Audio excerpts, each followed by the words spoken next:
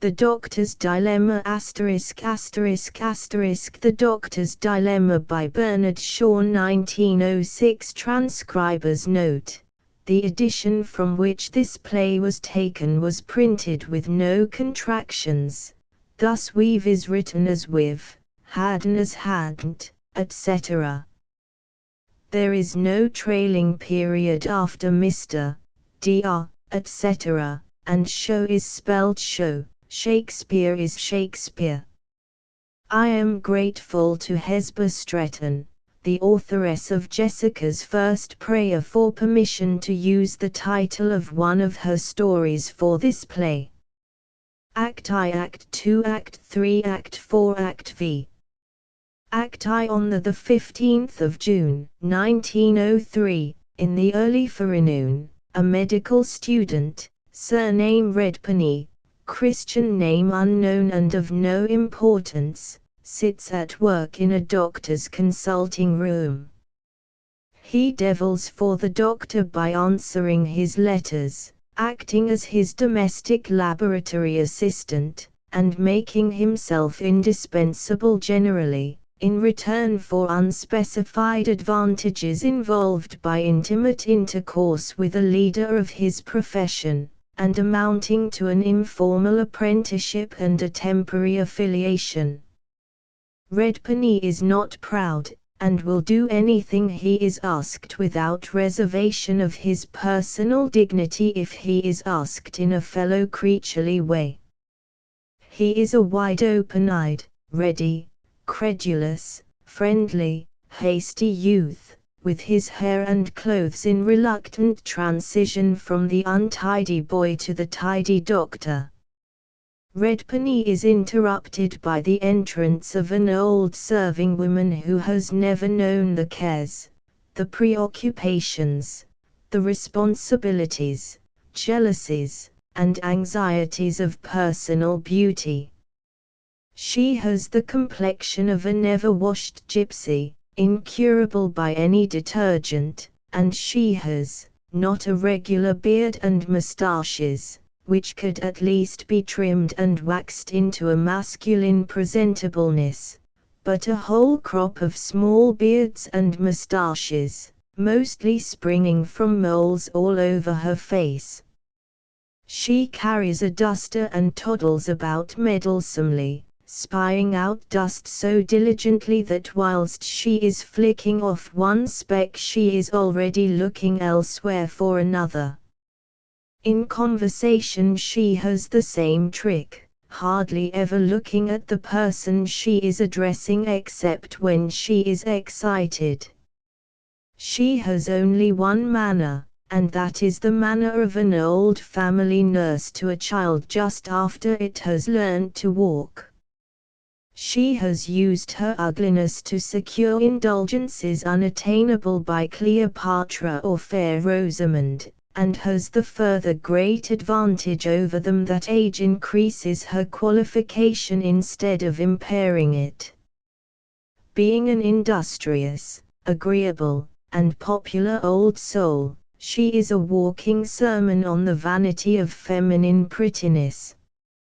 Just as Redpenny has no discovered Christian name, she has no discovered surname, and is known throughout the Doctor's Quarter between Cavendish Square and the Marylebone Road simply as Emmy.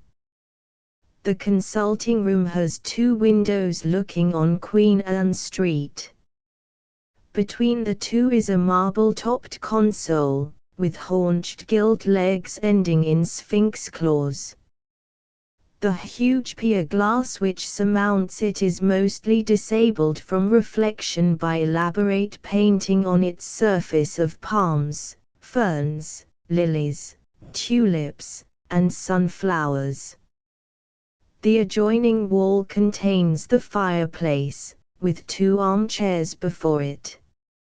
As we happen to face the corner we see nothing of the other 2 walls.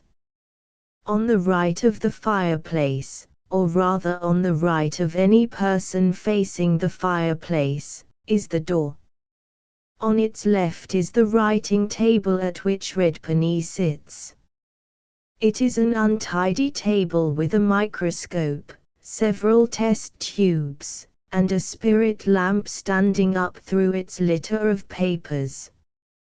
There is a couch in the middle of the room, at right angles to the console, and parallel to the fireplace.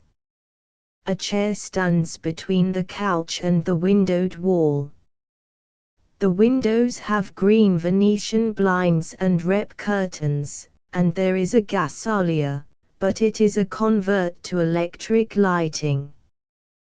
The wallpaper and carpets are mostly green, coeval with the gasolier and the Venetian blinds. The house, in fact, was so well furnished in the middle of the XIXTH century that it stands unaltered to this day and is still quite presentable. Emmy, entering and immediately beginning to dust the couch. There's a lady bothering me to see the doctor.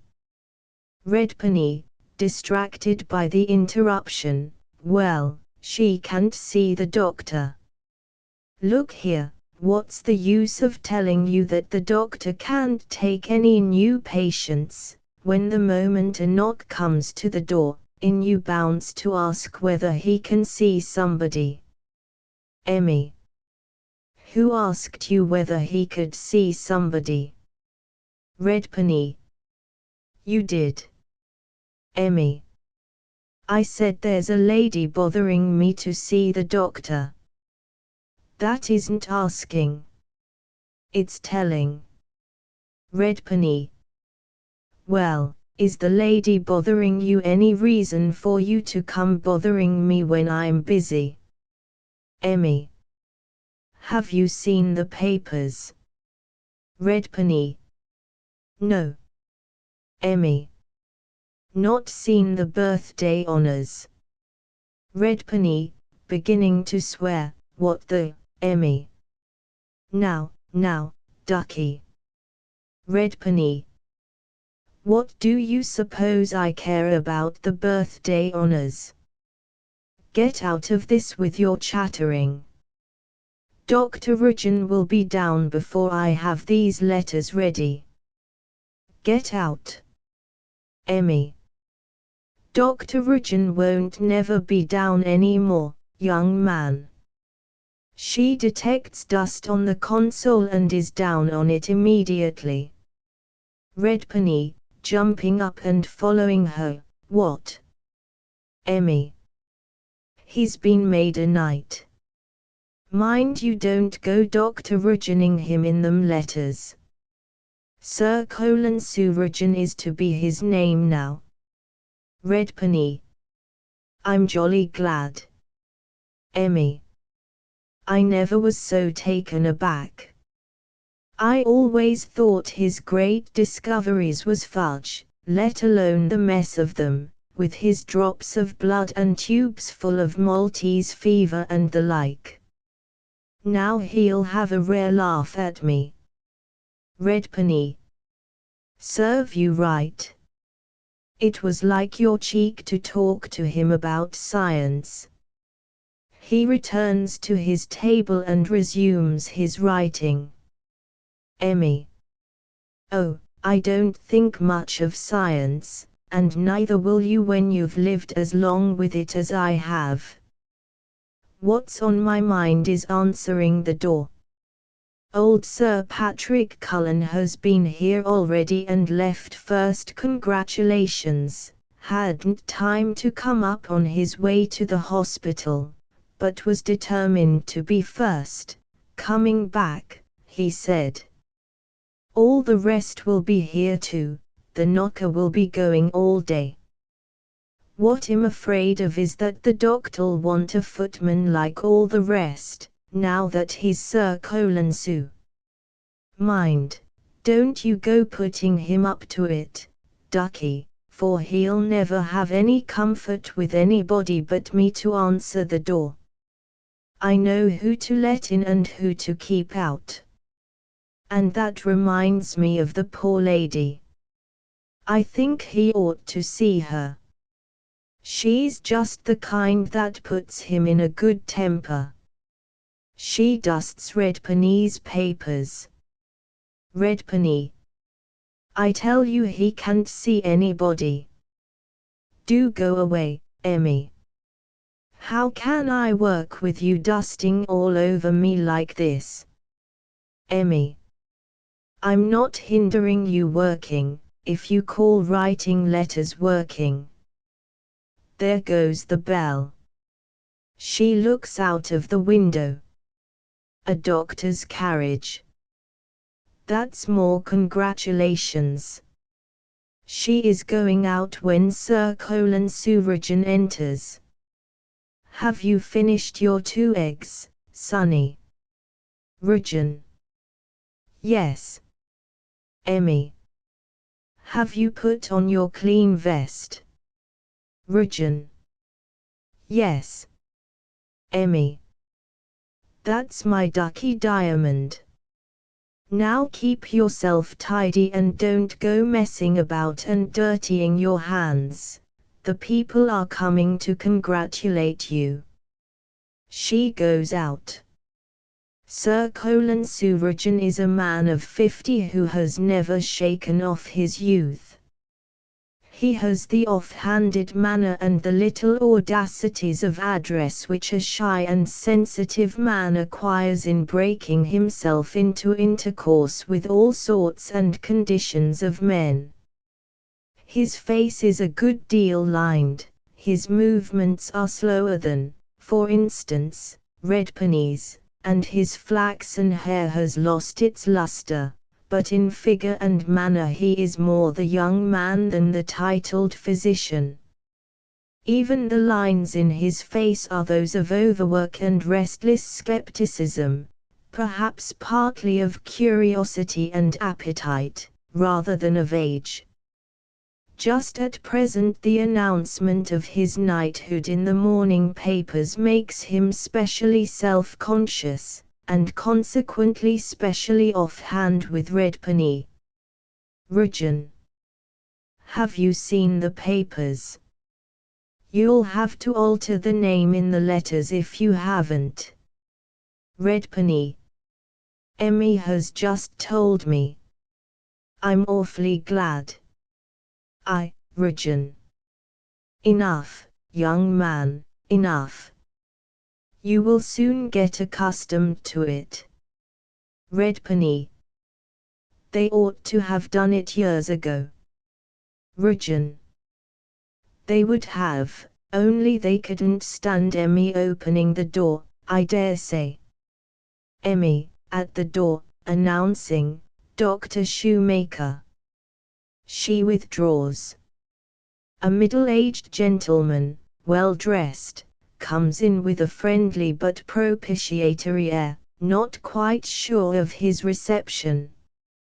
His combination of soft manners and responsive kindliness, with a certain unseizable reserve and a familiar yet foreign chiseling of feature, reveal the Jew, in this instance the handsome gentlemanly Jew, gone a little pigeon-breasted and stale after 30, as handsome young Jews often do, but still decidedly good-looking.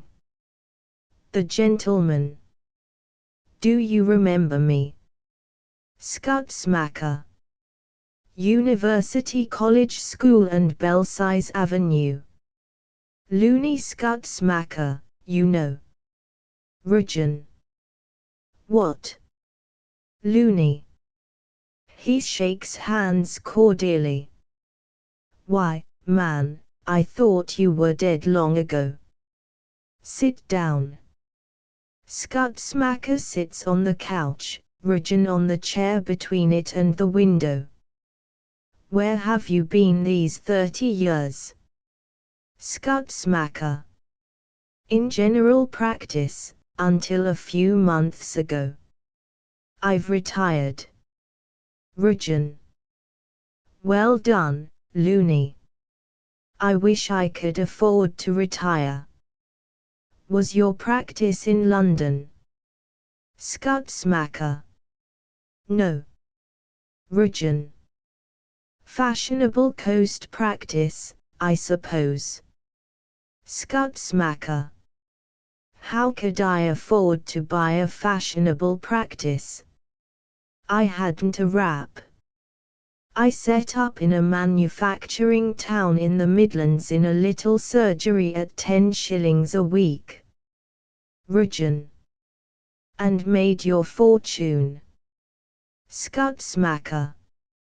Well, I'm pretty comfortable. I have a place in Hertfordshire besides our flat in town.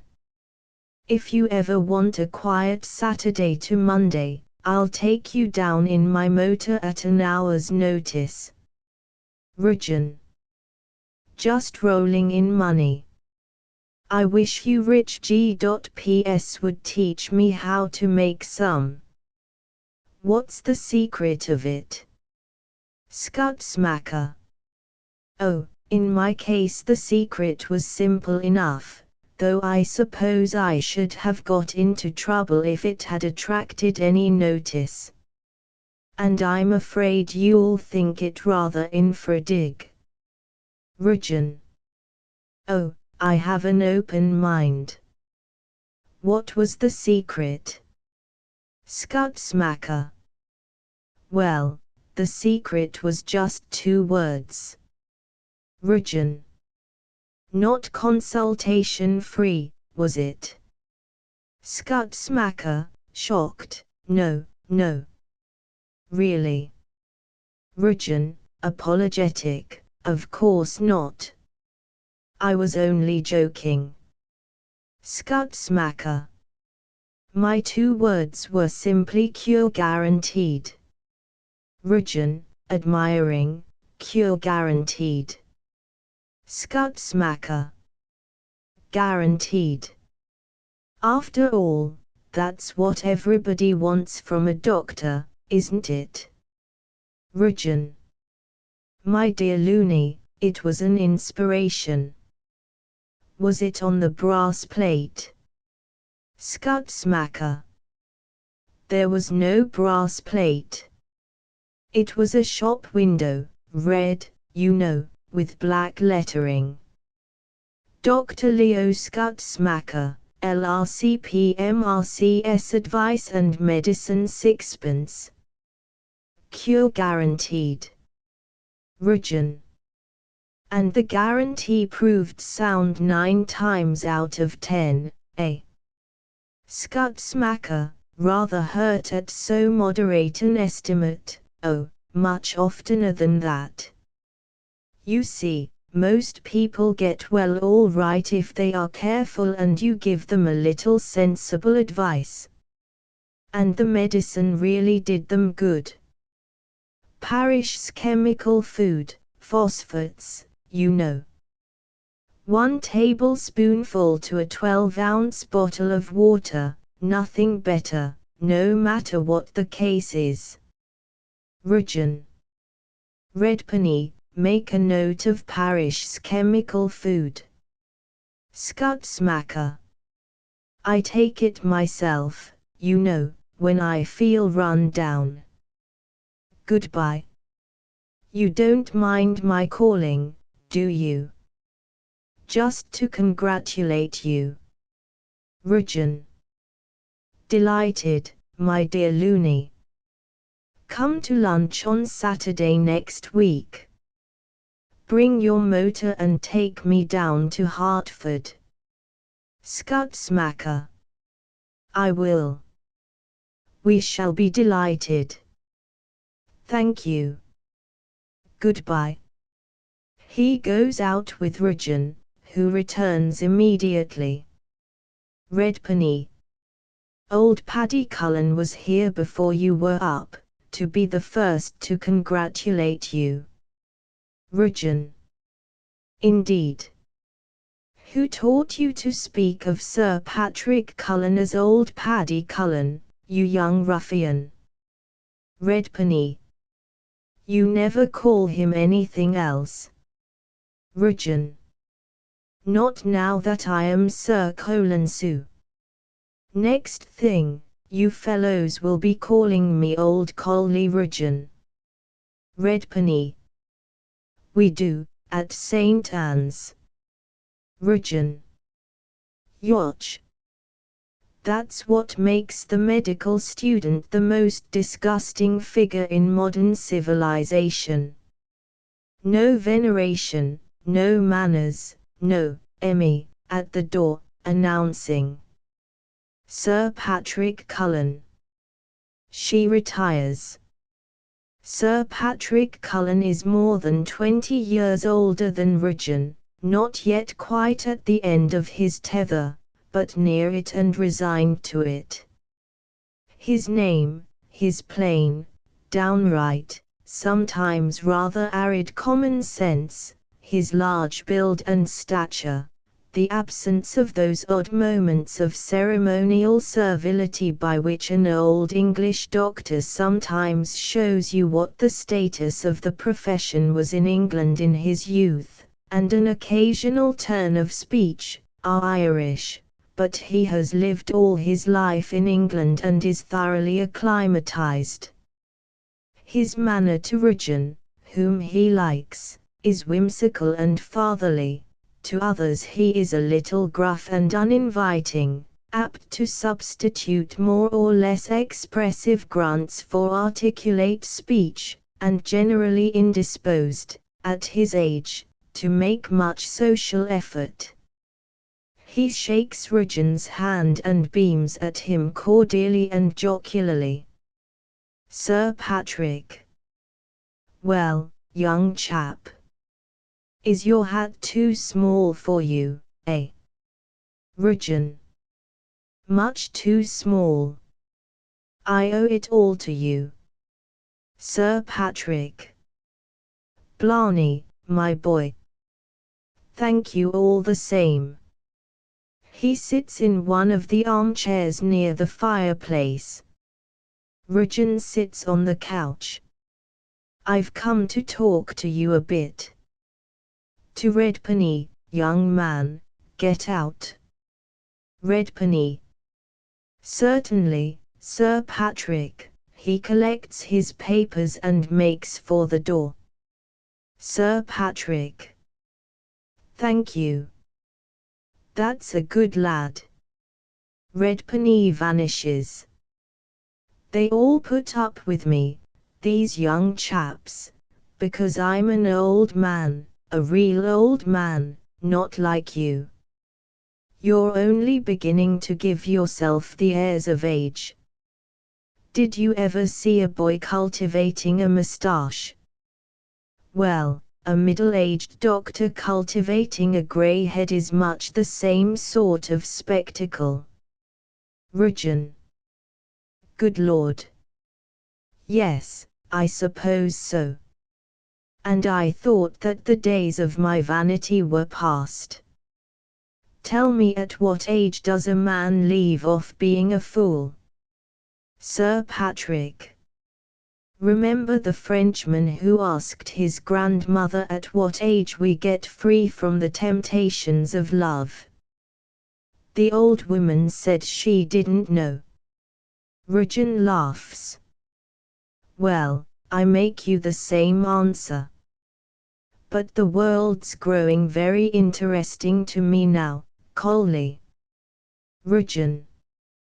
You keep up your interest in science, do you? Sir Patrick. Lord. Yes. Modern science is a wonderful thing. Look at your great discovery.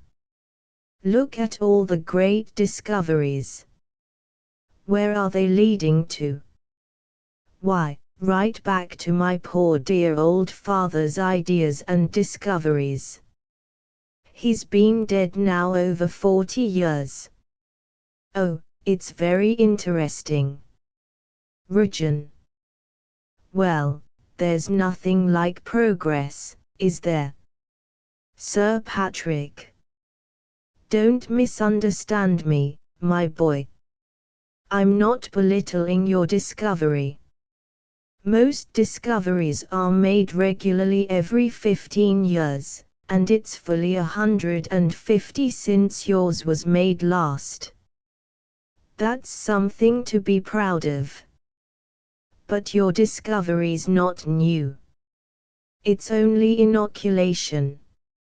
My father practiced inoculation until it was made criminal in 1840. That broke the poor old man's heart, Coley, he died of it. And now it turns out that my father was right after all. You've brought us back to inoculation. Rujan. I know nothing about smallpox. My line is tuberculosis and typhoid and plague. But of course the principle of all vaccines is the same. Sir Patrick. Tuberculosis. MMMM. You've found out how to cure consumption, eh? Rujan. I believe so. Sir Patrick. Ah yes. It's very interesting. What is it the old cardinal says in Browning's play? I have known 24 leaders of revolt. Well, I've known over 30 men that found out how to cure consumption. Why do people go on dying of it, Coley? Devilment, I suppose. There was my father's old friend George Boddington of Sutton Coldfield. He discovered the open-air cure in 1840. He was ruined and driven out of his practice for only opening the windows, and now we won't let a consumptive patient have as much as a roof over his head.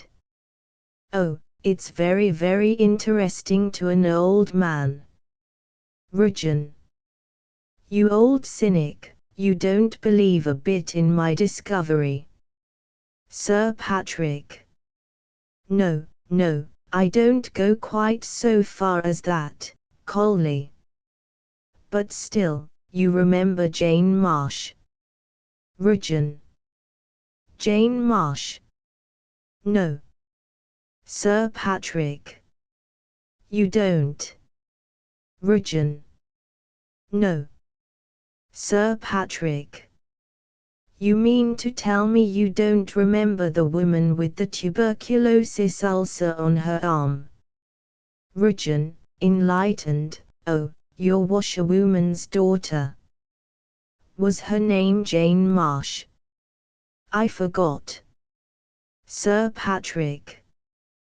Perhaps you've forgotten also that you undertook to cure her with Koch's tuberculin. Rujan. And instead of curing her, it rotted her arm right off. Yes, I remember. Poor Jane.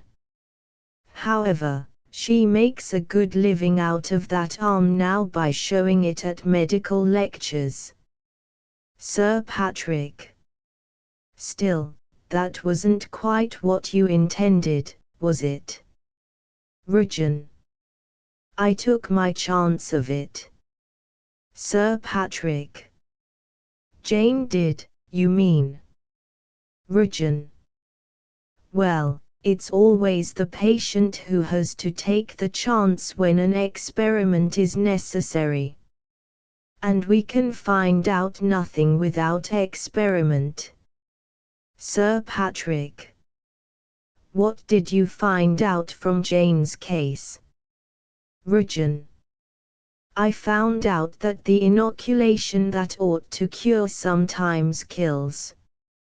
Sir Patrick. I could have told you that. I've tried these modern inoculations a bit myself. I've killed people with them, and I've cured people with them, but I gave them up because I never could tell which I was going to do. Rujan.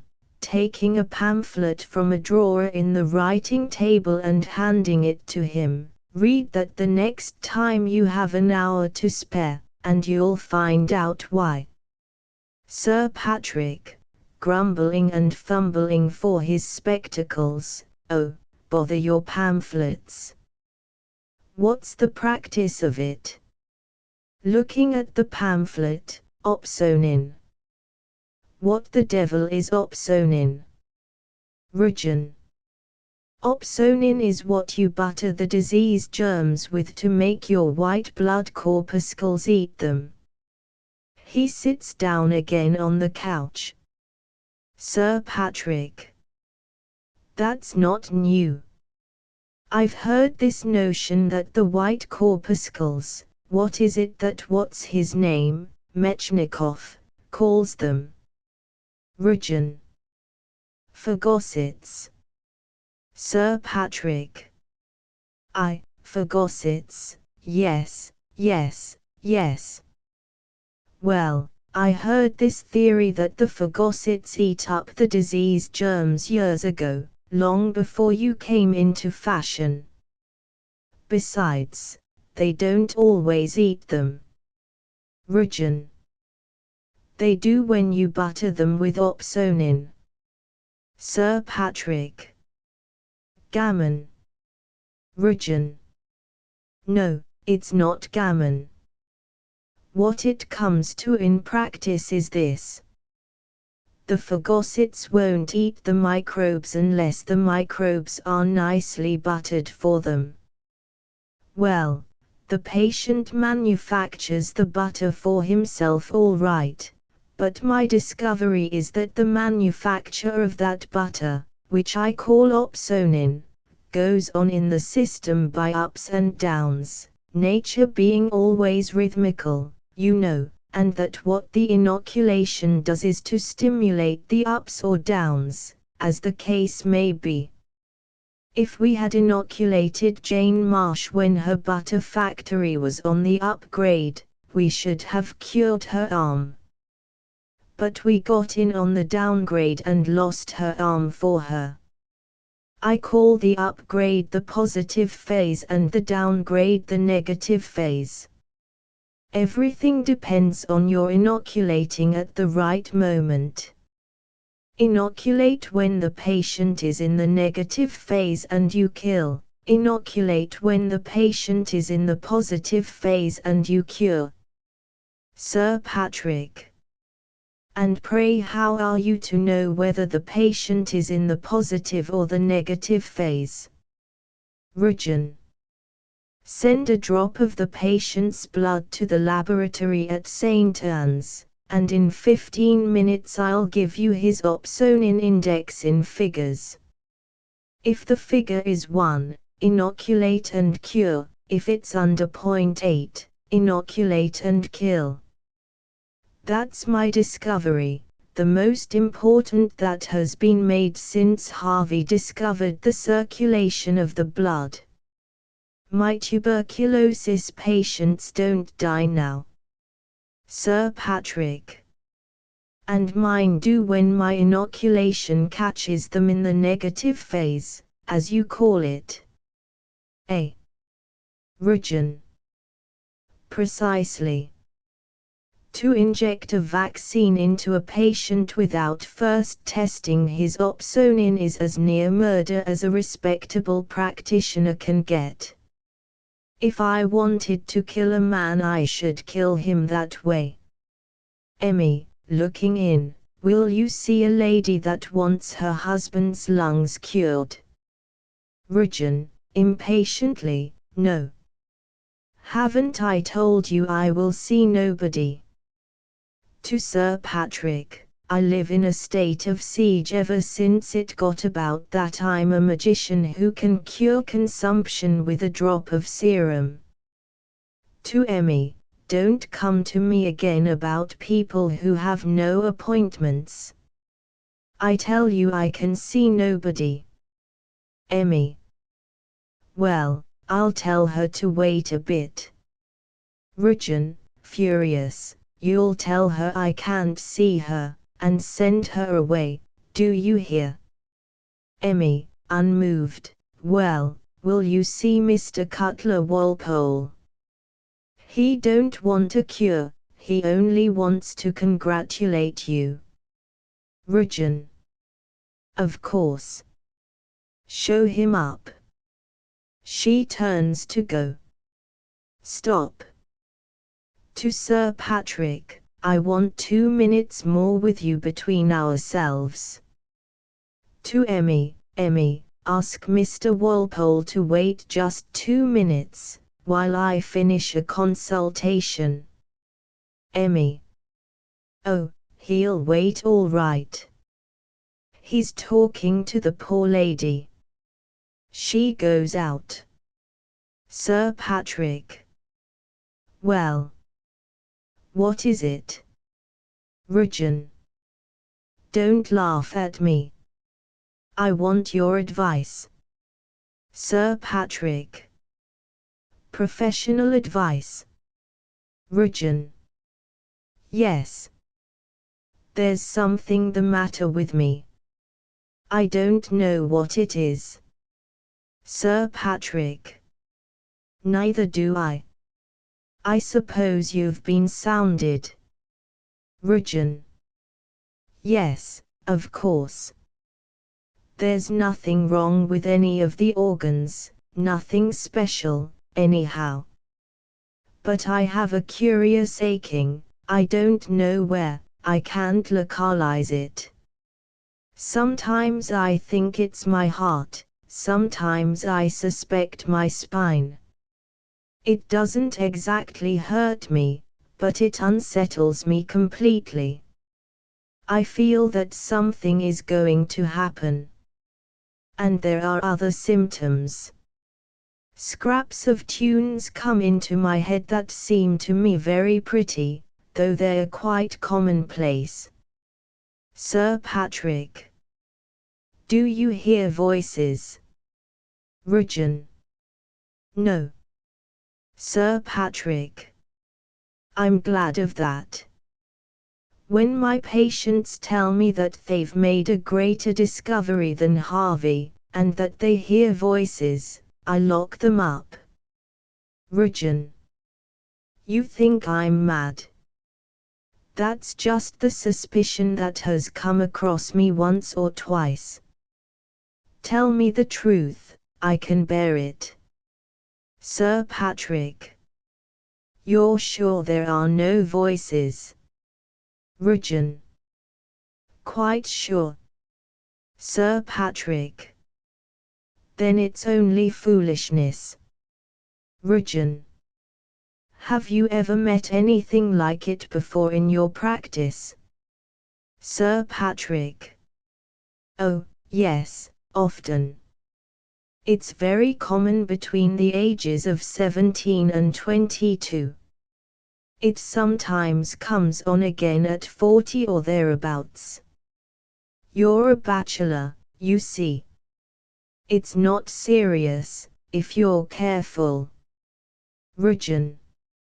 About my food. Sir Patrick. No, about your behavior.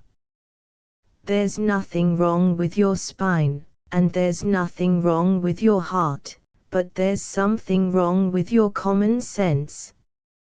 You're not going to die, but you may be going to make a fool of yourself. So be careful. Rujan.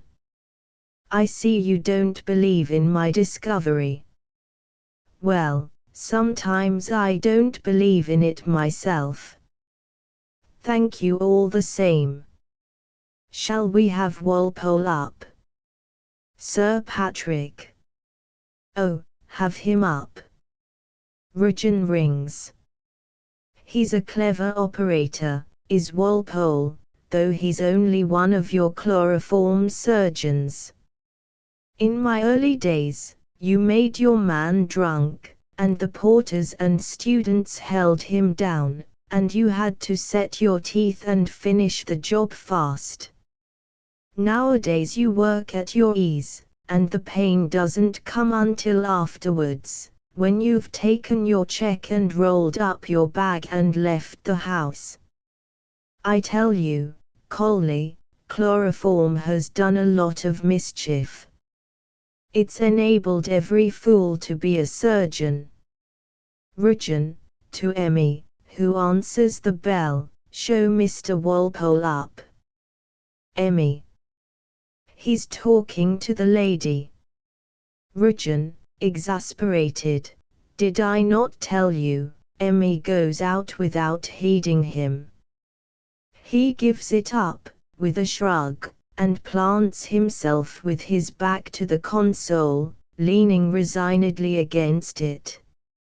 "Sir Patrick, I know your Cutler Walpoles and their like. They've found out that a man's body's full of bits and scraps of old organs he has no mortal use for. Thanks to chloroform, you can cut half a dozen of them out without leaving him any the worse, except for the illness and the guineas it costs him. I knew the Walpoles well 15 years ago.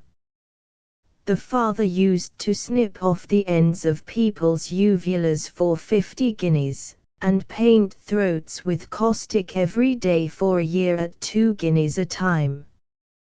His brother-in-law extirpated tonsils for 200 guineas until he took up women's cases at double the fees.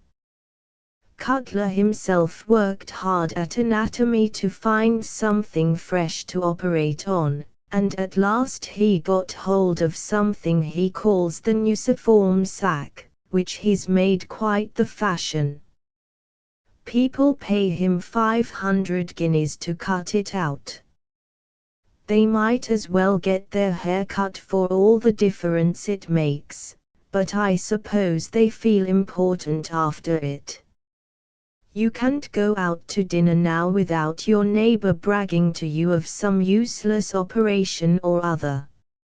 Emmy, announcing, "Mr. Cutler Walpole." She goes out. Cutler Walpole is an energetic, unhesitating man of 40, with a cleanly modelled face, very decisive and symmetrical about the shortish, salient, rather pretty nose, and the 3 trimly turned corners made by his chin and jaws. In comparison with Regin's delicate broken lines, and Sir Patrick's softly rugged aged ones, his face looks machine-made and beeswaxed, but his scrutinizing, daring eyes give it life and force.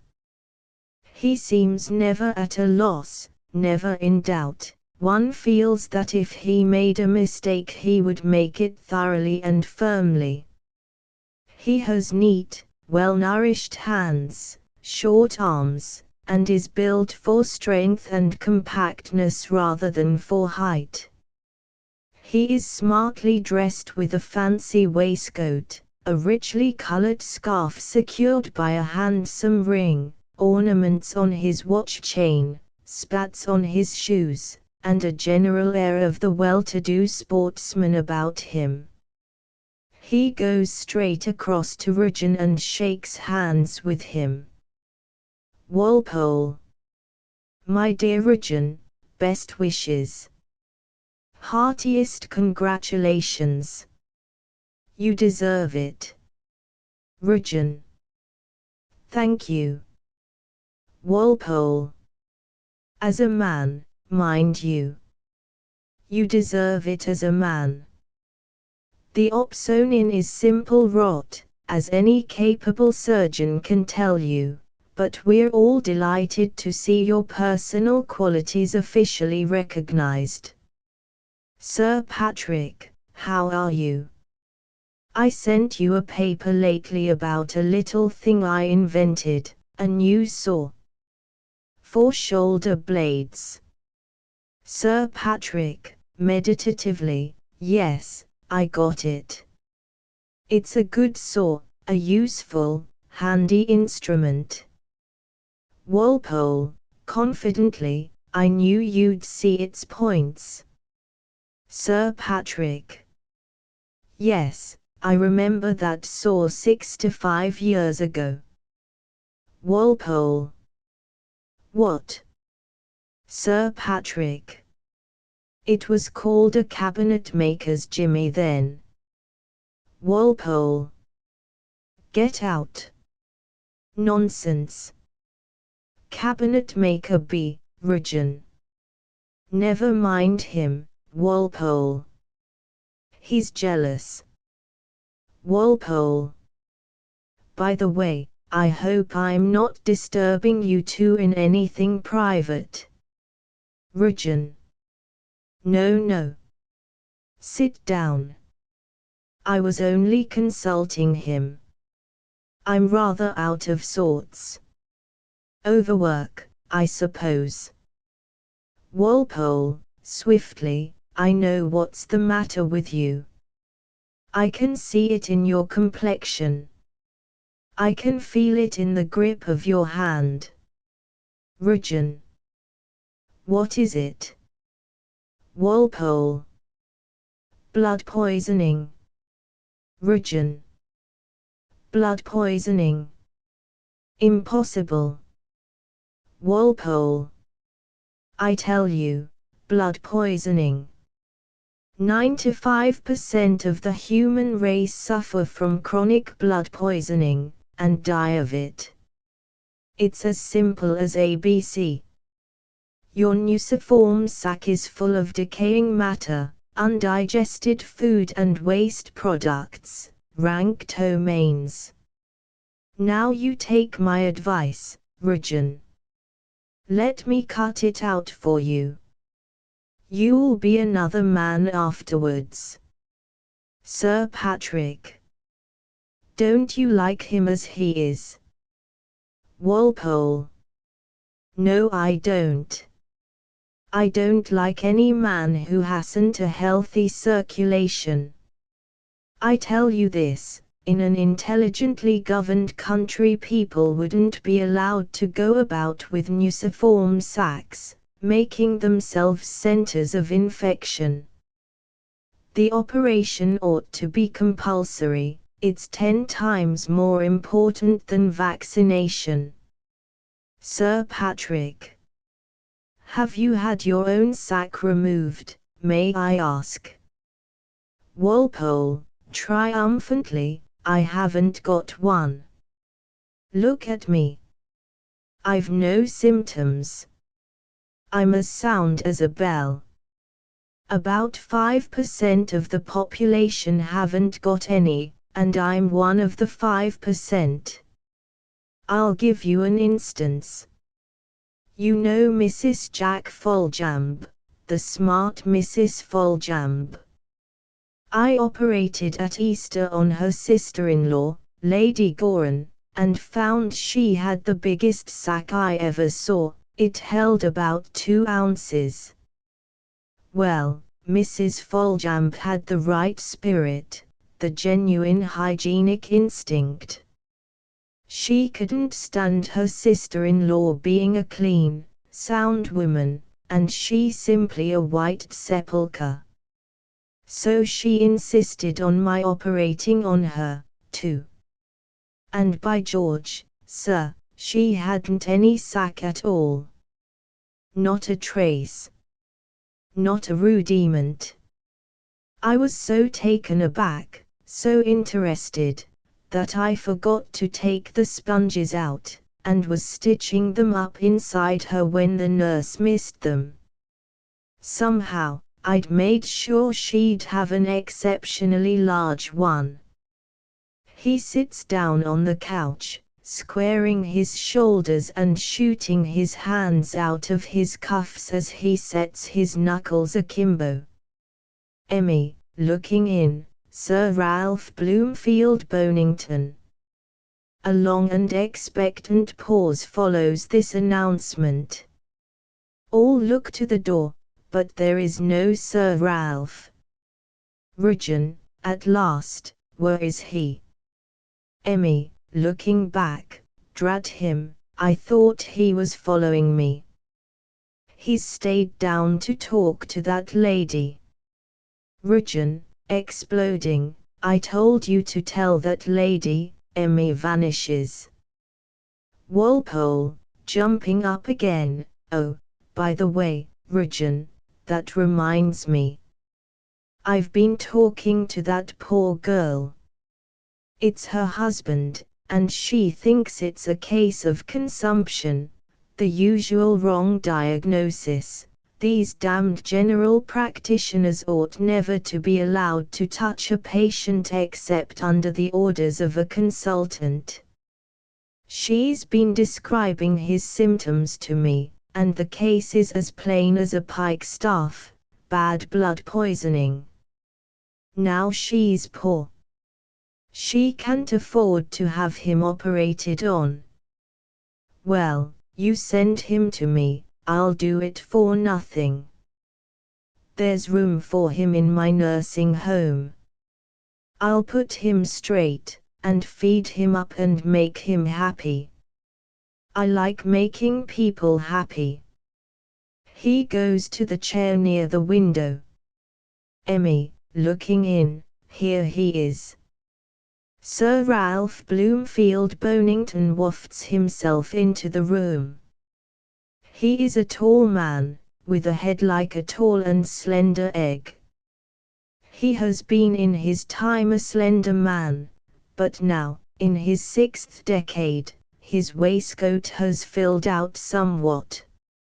His fair eyebrows arch good-naturedly and uncritically. He has a most musical voice, his speech is a perpetual anthem, and he never tires of the sound of it.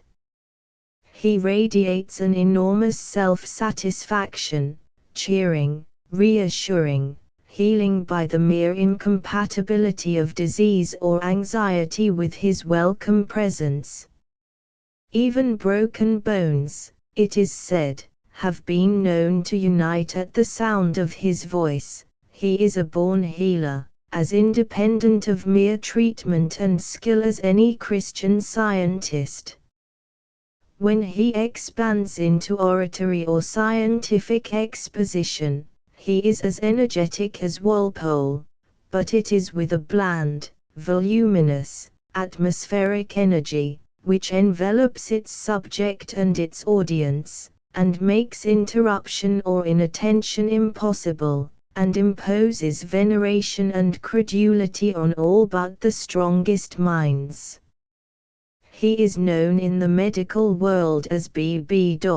And the envy roused by his success in practice is softened by the conviction that he is, scientifically considered, a colossal humbug, the fact being that, though he knows just as much, and just as little, as his contemporaries, the qualifications that pass muster in common men reveal their weakness when hung on his egregious personality. B.B. Aha. Sir Colenso. Sir Colenso, A. Welcome to the Order of Knighthood. Rujan, shaking hands, thank you, B.B.B.B. What? Sir Patrick. And how are we today? A little chilly. A little stiff. But hale and still the cleverest of us all. Sir Patrick grunts. What? Walpole. The absent-minded beggar, eh? Walpole.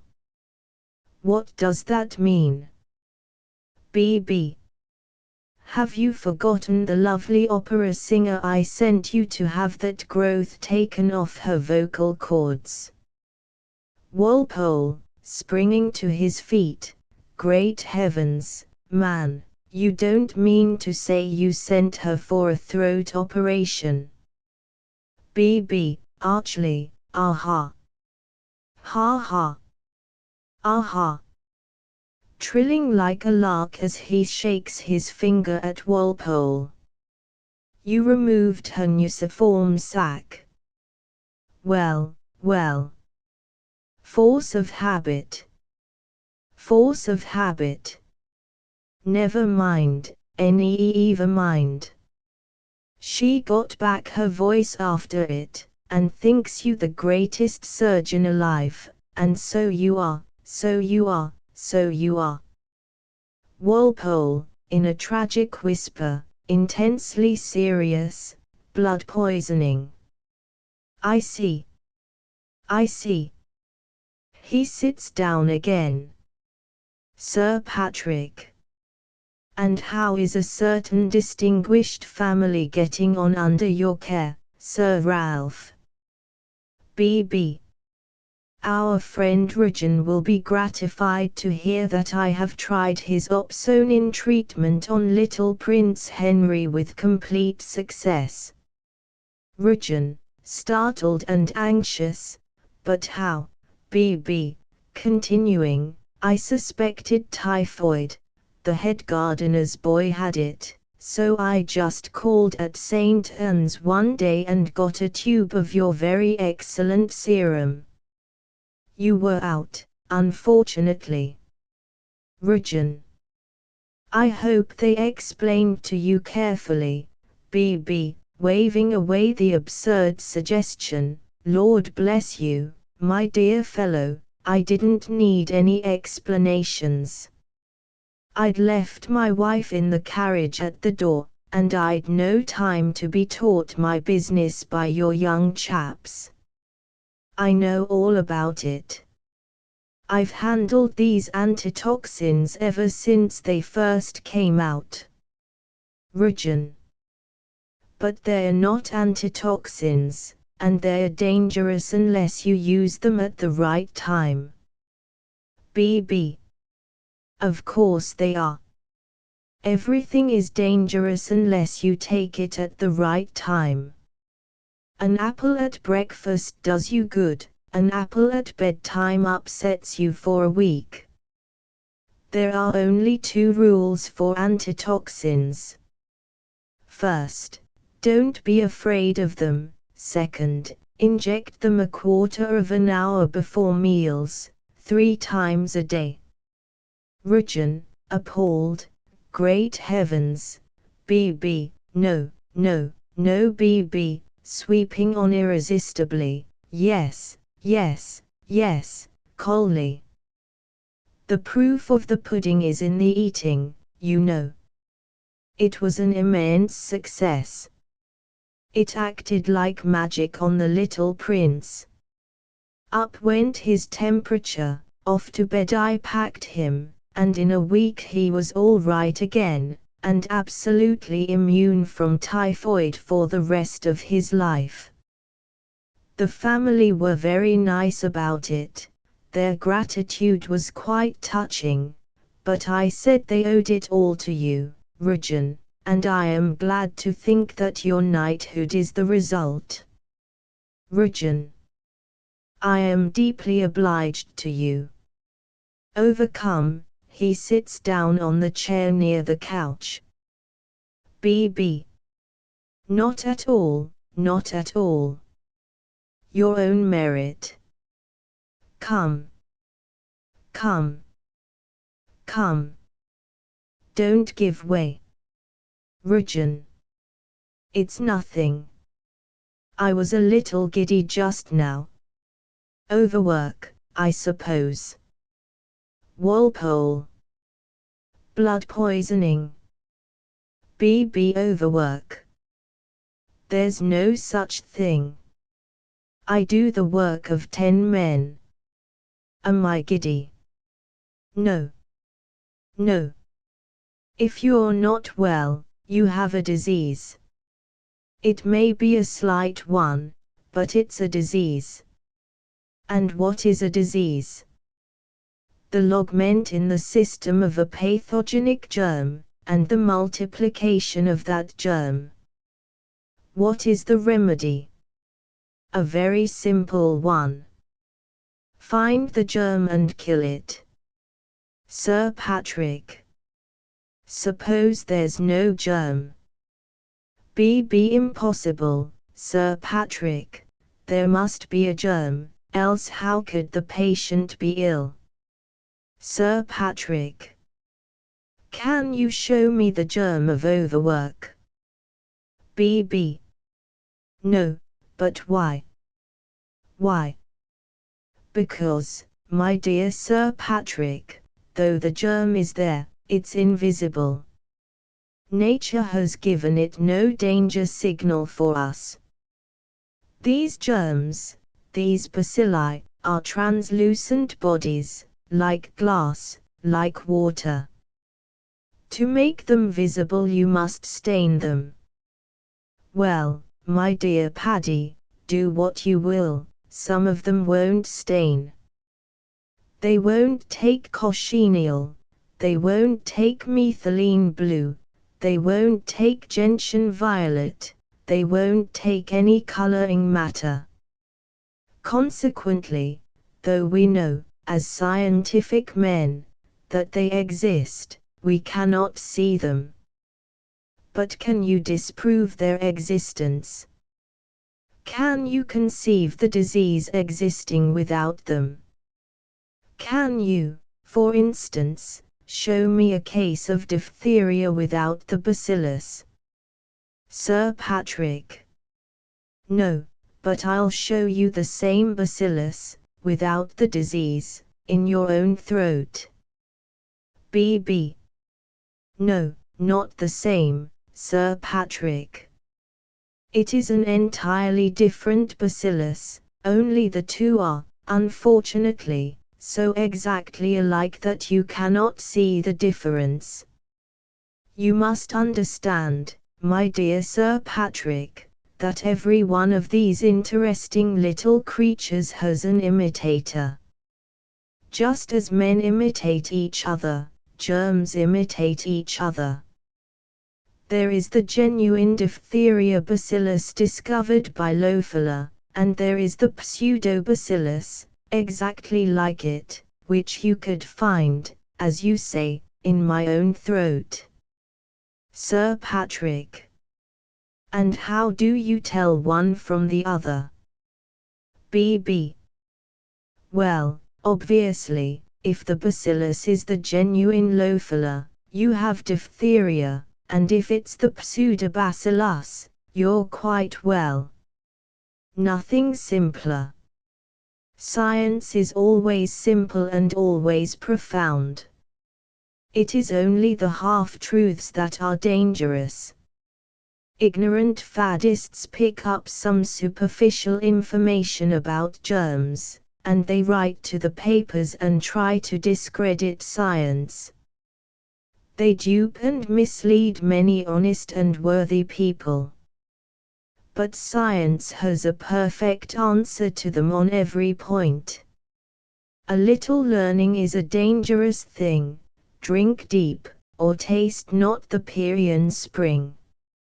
I mean no disrespect to your generation, Sir Patrick. Some of you old stagers did marvels through sheer professional intuition and clinical experience, but when I think of the average men of your day, ignorantly bleeding and cupping and purging, and scattering germs over their patients from their clothes and instruments, and contrast all that with the scientific certainty and simplicity of my treatment of the little prince the other day, I can't help being proud of my own generation, the men who were trained on the germ theory, the veterans of the great struggle over evolution in the 70s. We may have our faults, but at least we are men of science. That is why I am taking up your treatment, Rugen, and pushing it. It's scientific. He sits down on the chair near the couch. Emmy, at the door, announcing, Dr. Blenkinsop. Dr. Blenkinsop is a very different case from the others. He is clearly not a prosperous man. He is flabby and shabby, cheaply fed and cheaply clothed. He has the lines made by a conscience between his eyes, and the lines made by continual money worries all over his face, cut all the deeper as he has seen better days, and hails his well-to-do colleagues as their contemporary and old hospital friend, though even in this he has to struggle with the diffidence of poverty and relegation to the poorer middle class. Rugen. How are you, Blenkinsop? Blenkinsop. I've come to offer my humble congratulations. Oh dear. All the great guns are before me. BB, patronizing, but charming. How do ye do, Blenkinsop? How do ye do, Blenkinsop? And Sir Patrick, too, Sir Patrick grunts. Rujan. You've met Walpole, of course. Walpole. How do ye do, Blenkinsop? It's the first time I've had that honor. In my poor little practice there are no chances of meeting you great men. I know nobody but the St. Anne's men of my own day. To Rujan, and so you're Sir Colenso. How does it feel? Rujan. Foolish at first. Don't take any notice of it. Blenkinsop. I'm ashamed to say I haven't a notion what your great discovery is, but I congratulate you all the same for the sake of old times. BB, shocked, but, my dear Blenkinsop, you used to be rather keen on science. Blenkinsop. Ah, I used to be a lot of things. I used to have 2 or 3 decent suits of clothes, and flannels to go up the river on Sundays. Look at me now, this is my best, and it must last till Christmas. What can I do? I've never opened a book since I was qualified 30 years ago. I used to read the medical papers at first, but you know how soon a man drops that. Besides, I can't afford them, and what are they after all but trade papers, full of advertisements? I've forgotten all my science, what's the use of my pretending I haven't? But I have great experience, clinical experience, and bedside experience is the main thing, isn't it? BB. No doubt, always provided, mind you, that you have a sound scientific theory to correlate your observations at the bedside. Mere experience by itself is nothing. If I take my dog to the bedside with me, he sees what I see. But he learns nothing from it. Why? Because he's not a scientific dog. Walpole. It amuses me to hear you physicians and general practitioners talking about clinical experience. What do you see at the bedside but the outside of the patient? Well, it isn't his outside that's wrong, except perhaps in skin cases. What you want is a daily familiarity with people's insides, and that you can only get at the operating table. I know what I'm talking about. I've been a surgeon and a consultant for 20 years, and I've never known a general practitioner right in his diagnosis yet. Bring them a perfectly simple case, and they diagnose cancer, and arthritis, and appendicitis, and every other itis, when any really experienced surgeon can see that it's a plain case of blood poisoning. Blenkinsop. Ah, it's easy for you gentlemen to talk, but what would you say if you had my practice? Except for the workmen's clubs, my patients are all clerks and shopmen. They daren't be ill, they can't afford it. And when they break down, what can I do for them? You can send your people to St. Moritz or to Egypt, or recommend horse exercise or motoring or champagne jelly or complete change and rest for 6 months. I might as well order my people a slice of the moon. And the worst of it is, I'm too poor to keep well myself on the cooking I have to put up with. I've such a wretched digestion, and I look it. How am I to inspire confidence? He sits disconsolately on the couch. Rujan, restlessly, don't, Blenkinsop, it's too painful. The most tragic thing in the world is a sick doctor. Walpole. Yes, by George, it's like a bald-headed man trying to sell a hair restorer. Thank God I'm a surgeon. BB, sunnily, I am never sick. Never had a day's illness in my life. That's what enables me to sympathize with my patients. Walpole, interested, what? You're never ill. BB never. Walpole. That's interesting. I believe you have no nuciform sac. If you ever do feel at all queer, I should very much like to have a look. BB. Thank you, my dear fellow, but I'm too busy just now. Rujan. I was just telling them when you came in, Blenkinsop, that I have worked myself out of sorts. Blenkinsop. Well, it seems presumptuous of me to offer a prescription to a great man like you, but still I have great experience, and if I might recommend a pound of ripe greengages every day half an hour before lunch, I'm sure you'd find a benefit. They're very cheap. Rujan. What do you say to that, BB. BB, encouragingly, very sensible, Blenkinsop, very sensible indeed. I'm delighted to see that you disapprove of drugs.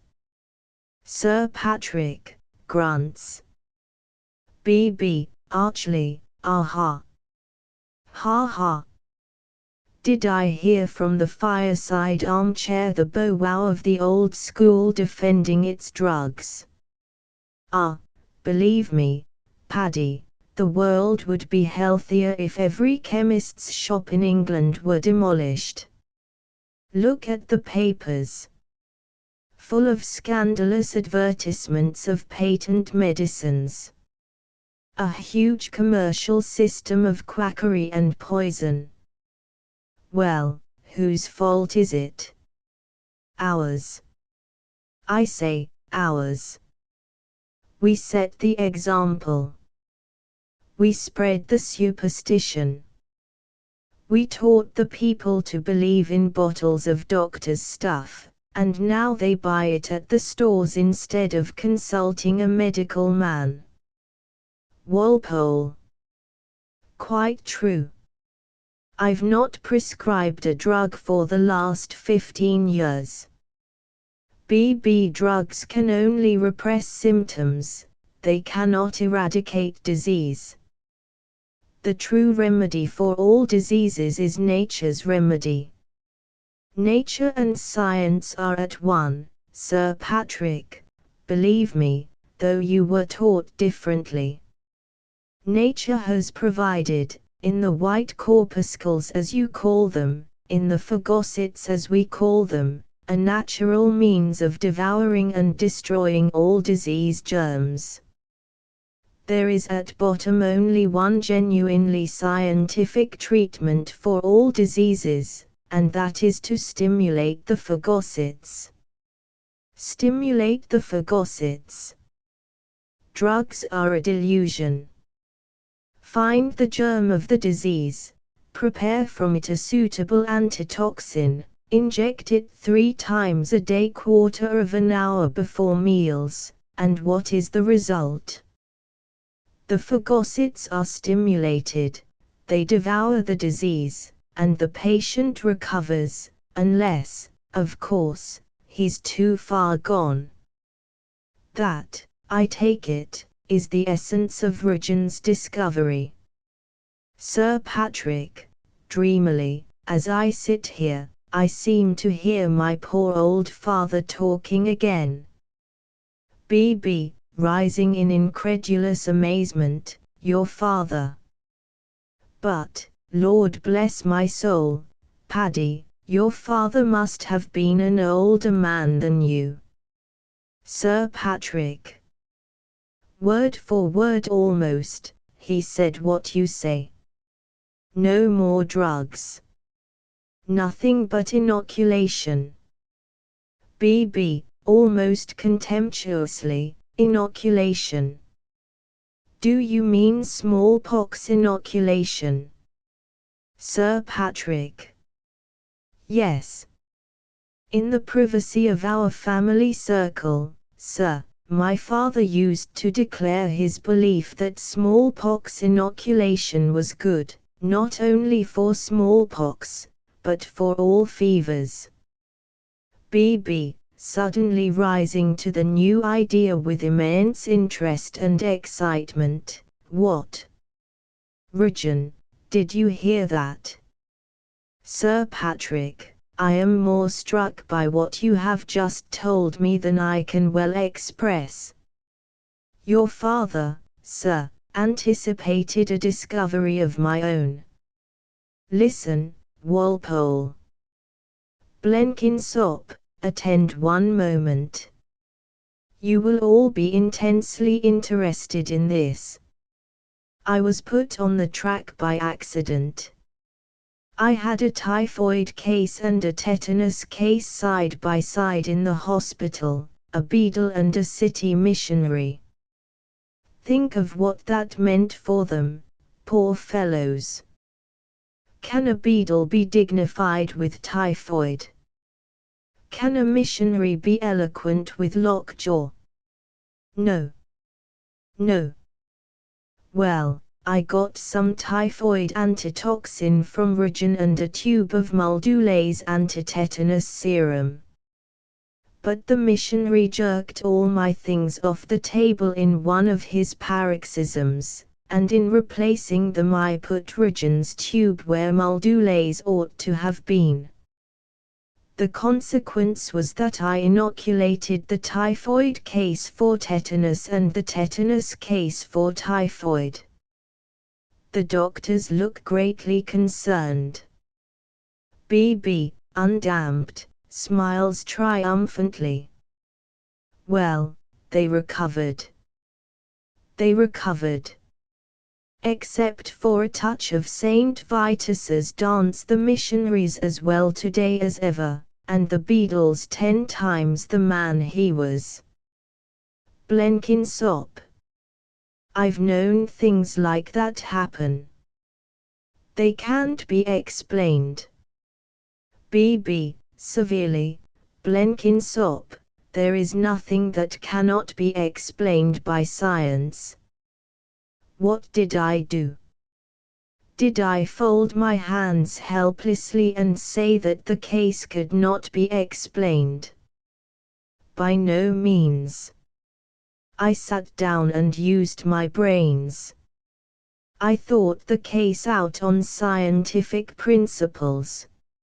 I asked myself, why didn't the missionary die of typhoid on top of tetanus, and the beadle of tetanus on top of typhoid?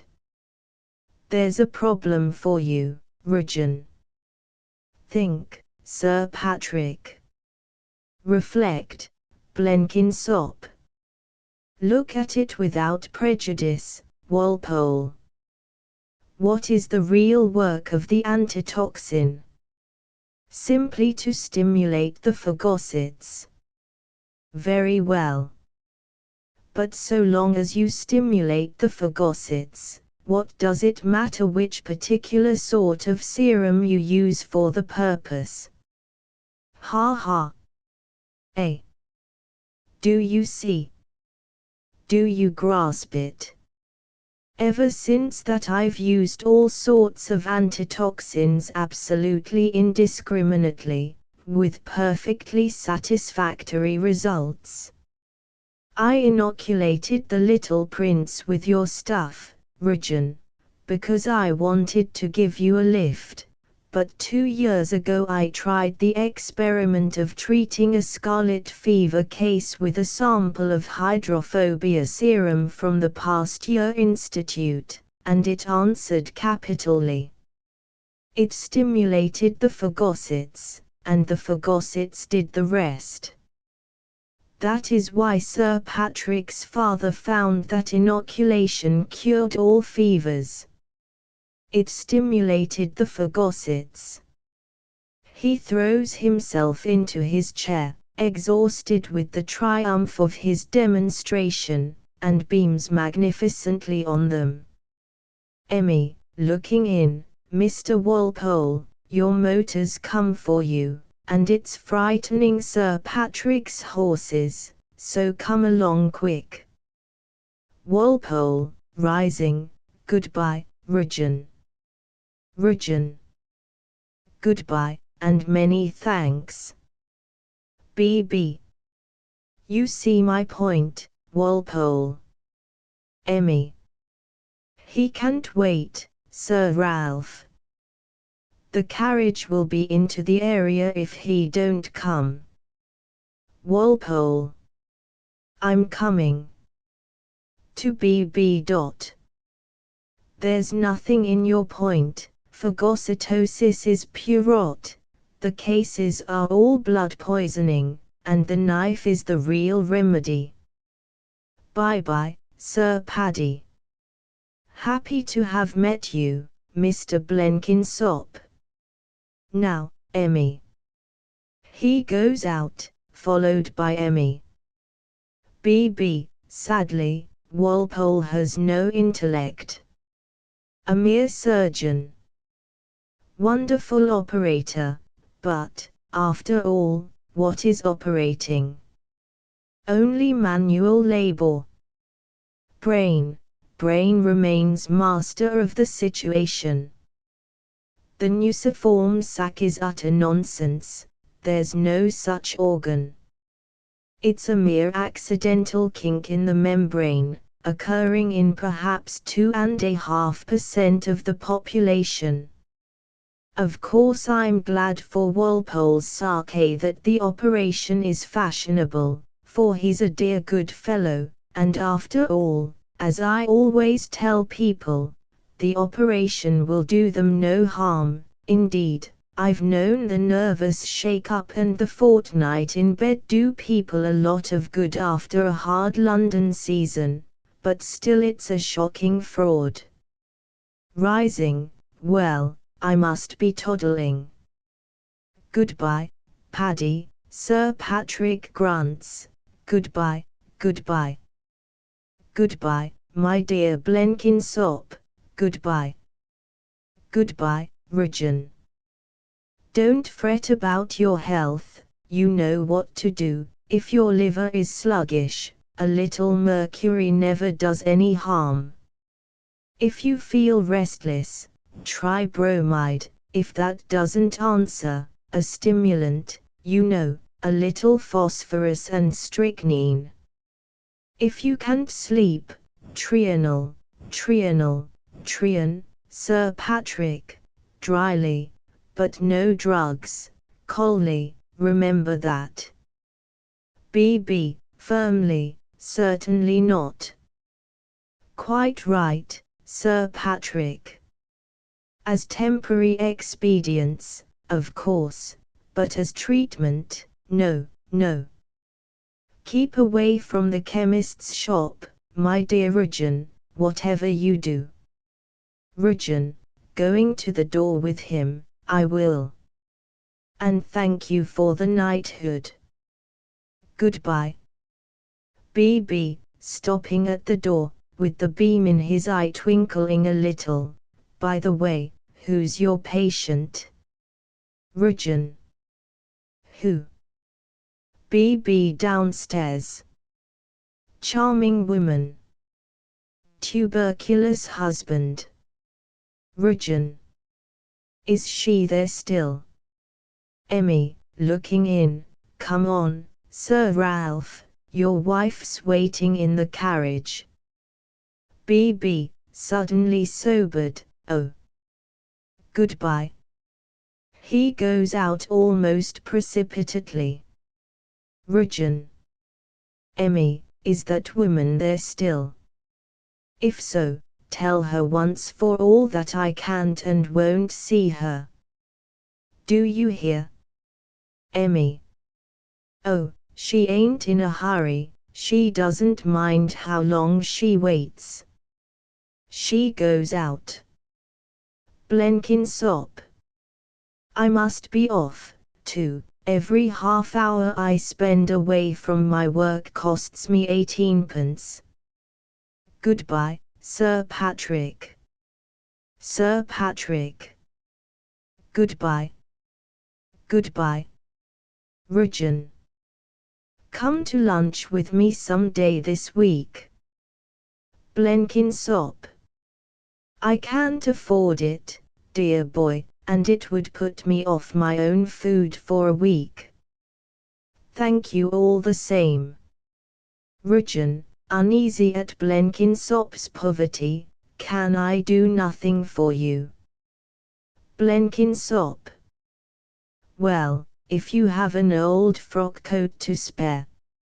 You see, what would be an old one for you would be a new one for me. So remember the next time you turn out your wardrobe. Goodbye. He hurries out. Rujan, looking after him, poor chap. Turning to Sir Patrick, so that's why they made me a knight. And that's the medical profession. Sir Patrick. And a very good profession, too, my lad. When you know as much as I know of the ignorance and superstition of the patients, you'll wonder that we're half as good as we are. Rujan. We're not a profession, we're a conspiracy. Sir Patrick. All professions are conspiracies against the laity. And we can't all be geniuses like you. Every fool can get ill. But every fool can't be a good doctor, there are not enough good ones to go round. And for all you know, Bloomfield Bonington kills less people than you do. Rujan. Oh, very likely. But he really ought to know the difference between a vaccine and an antitoxin. Stimulate the phagocytes. The vaccine doesn't affect the phagocytes at all. He's all wrong, hopelessly, dangerously wrong. To put a tube of serum into his hands is murder, simple murder. Emmy, returning, now, Sir Patrick. How long more are you going to keep them horses standing in the draft? Sir Patrick. What's that to you, you old catamaran? Emmy. Come, come, now. None of your temper to me. And it's time for Coley to get to his work. Rujan. Behave yourself, Emmy. Get out. Emmy. Oh, I learned how to behave myself before I learned you to do it. I know what doctors are, sitting talking together about themselves when they ought to be with their poor patients. And I know what horses are, Sir Patrick. I was brought up in the country. Now be good, and come along. Sir Patrick, rising. Very well, very well, very well. Goodbye, Coley. He pats Rujan on the shoulder and goes out, turning for a moment at the door to look meditatively at Emmy and say, with grave conviction, you are an ugly old devil, and no mistake. Emmy, highly indignant, calling after him, you're no beauty yourself. To Rujan, much flustered, they've no manners, they think they can say what they like to me, and you set them on, you do. I'll teach them their places. Here now, are you going to see that poor thing or are you not? Rujan. I tell you for the 50th time I won't see anybody. Send her away.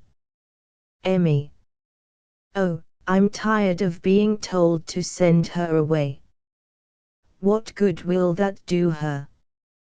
Rujan. Must I get angry with you, Emmy? Emmy, coaxing, come now, just see her for a minute to please me, there's a good boy. She's given me £50. She thinks it's life and death to her husband for her to see you. Rujan. Values her husband's life at £50. Emmy. Well, it's all she can afford, poor lamb. The mothers think nothing of half a sovereign just to talk about themselves to you, the sluts. Besides, she'll put you in a good temper for the day, because it's a good deed to see her, and she's the sort that gets round you.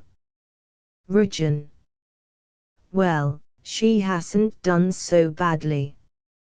For £50 she's had a consultation with Sir Ralph Bloomfield Bonington and Cutler Walpole. That's 6 guineas worth to start with.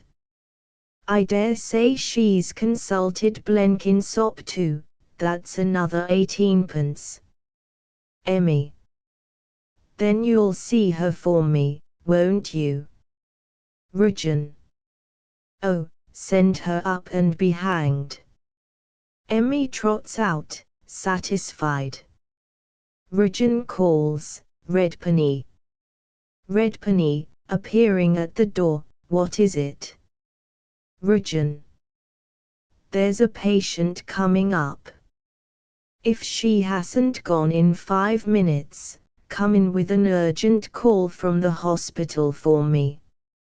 You understand, she's to have a strong hint to go. Redpenny. Righto. He vanishes. Rujan goes to the glass, and arranges his tie a little. Emmy, announcing, Mrs. Dubedat, Rujan leaves the glass and goes to the writing table. The lady comes in. Emmy goes out and shuts the door. Rujan, who has put on an impenetrable and rather distant professional manner, turns to the lady, and invites her, by a gesture, to sit down on the couch. Mrs. Dubedat is beyond all demur an arrestingly good-looking young woman. She has something of the grace and romance of a wild creature, with a good deal of the elegance and dignity of a fine lady. Rujan, who is extremely susceptible to the beauty of women, instinctively assumes the defensive at once, and hardens his manner still more.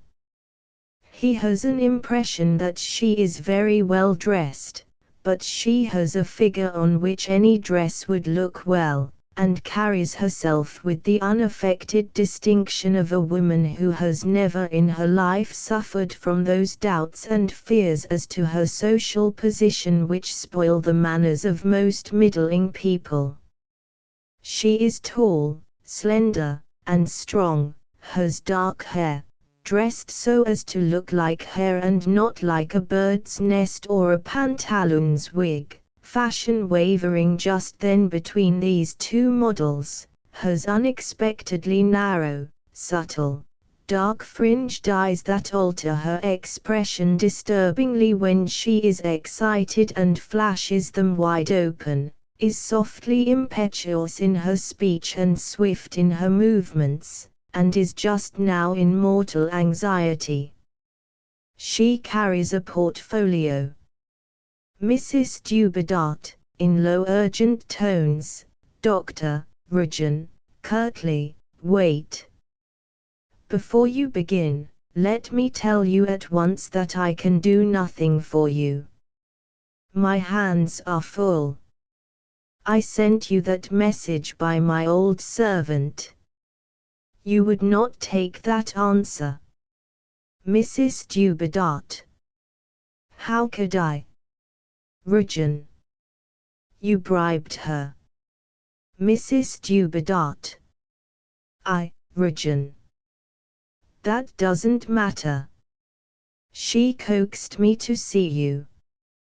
Well, you must take it from me now that with all the goodwill in the world, I cannot undertake another case. Mrs. Dubedat. Doctor, you must save my husband. You must. When I explain to you, you will see that you must. It is not an ordinary case, not like any other case. He is not like anybody else in the world, oh, believe me, he is not. I can prove it to you. Fingering her portfolio, I have brought some things to show you. And you can save him, the papers say you can. Rajan. What's the matter? Tuberculosis. Mrs. Dubedat. Yes. His left lung, Rajan. Yes, you needn't tell me about that. Mrs. Dubedat. You can cure him, if only you will. It is true that you can, isn't it? In great distress, oh, tell me, please. Rajan, warningly, you are going to be quiet and self-possessed, aren't you? Mrs. Dubedat. Yes. I beg your pardon. I know I shouldn't, giving way again, oh, please, say that you can, and then I shall be all right. Rajan, huffily, I am not a curemonger. If you want cures, you must go to the people who sell them. Recovering himself, ashamed of the tone of his own voice, but I have at the hospital 10 tuberculous patients whose lives I believe I can save. Mrs. Dubedat. Thank God. Rajan. Wait a moment. Try to think of those 10 patients as 10 shipwrecked men on a raft that is barely large enough to save them, that will not support one more. Another head bobs up through the waves at the side. Another man begs to be taken aboard. He implores the captain of the raft to save him. But the captain can only do that by pushing one of his 10 off the raft and drowning him to make room for the newcomer. That is what you are asking me to do. Mrs. Dubedat. But how can that be? I don't understand. Surely, Rajan. You must take my word for it that it is so. My laboratory, my staff, and myself are working at full pressure. We are doing our utmost. The treatment is a new one. It takes time, means, and skill, and there is not enough for another case. Our 10 cases are already chosen cases. Do you understand what I mean by chosen? Mrs. Dubedat. Chosen? No, I can't understand. Rajan, sternly, you must understand. You've got to understand and to face it. In every single one of those 10 cases I have had to consider, not only whether the man could be saved, but whether he was worth saving. There were 50 cases to choose from, and 40 had to be condemned to death. Some of the 40 had young wives and helpless children. If the hardness of their cases could have saved them, they would have been saved 10 times over. I've no doubt your case is a hard one. I can see the tears in your eyes. She hastily wipes her eyes. I know that you have a torrent of entreaties ready for me the moment I stop speaking, but it's no use. You must go to another doctor. Mrs. Dubedat. But can you give me the name of another doctor who understands your secret? Rujan. I have no secret, I am not a quack. Mrs. Dubedat. I beg your pardon, I didn't mean to say anything wrong. I don't understand how to speak to you. Oh, pray don't be offended. Rujan, again a little ashamed. There. Never mind. He relaxes and sits down. After all, I'm talking nonsense. I dare say I am a quack with a qualification. But my discovery is not patented. Mrs. Dubedat. Then can any doctor cure my husband? Oh, why don't they do it? I have tried so many, I have spent so much. If only you would give me the name of another doctor. Rujan. Every man in this street is a doctor. But outside myself and the handful of men I am training at St. Anne's, there is nobody as yet who has mastered the opsonin treatment. And we are full up. I'm sorry, but that is all I can say. Rising, good morning. Mrs. Dubedat, suddenly and desperately taking some drawings from her portfolio. Doctor, look at these. You understand drawings, you have good ones in your waiting room. Look at them. They are his work. Rujan.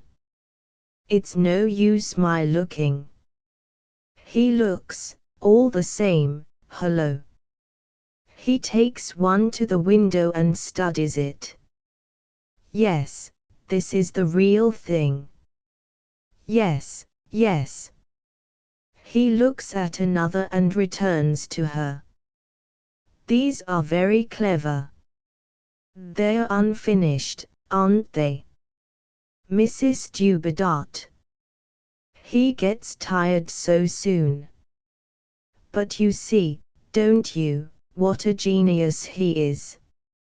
You see that he is worth saving. Oh, doctor, I married him just to help him to begin. I had money enough to tide him over the hard years at the beginning, to enable him to follow his inspiration until his genius was recognized.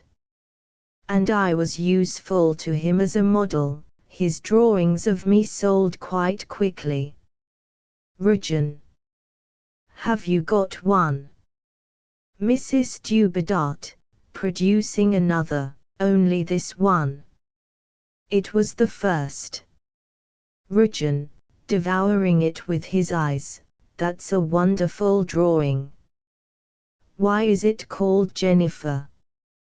Mrs. Dubedat. My name is Jennifer. Rujan. A strange name. Mrs. Dubedat. Not in Cornwall. I am Cornish. It's only what you call Guinevere. Rujan, repeating the names with a certain pleasure in them. Guinevere. Jennifer. Looking again at the drawing. Yes, it's really a wonderful drawing. Excuse me, but may I ask, is it for sale? I'll buy it. Mrs. Dubedat. Oh, take it. It's my own, he gave it to me. Take it. Take them all. Take everything, ask anything, but save him. You can, you will, you must. Redpenny, entering with every sign of alarm. They've just telephoned from the hospital that you're to come instantly, a patient on the point of death. The carriage is waiting. Rujan, intolerantly, oh, nonsense, get out. Greatly annoyed, what do you mean by interrupting me like this? Redpenny. But, Rujan. Chut. Can't you see I'm engaged? Be off. Redpenny, bewildered, vanishes. Mrs. Dubedat, rising, Doctor, 1 instant only before you go, Rujan. Sit down. It's nothing. Mrs. Dubedat. But the patient. He said he was dying. Rujan. Oh, he's dead by this time. Never mind. Sit down. Mrs. Dubedat, sitting down and breaking down. Oh, you none of you care. You see people die every day. Rujan, petting her, nonsense. It's nothing, I told him to come in and say that. I thought I should want to get rid of you. Mrs. Dubedat, shocked at the falsehood, oh. Rujan, continuing, don't look so bewildered, there's nobody dying. Mrs. Dubedat. My husband is. Rujan, pulling himself together, ah, yes, I had forgotten your husband. Mrs. Dubedat, you are asking me to do a very serious thing. Mrs. Dubedat. I am asking you to save the life of a great man. Rujan. You are asking me to kill another man for his sake, for as surely as I undertake another case, I shall have to hand back one of the old ones to the ordinary treatment. Well, I don't shrink from that. I have had to do it before, and I will do it again if you can convince me that his life is more important than the worst life I am now saving. But you must convince me first. Mrs. Dubedat. He made those drawings, and they are not the best, nothing like the best, only I did not bring the really best, so few people like them. He is 23, his whole life is before him. Won't you let me bring him to you? Won't you speak to him? Won't you see for yourself? Rujan. Is he well enough to come to a dinner at the Star and Garter at Richmond? Mrs. Dubedat. Oh yes. Why? Rujan. I'll tell you. I am inviting all my old friends to a dinner to celebrate my knighthood. You've seen about it in the papers, haven't you? Mrs. Dubedat. Yes, oh yes. That was how I found out about you. Rujan. It will be a doctor's dinner, and it was to have been a bachelor's dinner. I'm a bachelor. Now if you will entertain for me, and bring your husband, he will meet me, and he will meet some of the most eminent men in my profession, Sir Patrick Cullen, Sir Ralph Bloomfield Bonington, Cutler Walpole, and others. I can put the case to them, and your husband will have to stand or fall by what we think of him. Will you come? Mrs. Dubedat. Yes, of course I will come. Oh, thank you, thank you. And may I bring some of his drawings, the really good ones? Rujan. Yes. I will let you know the date in the course of tomorrow. Leave me your address. Mrs. Dubedat. Thank you again and again. You have made me so happy. I know you will admire him and like him. This is my address. She gives him her card. Rujan. Thank you. He rings. Mrs. Dubedat, embarrassed, may I, is there, should I mean, she blushes and stops in confusion. Rujan. What's the matter? Mrs. Dubedat. Your fee for this consultation. Rujan. Oh, I forgot that. Shall we say a beautiful drawing of his favorite model for the whole treatment, including the cure? Mrs. Dubedat. You are very generous. Thank you. I know you will cure him. Goodbye. Rujan. I will. Goodbye. They shake hands. By the way, you know, don't you, that tuberculosis is catching? You take every precaution, I hope. Mrs. Dubedat. I am not likely to forget it. They treat us like lepers at the hotels. Emmy, at the door, well, dearie, have you got round him? Rujan. Yes. Attend to the door and hold your tongue. Emmy. That's a good boy. She goes out with Mrs. Dubedat. Rujan, alone, consultation free. Cure guaranteed. He heaves a great sigh. Act 2 after dinner on the terrace at the Star and Garter, Richmond. Cloudless summer night, nothing disturbs the stillness except from time to time the long trajectory of a distant train and the measured clucking of oars coming up from the Thames in the valley below. The dinner is over, and 3 of the 8 chairs are empty.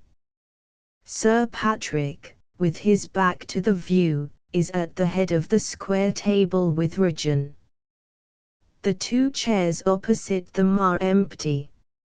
On their right come, first, a vacant chair, and then one very fully occupied by BB, who basks blissfully in the moonbeams.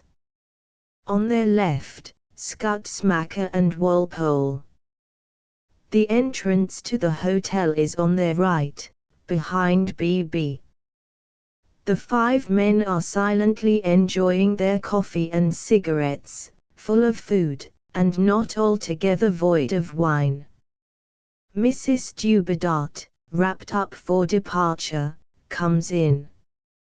They rise, except Sir Patrick, but she takes one of the vacant places at the foot of the table, next BB. And they sit down again. Mrs. Dubedat, as she enters, Louis will be here presently. He is showing Dr. Blenkinsop how to work the telephone. She sits. Oh, I am so sorry we have to go. It seems such a shame, this beautiful night. And we have enjoyed ourselves so much. Rujan. I don't believe another half-hour would do Mr. Dubedat a bit of harm. Sir Patrick. Come now, Coley, come. Come. None of that. You take your man home, Mrs. Dubedat, and get him to bed before 11. BB. Yes, yes. Bed before 11. Quite right, quite right. Sorry to lose you, my dear lady, but Sir Patrick's orders are the laws of Tyre and Sidon. Walpole. Let me take you home in my motor. Sir Patrick. No. You ought to be ashamed of yourself, Walpole. Your motor will take Mr. and Mrs. Dubedat to the station, and quite far enough too for an open carriage at night. Mrs. Dubedat. Oh, I am sure the train is best. Rujan. Well, Mrs. Dubedat, we have had a most enjoyable evening. Walpole. Most enjoyable. B.B. Delightful. Charming. Unforgettable. Mrs. Dubedat, with a touch of shy anxiety, what did you think of Louis? Or am I wrong to ask? Rujan. Wrong. Why, we are all charmed with him. Walpole. Delighted. B.B. Most happy to have met him. A privilege, a real privilege. Sir Patrick grunts. Mrs. Dubedat, quickly, Sir Patrick, are you uneasy about him? Sir Patrick, discreetly, I admire his drawings greatly, ma'am. Mrs. Dubedat. Yes, but I meant, Rujan. You shall go away quite happy. He's worth saving. He must and shall be saved. Mrs. Dubedat rises and gasps with delight, relief, and gratitude. They all rise except Sir Patrick and Scudsmacker, and come reassuringly to her. B.B. Certainly, Ser Tinley. Walpole. There's no real difficulty, if only you know what to do. Mrs. Dubedat. Oh, how can I ever thank you? From this night I can begin to be happy at last. You don't know what I feel. She sits down in tears.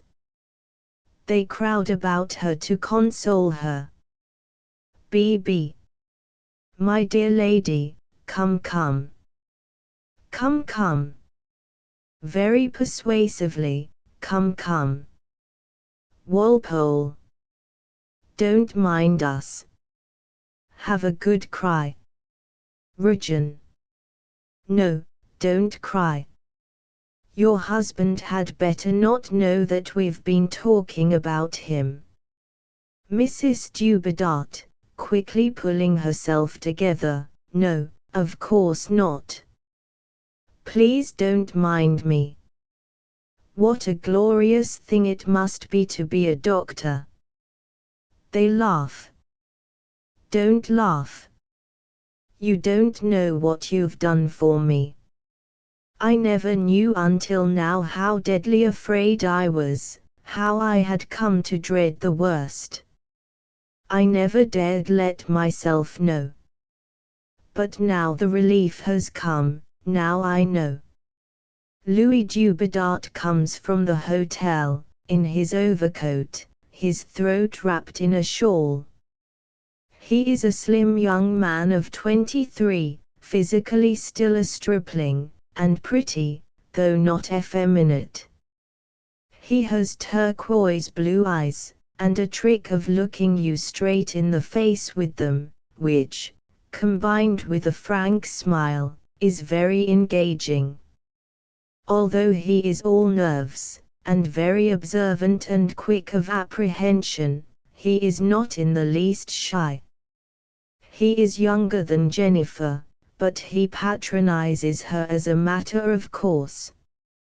The doctors do not put him out in the least, Neither Sir Patrick Sears nor Bloomfield Bonington's Majesty have the smallest apparent effect on him. He is as natural as a cat. He moves among men as most men move among things, though he is intentionally making himself agreeable to them on this occasion. Like all people who can be depended on to take care of themselves, he is welcome company, and his artist's power of appealing to the imagination gains him credit for all sorts of qualities and powers, whether he possesses them or not. Louis, pulling on his gloves behind Regan's chair, now, Chinigwini, the motor has come round. Regan. Why do you let him spoil your beautiful name like that, Mrs. Dubedat? Mrs. Dubedat. Oh, on grand occasions I am Jennifer. B.B. You are a bachelor, you do not understand these things, Regan. Look at me, they look. I also have two names. In moments of domestic worry, I am Simple Ralph. When the sun shines in the home, I am Beedle Deedle Dumpkins. Such is married life. Mr. Dubedat, may I ask you to do me a favor before you go? Will you sign your name to this menu card, under the sketch you have made of me? Walpole. Yes, and mine too, if you will be so good. Louis. Certainly. He sits down and signs the cards. Mrs. Dubedat. Won't you sign Dr. Skutsmackers for him, Louis? Louis. I don't think Dr. Skutsmacker is pleased with his portrait. I'll tear it up. He reaches across the table for Skutsmacker's menu card, and is about to tear it. Skutsmacker makes no sign. Regan. No, no, if Looney doesn't want it, I do. Louis. I'll sign it for you with pleasure. He signs and hands it to Regan. I've just been making a little note of the river tonight, it will work up into something good. He shows a pocket sketchbook. I think I'll call it the Silver Danube. B.B. Ah, charming, charming. Walpole. Very sweet. You're a nailer at pastel. Louis coughs, first out of modesty, then from tuberculosis. Sir Patrick. Now then, Mr. Dubedat, you've had enough of the night air. Take him home, ma'am. Mrs. Dubedat. Yes. Come, Louis. Regan. Never fear. Never mind. I'll make that cough all right. B.B. We will stimulate the fagossets. With tender effusion, shaking her hand, good night, Mrs. Dubedat. Good night. Good night. Walpole. If the fagossets fail, come to me. I'll put you right. Louis. Good night, Sir Patrick. Happy to have met you. Sir Patrick. Night, half a grunt. Mrs. Dubedat. Good night, Sir Patrick. Sir Patrick. Cover yourself well up. Don't think your lungs are made of iron because they're better than his. Good night. Mrs. Dubedat. Thank you. Thank you. Nothing hurts me. Good night. Louis goes out through the hotel without noticing Scutsmacker. Mrs. Dubedat hesitates, then bows to him. Scutsmacker rises and bows formally, German fashion. She goes out, attended by Rugen. The rest resume their seats, ruminating or smoking quietly. BB, harmoniously, delightful couple. Charming woman. Gifted lad. Remarkable talent. Graceful outlines. Perfect evening. Great success. Interesting case. Glorious night. Exquisite scenery. Capital dinner. Stimulating conversation. Restful outing. Good wine. Happy ending. Touching gratitude. Lucky Rugen, returning, what's that? Calling me, BB. He goes back to his seat next Sir Patrick. BB. No, no. Only congratulating you on a most successful evening. Enchanting woman. Thorough breeding. Gentle nature. Refined. Blenkinsop comes from the hotel and takes the empty chair next Rugen. Blenkinsop. I'm so sorry to have left you like this, Rugen, but it was a telephone message from the police. They've found half a milkman at our level crossing with a prescription of mine in its pocket. Where's Mr. Dubedat? Rugen. Gone. Blenkinsop, rising, very pale, gone. Rugen. Just this moment, Blenkinsop. Perhaps I could overtake him. He rushes into the hotel. Walpole, calling after him, he's in the motor, man, miles off. You can, giving it up. No use. Rugen. They're really very nice people. I confess I was afraid the husband would turn out an appalling bounder. But he's almost as charming in his way as she is in hers. And there's no mistake about his being a genius. It's something to have got a case really worth saving. Somebody else will have to go, but at all events it will be easy to find a worse man. Sir Patrick. How do you know? Rugen. Come now, Sir Paddy, no growling. Have something more to drink. Sir Patrick. No, thank you. Walpole.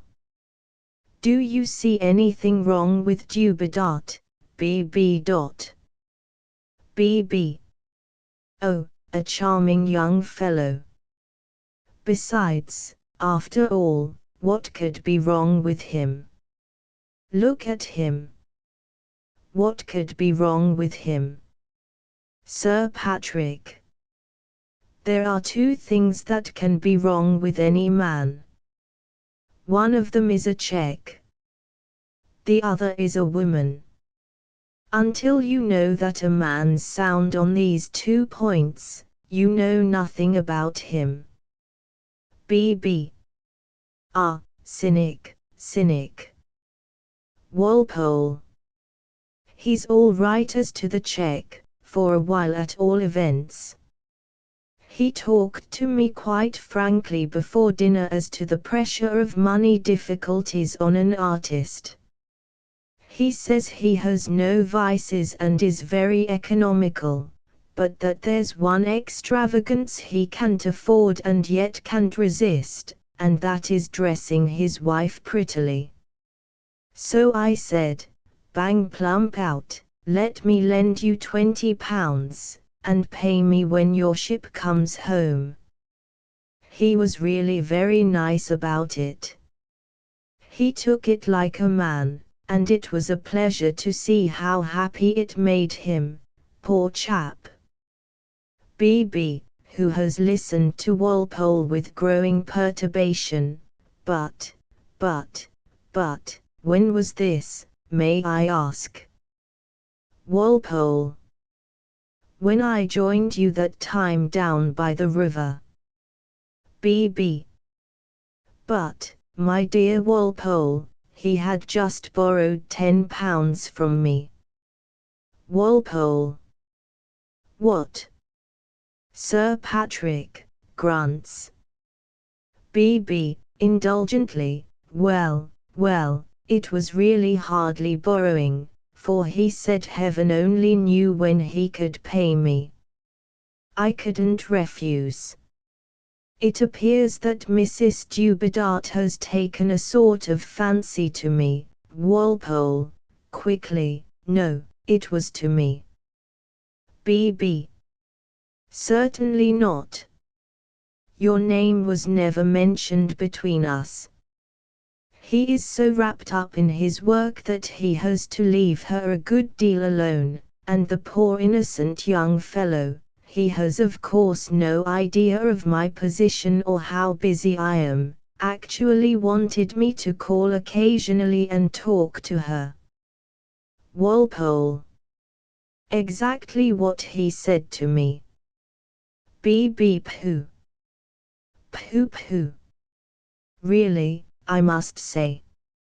Much disturbed, he rises and goes up to the balustrade, contemplating the landscape vexedly.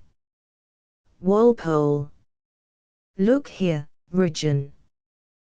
This is beginning to look serious. Blenkinsop, very anxious and wretched, but trying to look unconcerned, comes back. Rugen. Well, did you catch him? Blenkinsop. No. Excuse my running away like that. He sits down at the foot of the table, next Bloomfeld Bonington's chair. Walpole. Anything the matter? Blenkinsop. Oh no, a trifle, something ridiculous. It can't be helped. Never mind. Rugen. Was it anything about Dubedat? Blenkinsop, almost breaking down. I ought to keep it to myself, I know. I can't tell you, Rugen, how ashamed I am of dragging my miserable poverty to your dinner after all your kindness. It's not that you won't ask me again, but it's so humiliating. And I did so look forward to one evening in my dress clothes. They are still presentable, you see, with all my troubles left behind, just like old times. Rugen. But what has happened? Blenkinsop. Oh, nothing. It's too ridiculous. I had just scraped up 4 shillings for this little outing, and it cost me 1 and 4pence to get here. Well, Dubedat asked me to lend him half a crown to tip the chambermaid of the room his wife left her wraps in, and for the cloakroom. He said he only wanted it for 5 minutes, as she had his purse. So of course I lent it to him. And he's forgotten to pay me. I've just 2pence to get back with. Rugen. Oh, never mind that, Blenkinsop, stopping him resolutely. No, I know what you're going to say, but I won't take it. I've never borrowed a penny, and I never will. I've nothing left but my friends, and I won't sell them. If none of you were to be able to meet me without being afraid that my civility was leading up to the loan of 5 shillings, there would be an end of everything for me. I'll take your old clothes, Coley, sooner than disgrace you by talking to you in the street in my own, but I won't borrow money. I'll train it as far as the tuppence will take me, and I'll tramp the rest. Walpole. You'll do the whole distance in my motor. They are all greatly relieved, and Walpole hastens to get away from the painful subject by adding, "Did he get anything out of you, Mr. Scutsmacker?" Scutsmacker shakes his head in a most expressive negative. Walpole. You didn't appreciate his drawing, I think. Scutsmacker. Oh yes, I did. I should have liked very much to have kept the sketch and got it autographed. BB. But why didn't you? Scutsmacker. Well, the fact is, when I joined Dubedat after his conversation with Mr. Walpole, he said the Jews were the only people who knew anything about art, and that though he had to put up with your Philistine twaddle, as he called it, it was what I said about the drawings that really pleased him. He also said that his wife was greatly struck with my knowledge, and that she always admired Jews.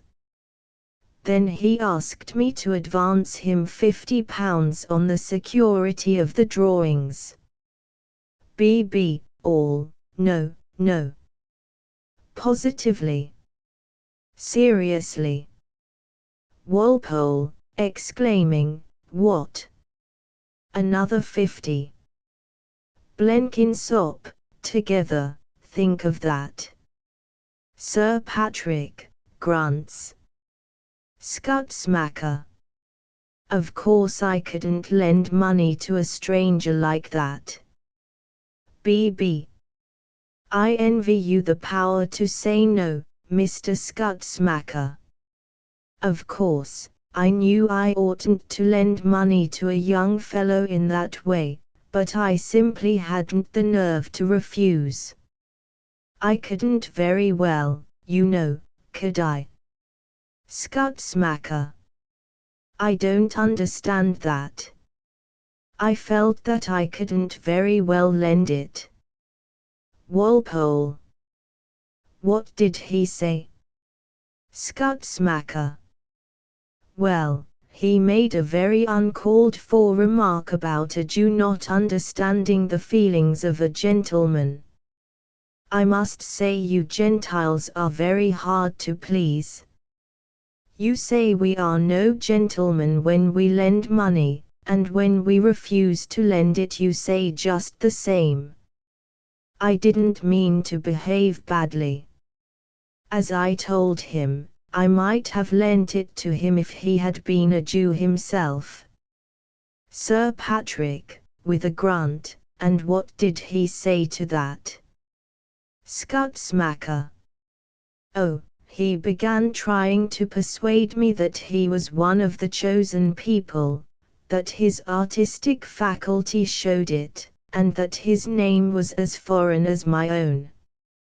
He said he didn't really want £50, that he was only joking, that all he wanted was a couple of sovereigns. BB. No, no, Mr. Scutsmacker. You invented that last touch. Seriously, now. Scutsmacker. No. You can't improve on nature in telling stories about gentlemen like Mr. Dubedat. Blenkinsop. You certainly do stand by one another, you chosen people, Mr. Scutsmacker. Scutsmacker. Not at all. Personally, I like Englishmen better than Jews, and always associate with them. That's only natural, because, as I am a Jew, there's nothing interesting in a Jew to me, whereas there is always something interesting and foreign in an Englishman. But in money matters it's quite different. You see, when an Englishman borrows, all he knows or cares is that he wants money, and he'll sign anything to get it, without in the least understanding it, or intending to carry out the agreement if it turns out badly for him. In fact, he thinks you a cad if you ask him to carry it out under such circumstances. Just like the merchant of Venice, you know.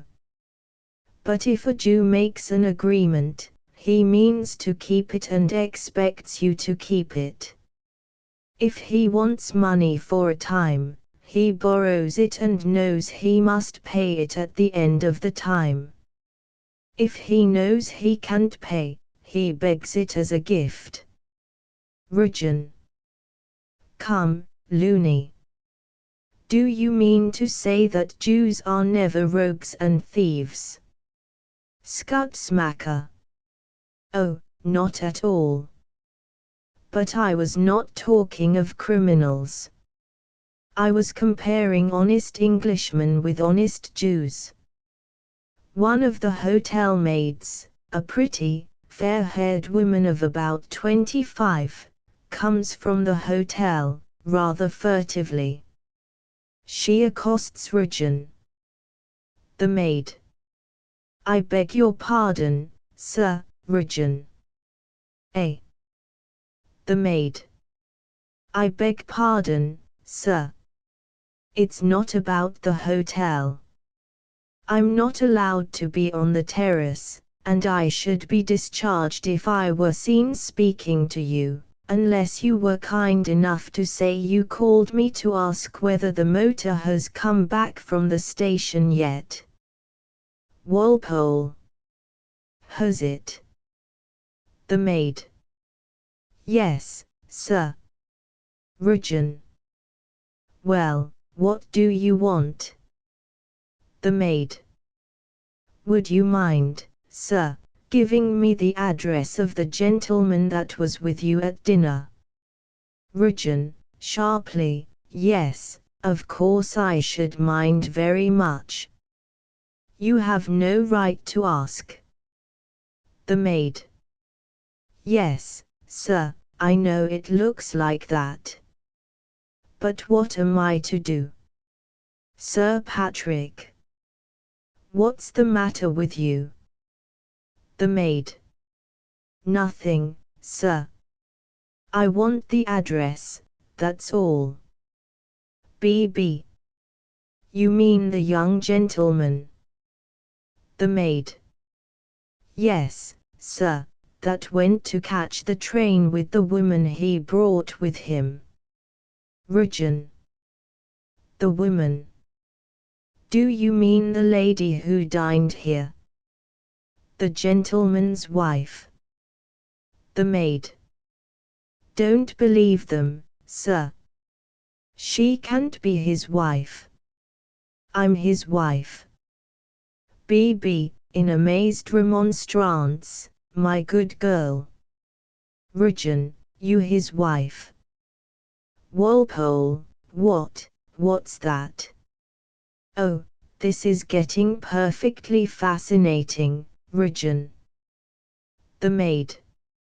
I could run upstairs and get you my marriage lines in a minute, sir, if you doubt my word. He's Mr. Louis Dubedat, isn't he? Region. Yes. The maid. Well, sir, you may believe me or not, but I'm the lawful Mrs. Dubedat. Sir Patrick. And why aren't you living with your husband? The maid. We couldn't afford it, sir. I had £30 saved, and we spent it all on our honeymoon in 3 weeks, and a lot more that he borrowed. Then I had to go back into service, and he went to London to get work at his drawing, and he never wrote me a line or sent me an address. I never saw nor heard of him again until I caught sight of him from the window going off in the motor with that woman. Sir Patrick. Well, that's 2 wives to start with. B.B. Now upon my soul I don't want to be uncharitable, but really I'm beginning to suspect that our young friend is rather careless. Sir Patrick. Beginning to think. How long will it take you, man, to find out that he's a damned young blackguard? Blenkinsop. Oh, that's severe, Sir Patrick, very severe. Of course it's bigamy, but still he's very young, and she's very pretty. Mr. Walpole, may I sponge on you for another of those nice cigarettes of yours? He changes his seat for the one next Walpole. Walpole. Certainly. He feels in his pockets. Oh bother. Where? Suddenly remembering, I say, I recollect now, I passed my cigarette case to Dubedat and he didn't return it. It was a gold one. The maid. He didn't mean any harm, he never thinks about things like that, sir. I'll get it back for you, sir, if you'll tell me where to find him. Rujan. What am I to do? Shall I give her the address or not? Sir Patrick. Give her your own address, and then we'll see. To the maid, you'll have to be content with that for the present, my girl. Rujan gives her his card. What's your name? The maid. Minnie Tinwell, sir. Sir Patrick. Well, you write him a letter to care of this gentleman, and it will be sent on. Now be off with you. The maid. Thank you, sir. I'm sure you wouldn't see me wronged. Thank you all, gentlemen, and excuse the liberty. She goes into the hotel. They watch her in silence. Rujan, when she is gone, do you realize, chaps, that we have promised Mrs. Dubedat to save this fellow's life? Blenkinsop. What's the matter with him? Rujan. Tuberculosis. Blenkinsop, interested, and can you cure that? Rujan. I believe so. Blenkinsop. Then I wish you'd cure me.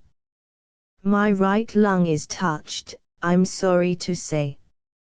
Rujan, altogether, what? Your lung is going. B.B. My dear Blenkinsop, what do you tell me? Full of concern for Blenkinsop, he comes back from the balustrade. Sir Patrick, what's that? Walpole, hello, you mustn't neglect this, you know. Blenkinsop, putting his fingers in his ears, no, it's no use. I know what you're going to say, I've said it often to others. I can't afford to take care of myself, and there's an end of it. If a fortnight's holiday would save my life, I'd have to die. I shall get on as others have to get on. We can't all go to St. Moritz or to Egypt, you know, Sir Ralph. Don't talk about it. Embarrassed silence. Sir Patrick, grunts and looks hard at Rujan. Scutsmacker, looking at his watch and rising, I must go. It's been a very pleasant evening, Coley. You might let me have my portrait if you don't mind. I'll send Mr. Dubedart that couple of sovereigns for it. Rujan, giving him the menu card, oh don't do that, loony. I don't think he'd like that. Scutsmacker. Well, of course I shan't if you feel that way about it. But I don't think you understand Dubedart. However, perhaps that's because I'm a Jew. Good night, Dr. Blenkinsop, shaking hands. Blenkinsop. Good night, sir, I mean, good night. Scutsmacker, waving his hand to the rest, good night, everybody. Walpole, B.B., Sir Patrick, Rujan, good night. B.B. repeats the salutation several times, in varied musical tones. Scutsmacker goes out. Sir Patrick. It's time for us all to move. He rises and comes between Blenkinsop and Walpole. Rujan also rises. Mr. Walpole, take Blenkinsop home, he's had enough of the open-air cure for tonight. Have you a thick overcoat to wear in the motor, Dr. Blenkinsop? Blenkinsop. Oh, Thea'll give me some brown paper in the hotel, and a few thicknesses of brown paper across the chest are better than any fur coat. Walpole. Well, come along. Good night, Coley. You're coming with us, aren't you, B.B. B.B.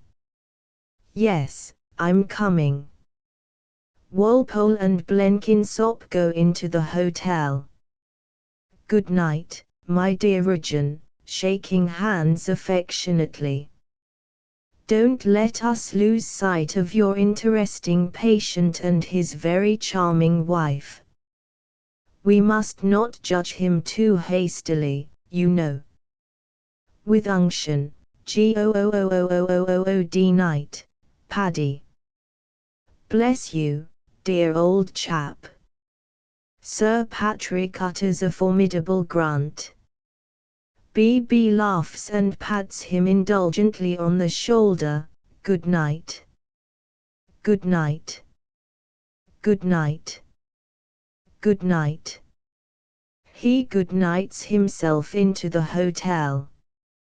The others have meanwhile gone without ceremony. Rujan and Sir Patrick are left alone together. Rujan, deep in thought, comes down to Sir Patrick. Sir Patrick. Well, Mr. Saviour of Lives, which is it to be? That honest decent man Blenkinsop, or that rotten blackguard of an artist, eh? Rujan. It's not an easy case to judge, is it? Blenkinsop's an honest decent man, but is he any use? Dubedart's a rotten blackguard, but he's a genuine source of pretty and pleasant and good things. Sir Patrick. What will he be a source of for that poor innocent wife of his, when she finds him out? Rujan. That's true. Her life will be a hell. Sir Patrick. And tell me this. Suppose you had this choice put before you, either to go through life and find all the pictures bad but all the men and women good, or to go through life and find all the pictures good and all the men and women rotten. Which would you choose? Rujan. That's a devilishly difficult question, Paddy.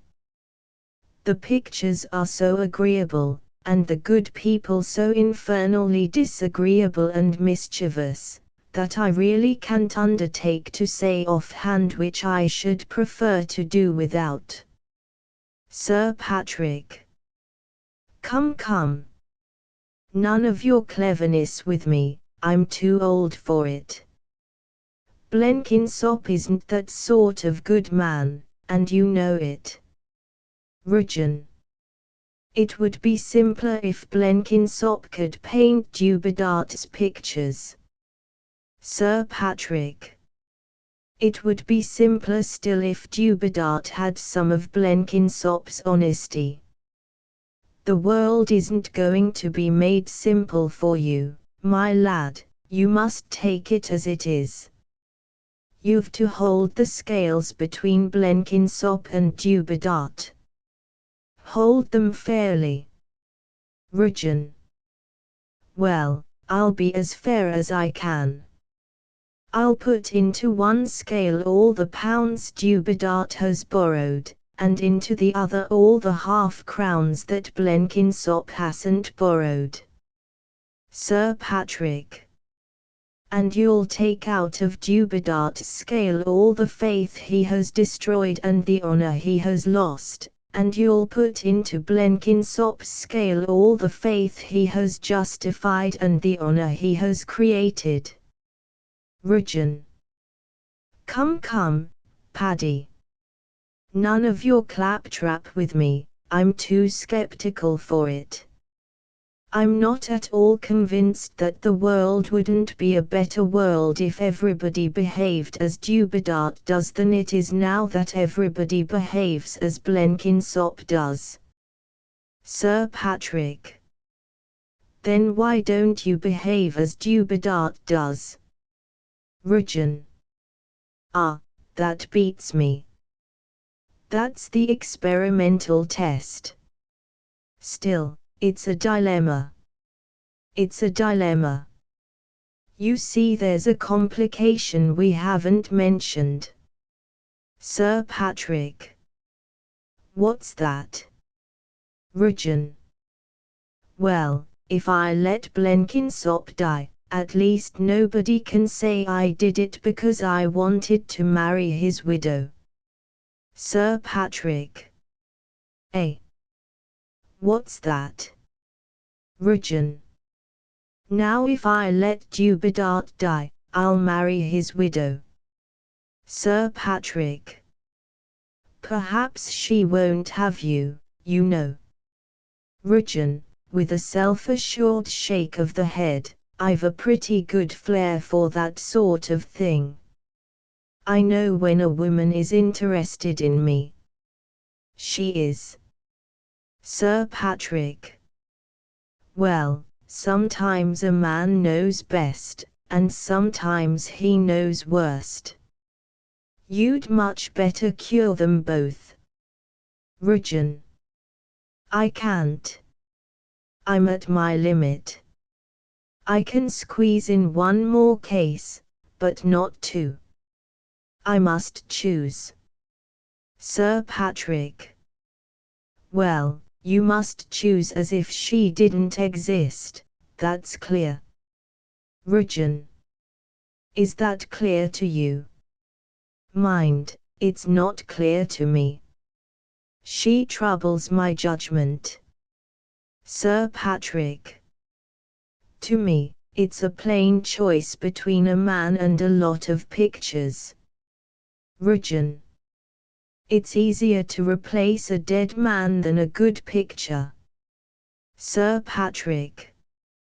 Coley, when you live in an age that runs to pictures and statues and plays and brass bands because its men and women are not good enough to comfort its poor aching soul, you should thank Providence that you belong to a profession which is a high and great profession because its business is to heal and mend men and women.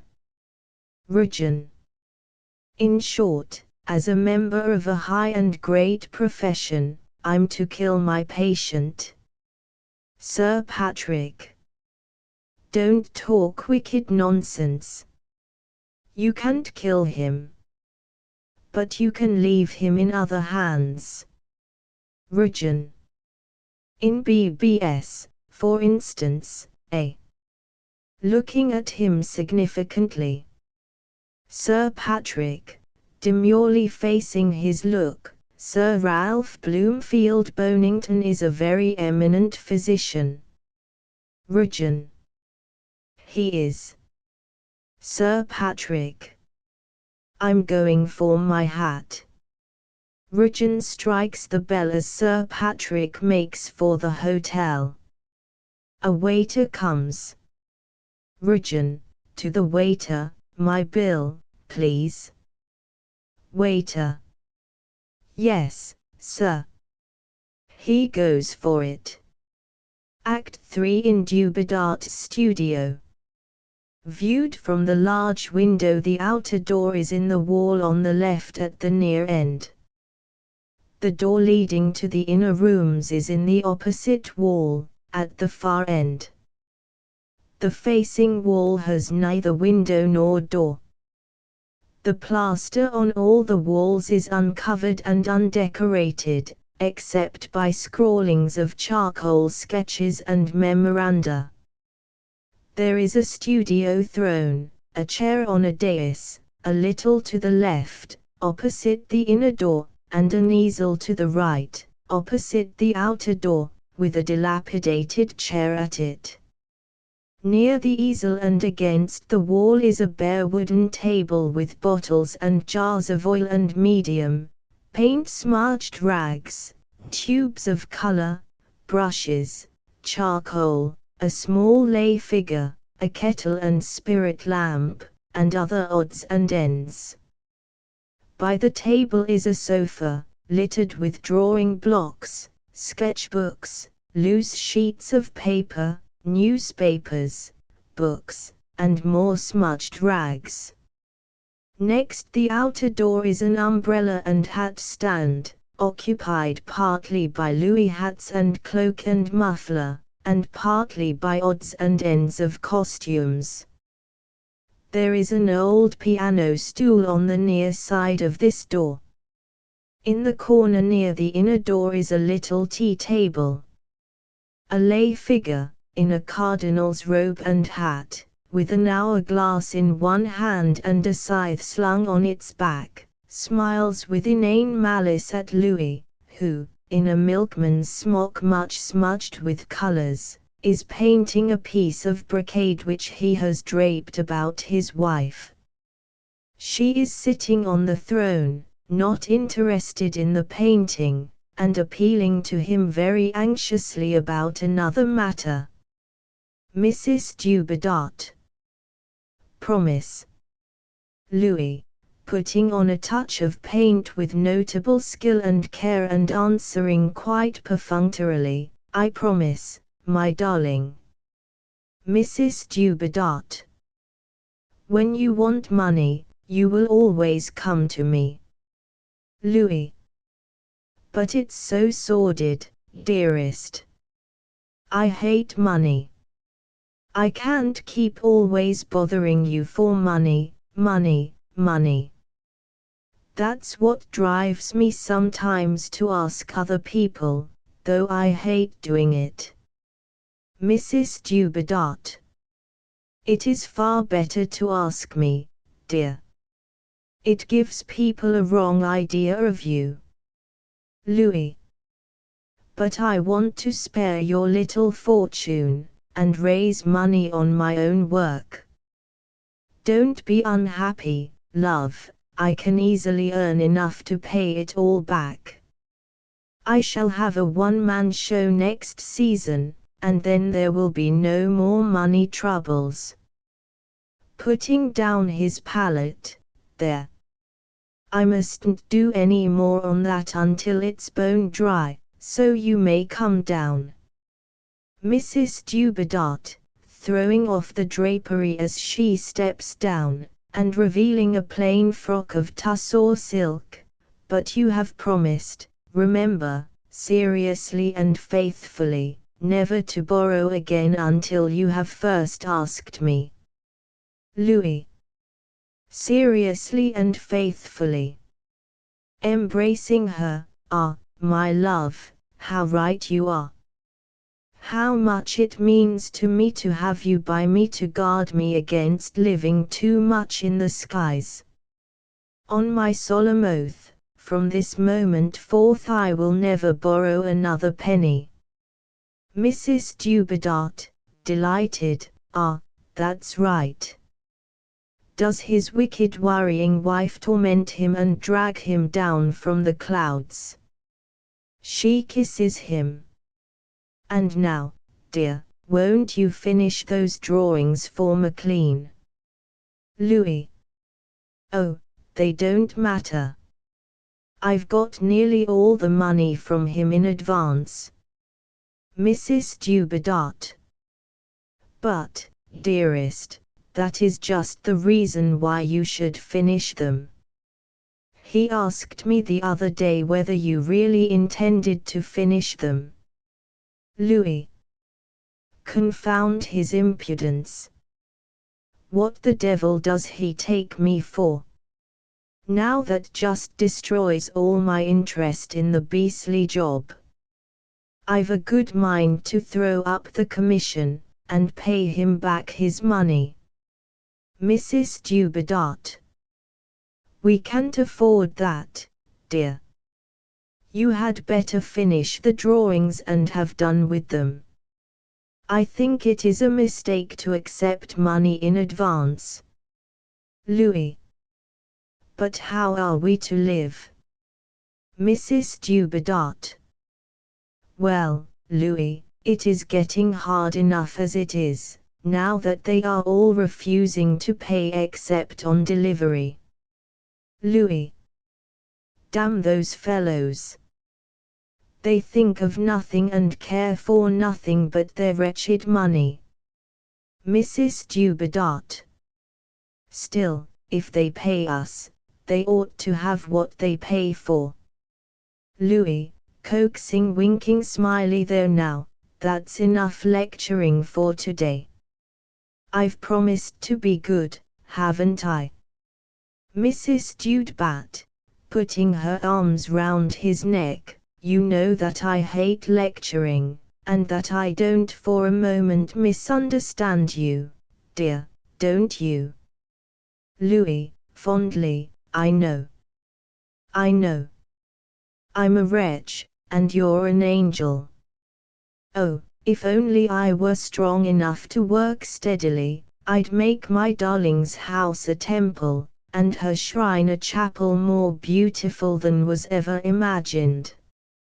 I can't pass the shops without wrestling with the temptation to go in and order all the really good things they have for you. Mrs. Dubedat. I want nothing but you, dear.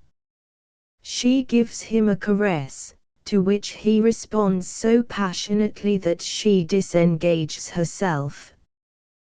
There. Be good now, remember that the doctors are coming this morning.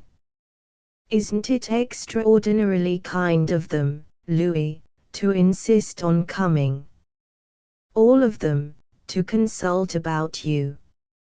Louis, coolly, oh, I dare say they think it will be a feather in their cap to cure a rising artist. They wouldn't come if it didn't amuse them, anyhow. Someone knocks at the door. I say, it's not time yet, is it? Mrs. Dubedat. No, not quite yet. Louis, opening the door and finding Regin there. Hello, Regin. Delighted to see you. Come in. Mrs. Dubedat, shaking hands. It's so good of you to come, Doctor. Louis. Excuse this place, won't you? It's only a studio, you know, there's no real convenience for living here. But we pig along somehow, thanks to Jennifer. Mrs. Dubedat. Now I'll run away. Perhaps later on, when you're finished with Louis, I may come in and hear the verdict. Rajan bows rather constrainedly. Would you rather I didn't? Rajan. Not at all. Not at all. Mrs. Dubedat looks at him, a little puzzled by his formal manner, then goes into the inner room. Louis, flippantly, I say, don't look so grave. There's nothing awful going to happen, is there? Rajan. No. Louis. That's all right. Poor Jennifer has been looking forward to your visit more than you can imagine. She's taken quite a fancy to you, Rajan. The poor girl has nobody to talk to. I'm always painting. Taking up a sketch. There's a little sketch I made of her yesterday. Rajan. She showed it to me a fortnight ago when she first called on me. Louis, quite unabashed. Oh. Did she? Good Lord. How time does fly. I could have sworn I'd only just finished it. It's hard for her here, seeing me piling up drawings and nothing coming in for them. Of course I shall sell them next year fast enough, after my one-man show, but while the grass grows the steed starves. I hate to have her coming to me for money, and having none to give her. But what can I do? Rajan. I understood that Mrs. Dubedat had some property of her own. Louis. Oh yes. A little, but how could a man with any decency of feeling touch that? Suppose I did, what would she have to live on if I died? I'm not insured, can't afford the premiums. Picking out another drawing, how do you like that? Rajan, putting it aside, I have not come here today to look at your drawings. I have more serious and pressing business with you. Louis. You want to sound my wretched lung. With impulsive candor, my dear Rajan, I'll be frank with you. What's the matter in this house isn't lungs but bills. It doesn't matter about me, but Jennifer has actually two economies in the matter of food. You've made us feel that we can treat you as a friend. Will you lend us £150? Rajan. No. Louis, surprised, why not? Rajan. I am not a rich man, and I want every penny I can spare and more for my researches. Louis. You mean you'd want the money back again? Rajan. I presume people sometimes have that in view when they lend money. Louis, after a moment's reflection, well, I can manage that for you. I'll give you a check, or see here, there's no reason why you shouldn't have your bit too. I'll give you a check for 200. Rajan. Why not cash the check at once without troubling me? Louis. Bless you. They wouldn't cash it, I'm overdrawn as it is. No, the way to work it is this. I'll post-date the check next October. In October Jennifer's dividends come in. Well, you present the check. It will be returned marked refer to drawer or some rubbish of that sort. Then you can take it to Jennifer, and hint that if the check isn't taken up at once I shall be put in prison. She'll pay you like a shot. You'll clear £50, and you'll do me a real service, for I do want the money very badly, old chap, I assure you. Rujan, staring at him, you see no objection to the transaction, and you anticipate none from me. Louis. Well, what objection can there be? It's quite safe. I can convince you about the dividends. Rujan. I mean on the score of its being, shall I say, dishonorable. Louis. Well, of course I shouldn't suggest it if I didn't want the money. Rujan. Indeed. Well, you will have to find some other means of getting it. Louis. Do you mean that you refuse? Rujan. Do I mean? Letting his indignation loose, of course I refuse, man. What do you take me for? How dare you make such a proposal to me? Louis. Why not? Rujan. For you would not understand me if I tried to explain. Now, once for all, I will not lend you a farthing. I should be glad to help your wife, but lending you money is no service to her. Louis. Oh well, if you're in earnest about helping her, I'll tell you what you might do. You might get your patients to buy some of my things, or to give me a few portrait commissions. Rujan. My patients call me in as a physician, not as a commercial traveler. A knock at the door. Louis goes unconcernedly to open it, pursuing the subject as he goes. Louis. But you must have great influence with them. You must know such lots of things about them, private things that they wouldn't like to have known. They wouldn't dare to refuse you. Rujan, exploding, well, upon my. Louis opens the door, and admits Sir Patrick, Sir Ralph, and Walpole.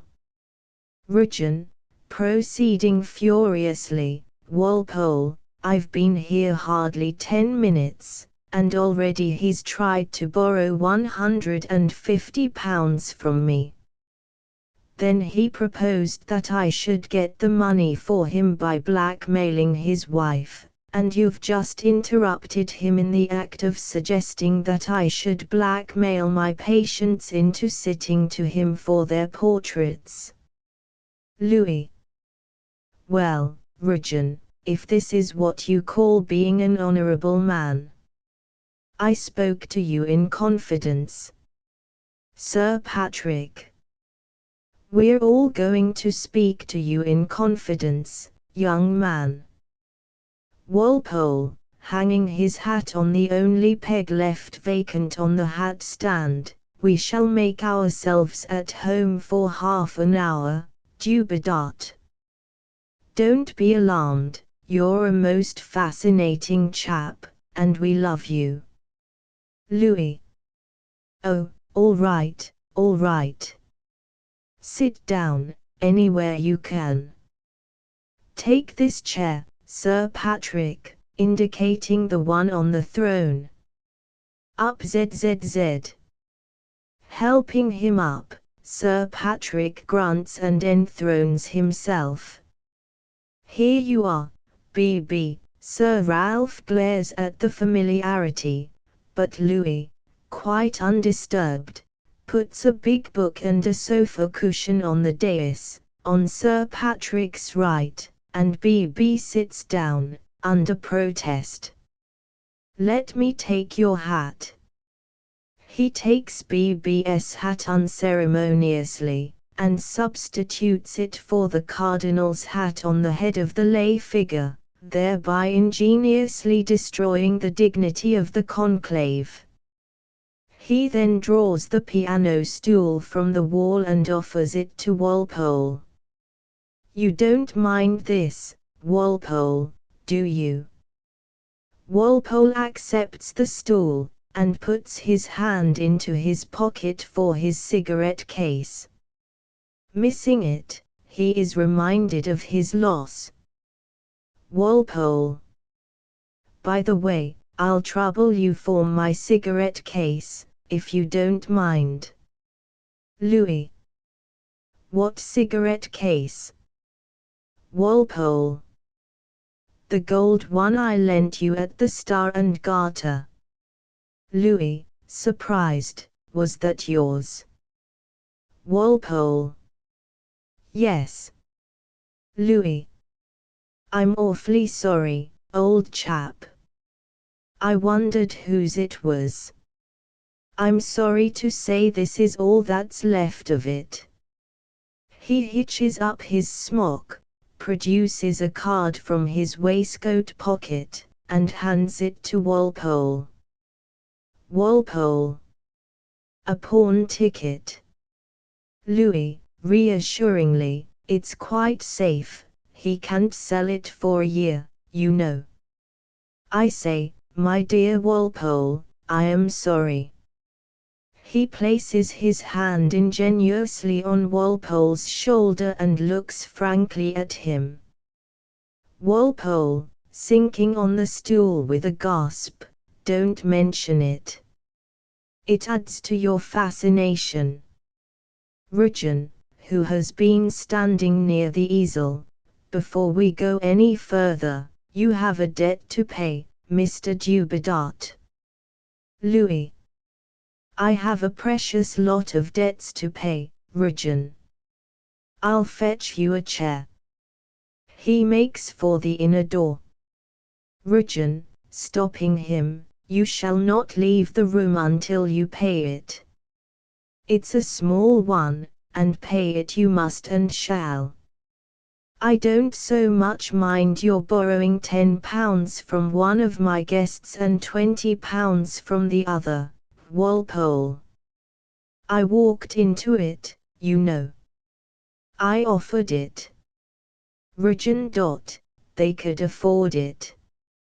But to clean poor Blenkinsop out of his last half-crown was damnable.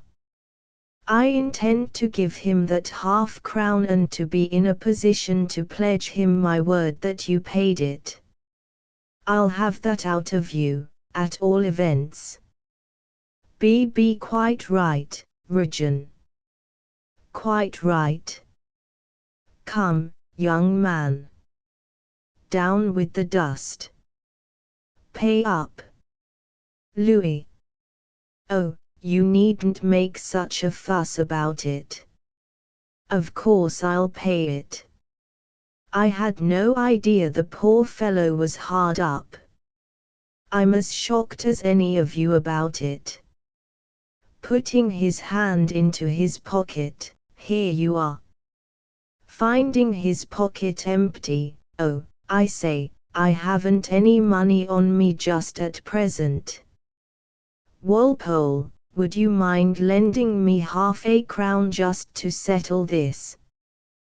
Walpole. Lend you half, his voice faints away. Louis.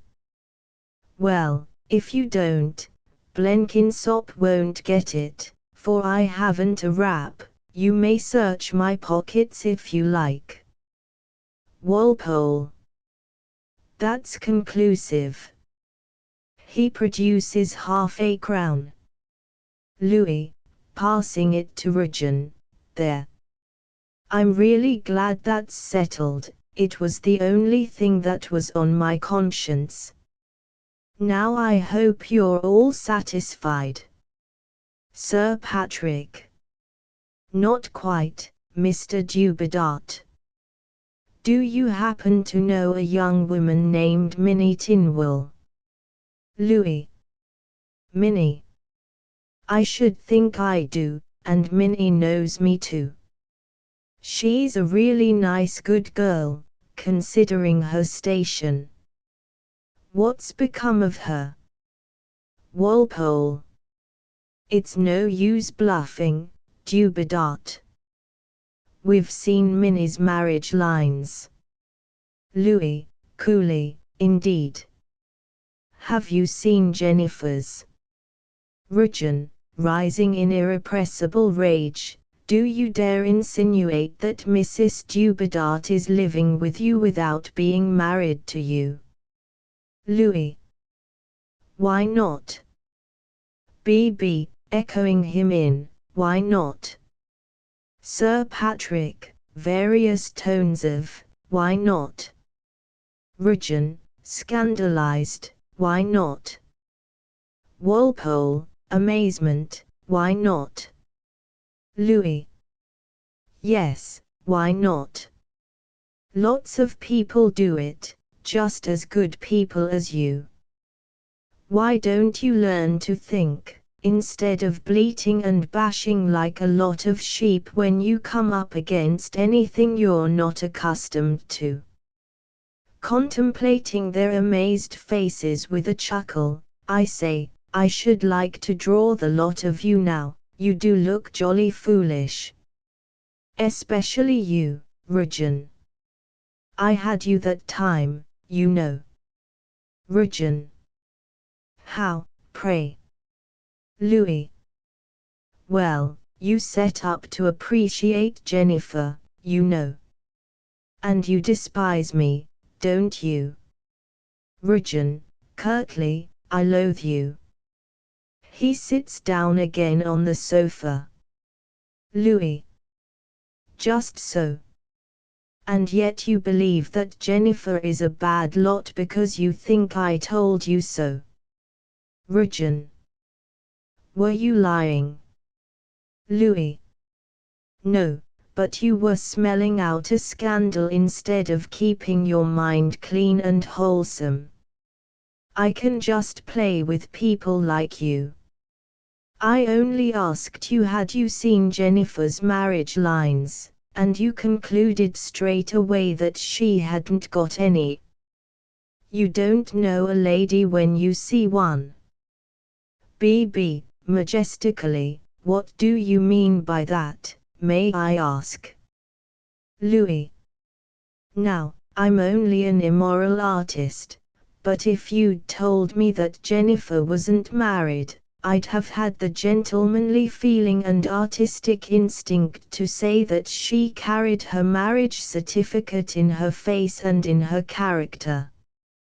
But you are all moral men, and Jennifer is only an artist's wife, probably a model, and morality consists in suspecting other people of not being legally married. Aren't you ashamed of yourselves? Can one of you look me in the face after it? Walpole. It's very hard to look you in the face, Dubedat, you have such a dazzling cheek.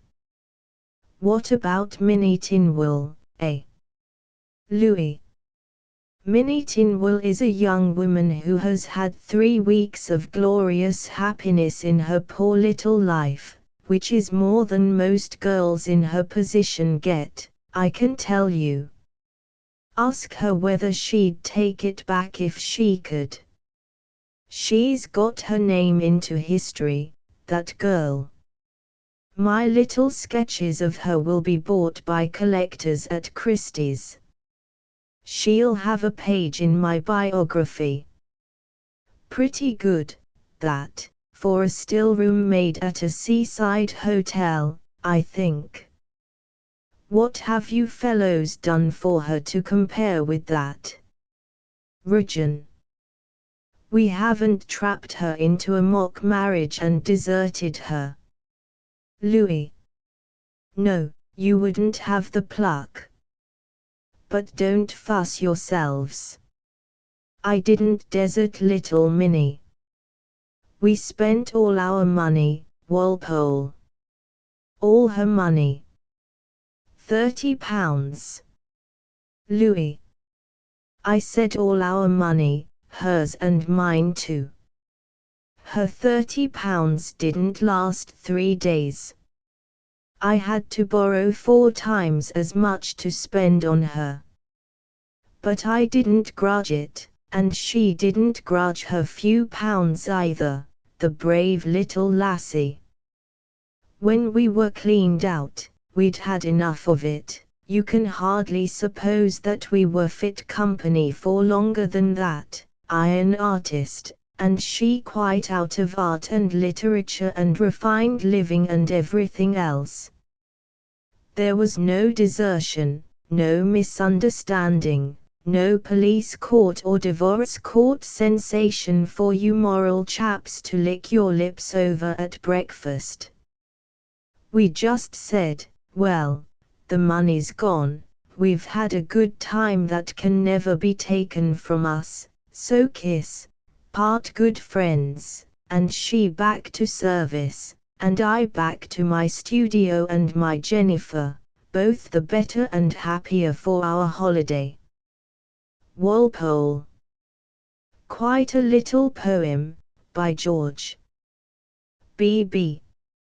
If you had been scientifically trained, Mr. Dubedat, you would know how very seldom an actual case bears out a principle.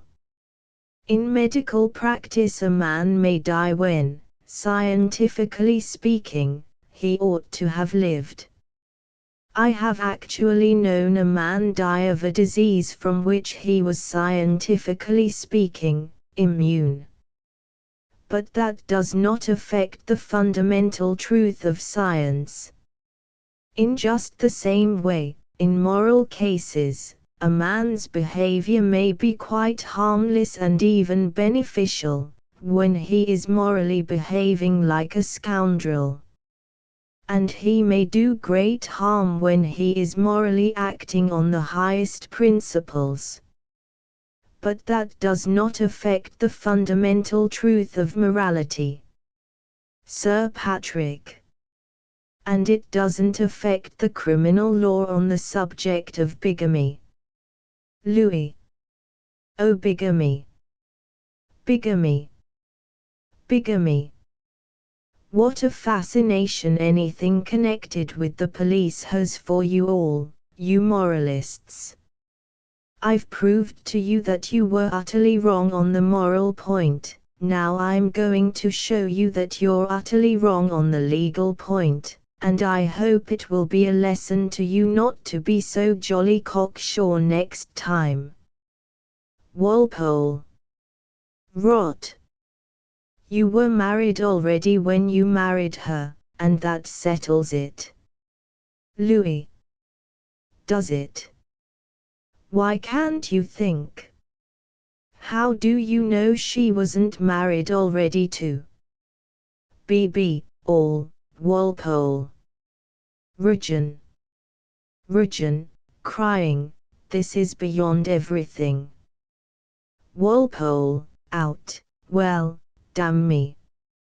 Sir Patrick, together, you young rascal. Louis, ignoring their outcry. She was married to the steward of a liner.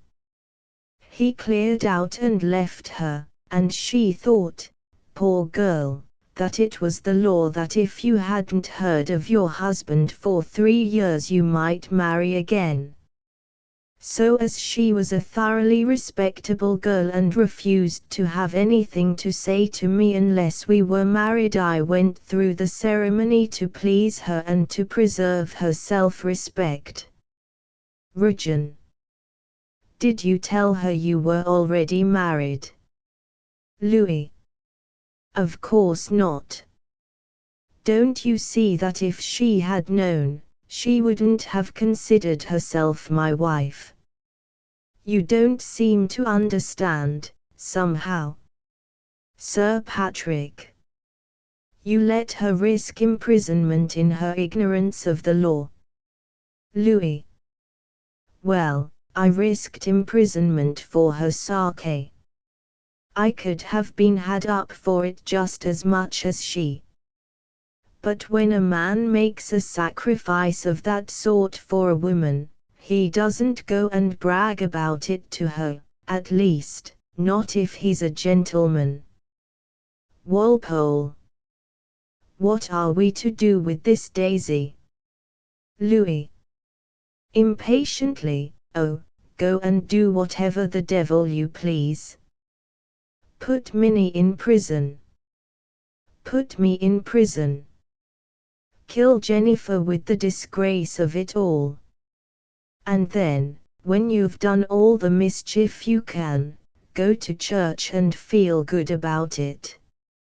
He sits down pettishly on the old chair at the easel, and takes up a sketching block, on which he begins to draw. Walpole.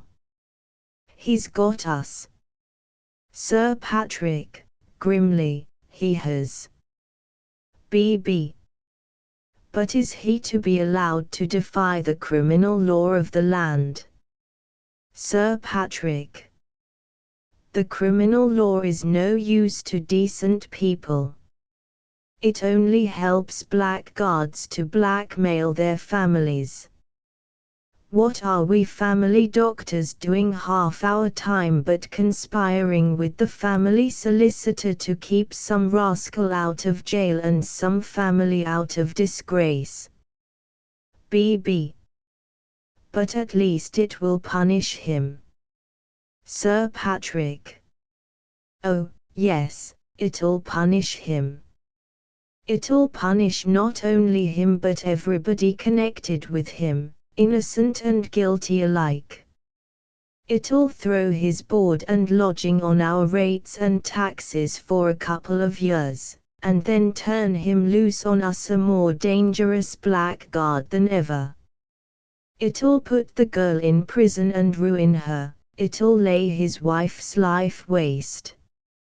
You may put the criminal law out of your head once for all, it's only fit for fools and savages. Louis. Would you mind turning your face a little more this way, Sir Patrick? Sir Patrick turns indignantly and glares at him. Oh, that's too much. Sir Patrick. Put down your foolish pencil, man, and think of your position. You can defy the laws made by men, but there are other laws to reckon with. Do you know that you're going to die? Louis. We're all going to die, aren't we? Walpole. We're not all going to die in 6 months. Louis. How do you know? This for B.B. is the last straw. He completely loses his temper and begins to walk excitedly about. B.B. Upon my soul, I will not stand this. It is in questionable taste under any circumstances or in any company to harp on the subject of death, but it is a dastardly advantage to take of a medical man. Thundering at Dubedat, I will not allow it, do you hear? Louis. Well, I didn't begin it, you chaps did.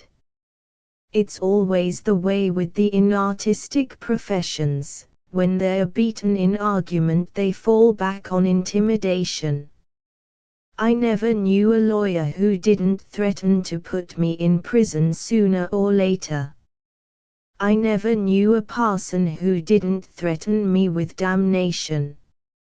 And now you threaten me with death. With all your talk you've only one real trump in your hand, and that's intimidation.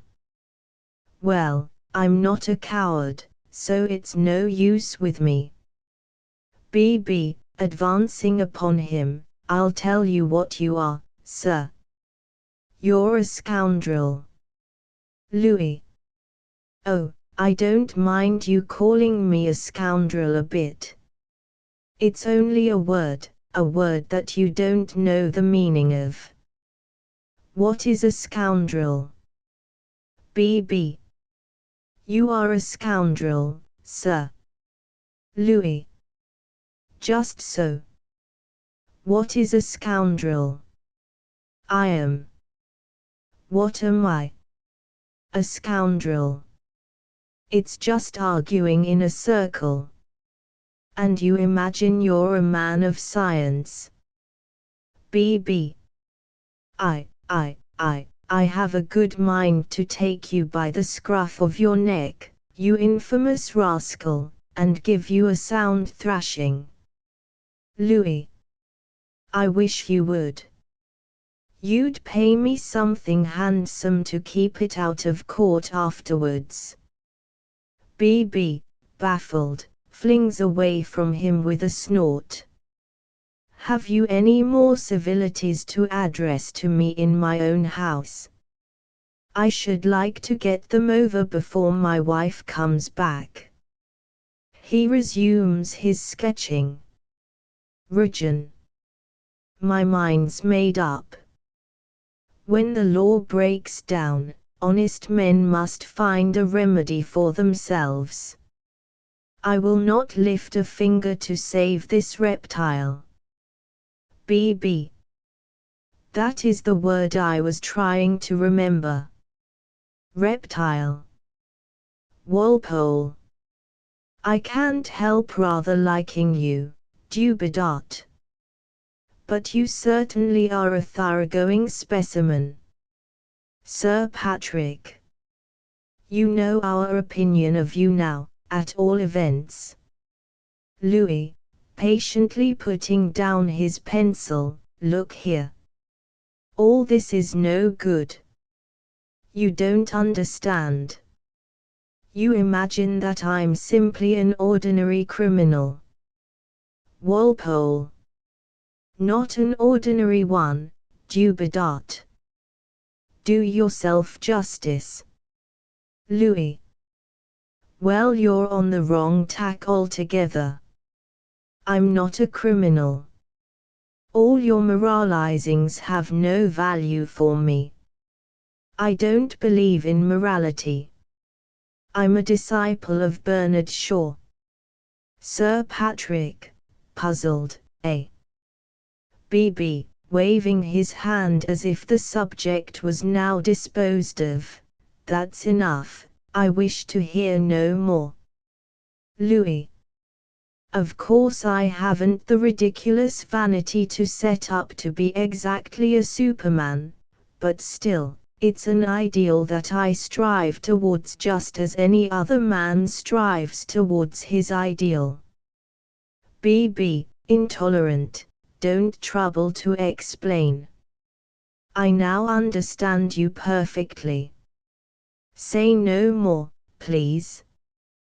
When a man pretends to discuss science, morals, and religion, and then avows himself a follower of a notorious and avowed anti-vaccinationist, there is nothing more to be said. Suddenly putting in an effusive saving clause in parenthesis to Rujan, not, my dear Rujan, that I believe in vaccination in the popular sense any more than you do, I needn't tell you that. But there are things that place a man socially, and anti-vaccination is one of them. He resumes his seat on the dais. Sir Patrick. Bernard Shaw. I never heard of him. He's a Methodist preacher, I suppose. Louis, scandalized, no. He's the most advanced man now living, he isn't anything. Sir Patrick. I assure you, young man, my father learned the doctrine of deliverance from sin from John Wesley's own lips before you or Mr. Shaw were born. It used to be very popular as an excuse for putting sand in sugar and water in milk. You're a sound Methodist, my lad, only you don't know it. Louis, seriously annoyed for the first time, it's an intellectual insult. I don't believe there's such a thing as sin. Sir Patrick. Well, sir, there are people who don't believe there's such a thing as disease either. They call themselves Christian Scientists, I believe. They'll just suit your complaint. We can do nothing for you. He rises. Good afternoon to you. Louis, running to him piteously, oh, don't get up, Sir Patrick. Don't go. Please don't. I didn't mean to shock you, on my word. Do sit down again. Give me another chance. 2 minutes more, that's all I ask. Sir Patrick, surprised by this sign of grace, and a little touched, well, he sits down. Louis, gratefully, thanks awfully. Sir Patrick, continuing, I don't mind giving you 2 minutes more. But don't address yourself to me, for I've retired from practice, and I don't pretend to be able to cure your complaint. Your life is in the hands of these gentlemen. Regin. Not in mine. My hands are full. I have no time and no means available for this case. Sir Patrick. What do you say, Mr. Walpole? Walpole. Oh, I'll take him in hand, I don't mind. I feel perfectly convinced that this is not a moral case at all, it's a physical one. There's something abnormal about his brain. That means, probably, some morbid condition affecting the spinal cord. And that means the circulation. In short, it's clear to me that he's suffering from an obscure form of blood poisoning, which is almost certainly due to an accumulation of ptomaines in the nuciform sac. I'll remove the sac, Louis, changing color. Do you mean, operate on me? No, thank you. Walpole. Never fear, you won't feel anything. You'll be under an anesthetic, of course. And it will be extraordinarily interesting. Louis. Oh, well, if it would interest you, and if it won't hurt, that's another matter. How much will you give me to let you do it? Walpole, rising indignantly, how much? What do you mean? Louis. Well, you don't expect me to let you cut me up for nothing, do you? Walpole. Will you paint my portrait for nothing? Louis. No, but I'll give you the portrait when it's painted, and you can sell it afterwards for perhaps double the money. But I can't sell my nuciform sac when you've cut it out. Walpole. Regin, did you ever hear anything like this? To Louis, well, you can keep your nuciform sac, and your tubercular lung, and your diseased brain, I've done with you. One would think I was not conferring a favor on the fellow. He returns to his stool in high dudgeon. Sir Patrick. That leaves only one medical man who has not withdrawn from your case, Mr. Dubedat. You have nobody left to appeal to now but Sir Ralph Bloomfield Bonington. Walpole. If I were you, B.B., I shouldn't touch him with a pair of tongs. Let him take his lungs to the Brompton Hospital. They won't cure him, but they'll teach him manners. B.B. My weakness is that I have never been able to say no, even to the most thoroughly undeserving people. Besides, I am bound to say that I don't think it is possible in medical practice to go into the question of the value of the lives we save. Just consider, Regin. Let me put it to you, Paddy.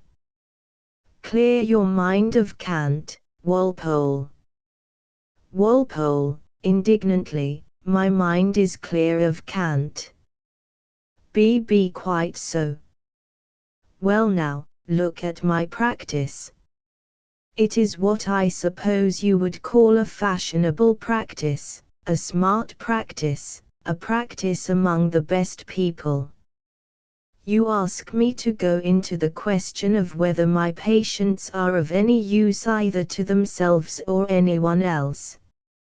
Well, if you apply any scientific test known to me, you will achieve a reductio ad absurdum.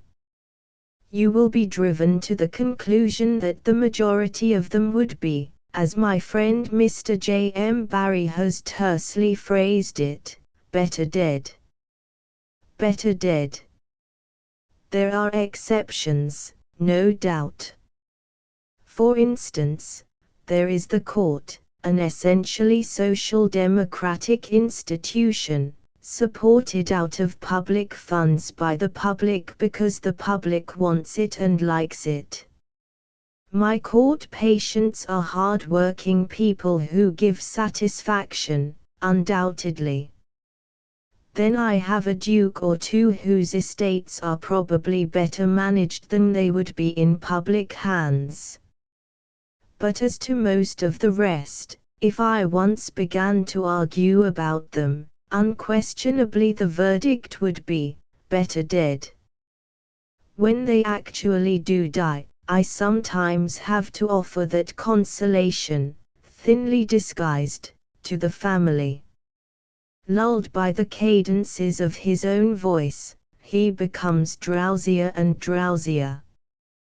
The fact that they spend money so extravagantly on medical attendance really would not justify me in wasting my talents, such as they are, in keeping them alive. After all, if my fees are high, I have to spend heavily. My own tastes are simple. A camp bed, a couple of rooms, a crust, a bottle of wine, and I am happy and contented. My wife's tastes are perhaps more luxurious, but even she deplores an expenditure the sole object of which is to maintain the state my patients require from their medical attendant. Suddenly waking up, I have lost the thread of these remarks. What was I talking about, Regin? Regin. About Dubedat. B. Ah yes. Precisely. Thank you. Dubedat, of course. Well, what is our friend Dubedat? A vicious and ignorant young man with a talent for drawing. Louis.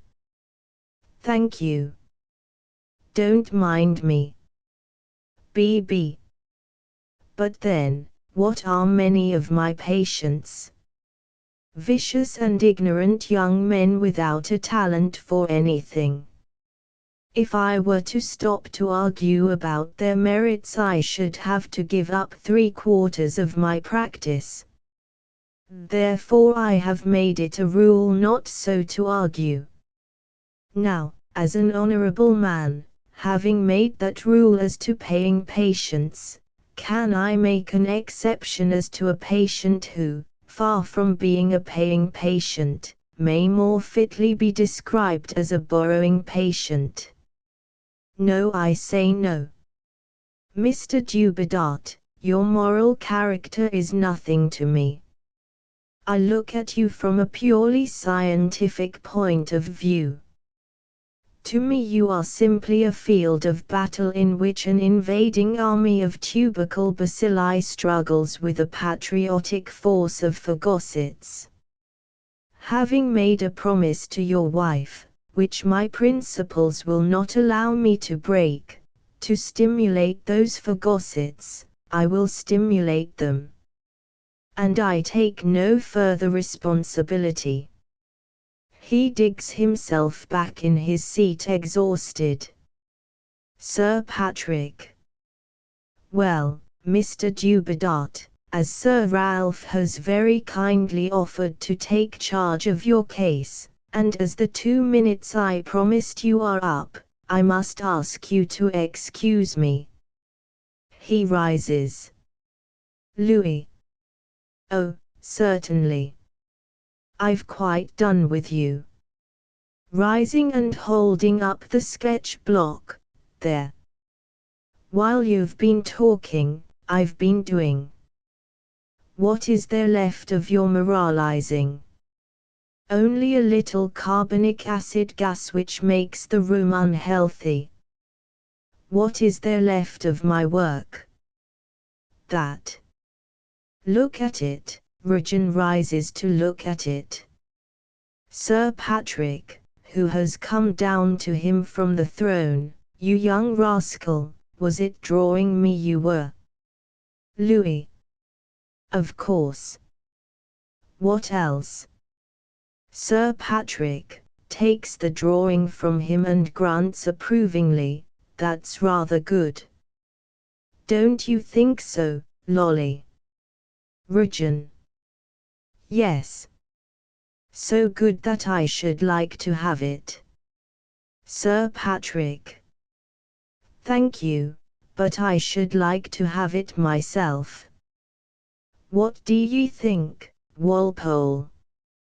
Walpole, rising and coming over to look, no, by Jove, I must have this. Louis. I wish I could afford to give it to you, Sir Patrick. But I'd pay 5 guineas sooner than part with it. Regin. Oh, for that matter, I will give you 6 for it. Walpole. 10. Louis. I think Sir Patrick is morally entitled to it, as he sat for it. May I send it to your house, Sir Patrick, for 12 guineas? Sir Patrick. 12 guineas. Not if you were President of the Royal Academy, young man. He gives him back the drawing decisively and turns away, taking up his hat. Louis, to B.B. Would you like to take it at 12, Sir Ralph? B.B., coming between Louis and Walpole, 12 guineas. Thank you, I'll take it at that. He takes it and presents it to Sir Patrick. Accept it from me, Paddy, and may you long be spared to contemplate it. Sir Patrick. Thank you. He puts the drawing into his hat. B.B. I needn't settle with you now, Mr. Dubedat, my fees will come to more than that. He also retrieves his hat. Louis, indignantly, well, of all the mean, words fail him. I'd let myself be shot sooner than do a thing like that. I consider you've stolen that drawing. Sir Patrick, dryly, so we've converted you to a belief in morality after all, eh? Louis. Yeah. To Walpole, I'll do another one for you, Walpole, if you'll let me have the 10 you promised. Walpole. Very good. I'll pay on delivery. Louis. Oh. What do you take me for? Have you no confidence in my honor? Walpole. None whatever. Louis. Oh well, of course if you feel that way, you can't help it. Before you go, Sir Patrick, let me fetch Jennifer. I know she'd like to see you, if you don't mind. He goes to the inner door. And now, before she comes in, one word. You've all been talking here pretty freely about me, in my own house too. I don't mind that, I'm a man and can take care of myself. But when Jennifer comes in, please remember that she's a lady, and that you are supposed to be gentlemen. He goes out. Walpole. Well. He gives the situation up as indescribable, and goes for his hat. Ridgeon. Damn his impudence. BB. I shouldn't be at all surprised to learn that he's well connected. Whenever I meet dignity and self-possession without any discoverable basis, I diagnose good family. Ridgeon. Diagnose artistic genius, BB, that's what saves his self-respect. Sir Patrick. The world is made like that. The decent fellows are always being lectured and put out of countenance by the snobs. BB, altogether refusing to accept this, I am not out of countenance. I should like, by Jupiter, to see the man who could put me out of countenance. Jennifer comes in. Ah, Mrs. Dubedat. And how are we today? Mrs. Dubedat, shaking hands with him, thank you all so much for coming. She shakes Walpole's hand. Thank you, Sir Patrick. She shakes Sir Patrick's. Oh, life has been worth living since I have known you. Since Richmond I have not known a moment's fear. And it used to be nothing but fear. Won't you sit down and tell me the result of the consultation? Walpole. I'll go, if you don't mind, Mrs. Dubedat. I have an appointment. Before I go, let me say that I am quite agreed with my colleagues here as to the character of the case. As to the cause and the remedy, that's not my business, I'm only a surgeon, and these gentlemen are physicians and will advise you. I may have my own views, in fact I have them, and they are perfectly well known to my colleagues. If I am needed, and needed I shall be finally, they know where to find me, and I am always at your service. So for today, goodbye. He goes out, leaving Jennifer much puzzled by his unexpected withdrawal and formal manner. Sir Patrick. I also will ask you to excuse me, Mrs. Dubedat. Ridgeon, anxiously, are you going? Sir Patrick. Yes, I can be of no use here, and I must be getting back. As you know, ma'am, I'm not in practice now, and I shall not be in charge of the case. It rests between Sir Colin Surgeon and Sir Ralph Bloomfield Bonington.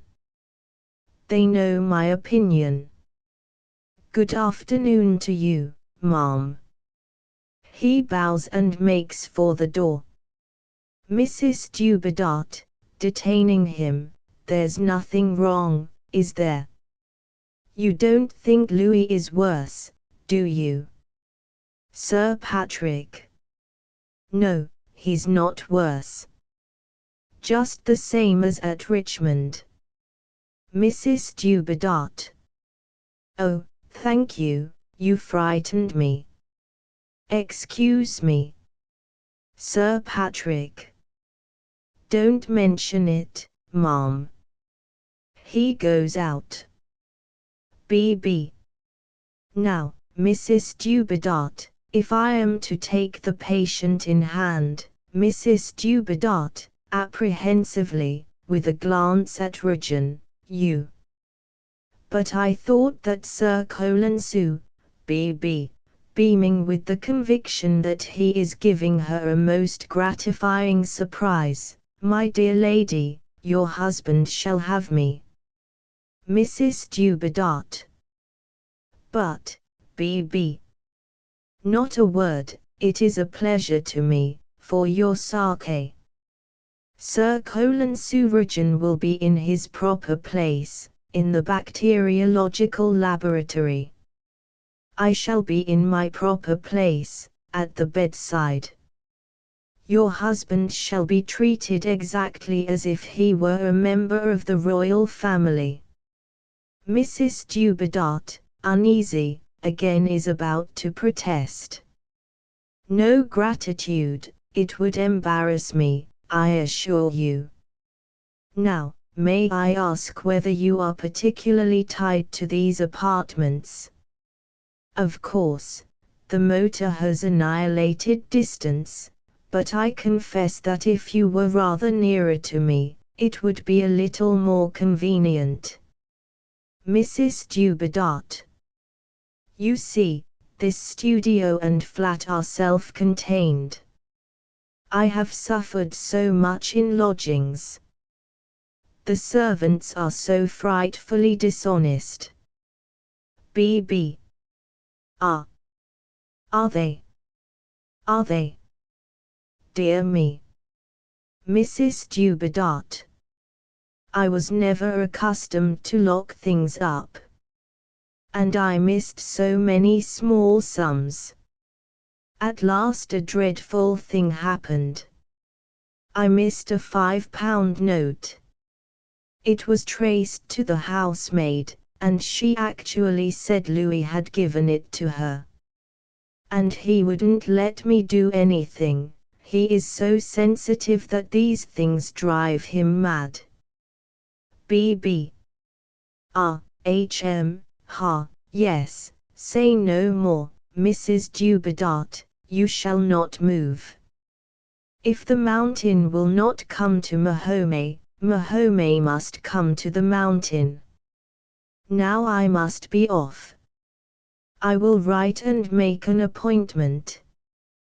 We shall begin stimulating the phagocytes probably on Tuesday next, but I will let you know. Depend on me, don't fret, eat regularly, sleep well, keep your spirits up, keep the patient cheerful, hope for the best, no tonic like a charming woman, no medicine like cheerfulness, no resource like science. Goodbye, goodbye, goodbye. Having shaken hands, she being too overwhelmed to speak, he goes out, stopping to say to Rujan, on Tuesday morning send me down a tube of some really stiff antitoxin. Any kind will do. Don't forget. Goodbye, Coley. He goes out. Rujan. You look quite discouraged again. She is almost in tears. What's the matter? Are you disappointed? Mrs. Dubedat. I know I ought to be very grateful. Believe me, I am very grateful. But, Rujan. Well. Mrs. Dubedat. I had set my heart you're curing Louis. Rujan. Well, Sir Ralph Bloomfield Bonington, Mrs. Dubedat. Yes, I know. It is a great privilege to have him. But oh, I wish it had been you. I know it's unreasonable, I can't explain, but I had such a strong instinct that you would cure him. I can't feel the same about Sir Ralph. You promised me. Why did you give Louis up? Rujan. I explained to you. I cannot take another case. Mrs. Dubedat. But at Richmond. Rujan. At Richmond I thought I could make room for one more case. But my old friend Dr. Blenkinsop claimed that place. His lung is attacked. Mrs. Dubedat, attaching no importance whatever to Blenkinsop, do you mean that elderly man, that rather, Rujan, sternly, I mean the gentleman that dined with us, an excellent and honest man, whose life is as valuable as anyone else's. I have arranged that I shall take his case, and that Sir Ralph Bloomfield Bonington shall take Mr. Dubedat's. Mrs. Dubedat, turning indignantly on him, I see what it is. Oh! It is envious, mean, cruel. And I thought that you would be above such a thing. Rujan. What do you mean? Mrs. Dubedat. Oh, do you think I don't know? Do you think it has never happened before? Why does everybody turn against him? Can you not forgive him for being superior to you? For being cleverer? For being braver? For being a great artist? Rujan. Yes, I can forgive him for all that. Mrs. Dubedat. Well, have you anything to say against him? I have challenged everyone who has turned against him, challenged them face to face to tell me any wrong thing he has done, any ignoble thought he has uttered. They have always confessed that they could not tell me one. I challenge you now. What do you accuse him of? Rujan. I am like all the rest. Face to face, I cannot tell you one thing against him. Mrs. Dubedat, not satisfied, but your manner is changed. And you have broken your promise to me to make room for him as your patient. Rujan. I think you are a little unreasonable. You have had the very best medical advice in London for him, and his case has been taken in hand by a leader of the profession. Surely, Mrs. Dubedat. Oh, it is so cruel to keep telling me that. It seems all right, and it puts me in the wrong. But I am not in the wrong. I have faith in you, and I have no faith in the others. We have seen so many doctors, I have come to know at last when they are only talking and can do nothing. It is different with you. I feel that you know. You must listen to me, doctor. With sudden misgiving, am I offending you by calling you doctor instead of remembering your title? Rujan. Nonsense. I am a doctor. But mind you, don't call Walpole one. Mrs. Dubedat. I don't care about Mr. Walpole, it is you who must befriend me. Oh, will you please sit down and listen to me just for a few minutes? He assents with a grave inclination, and sits on the sofa. She sits on the easel chair, thank you. I won't keep you long, but I must tell you the whole truth. Listen. I know Louis as nobody else in the world knows him or ever can know him. I am his wife. I know he has little faults, impatiences, sensitivenesses, even little selfishnesses that are too trivial for him to notice. I know that he sometimes shocks people about money because he is so utterly above it, and can't understand the value ordinary people set on it. Tell me, did he borrow any money from you? Rujan. He asked me for some once. Mrs. Dubedat, tears again in her eyes. Oh, I am so sorry, so sorry. But he will never do it again, I pledge you my word for that. He has given me his promise, here in this room just before you came, and he is incapable of breaking his word. That was his only real weakness, and now it is conquered and done with forever. Rujan. Was that really his only weakness? Mrs. Dubedat. He is perhaps sometimes weak about women, because they adore him so, and are always laying traps for him. And of course when he says he doesn't believe in morality, ordinary pious people think he must be wicked. You can understand, can't you, how all this starts a great deal of gossip about him, and gets repeated until even good friends get set against him. Rujan.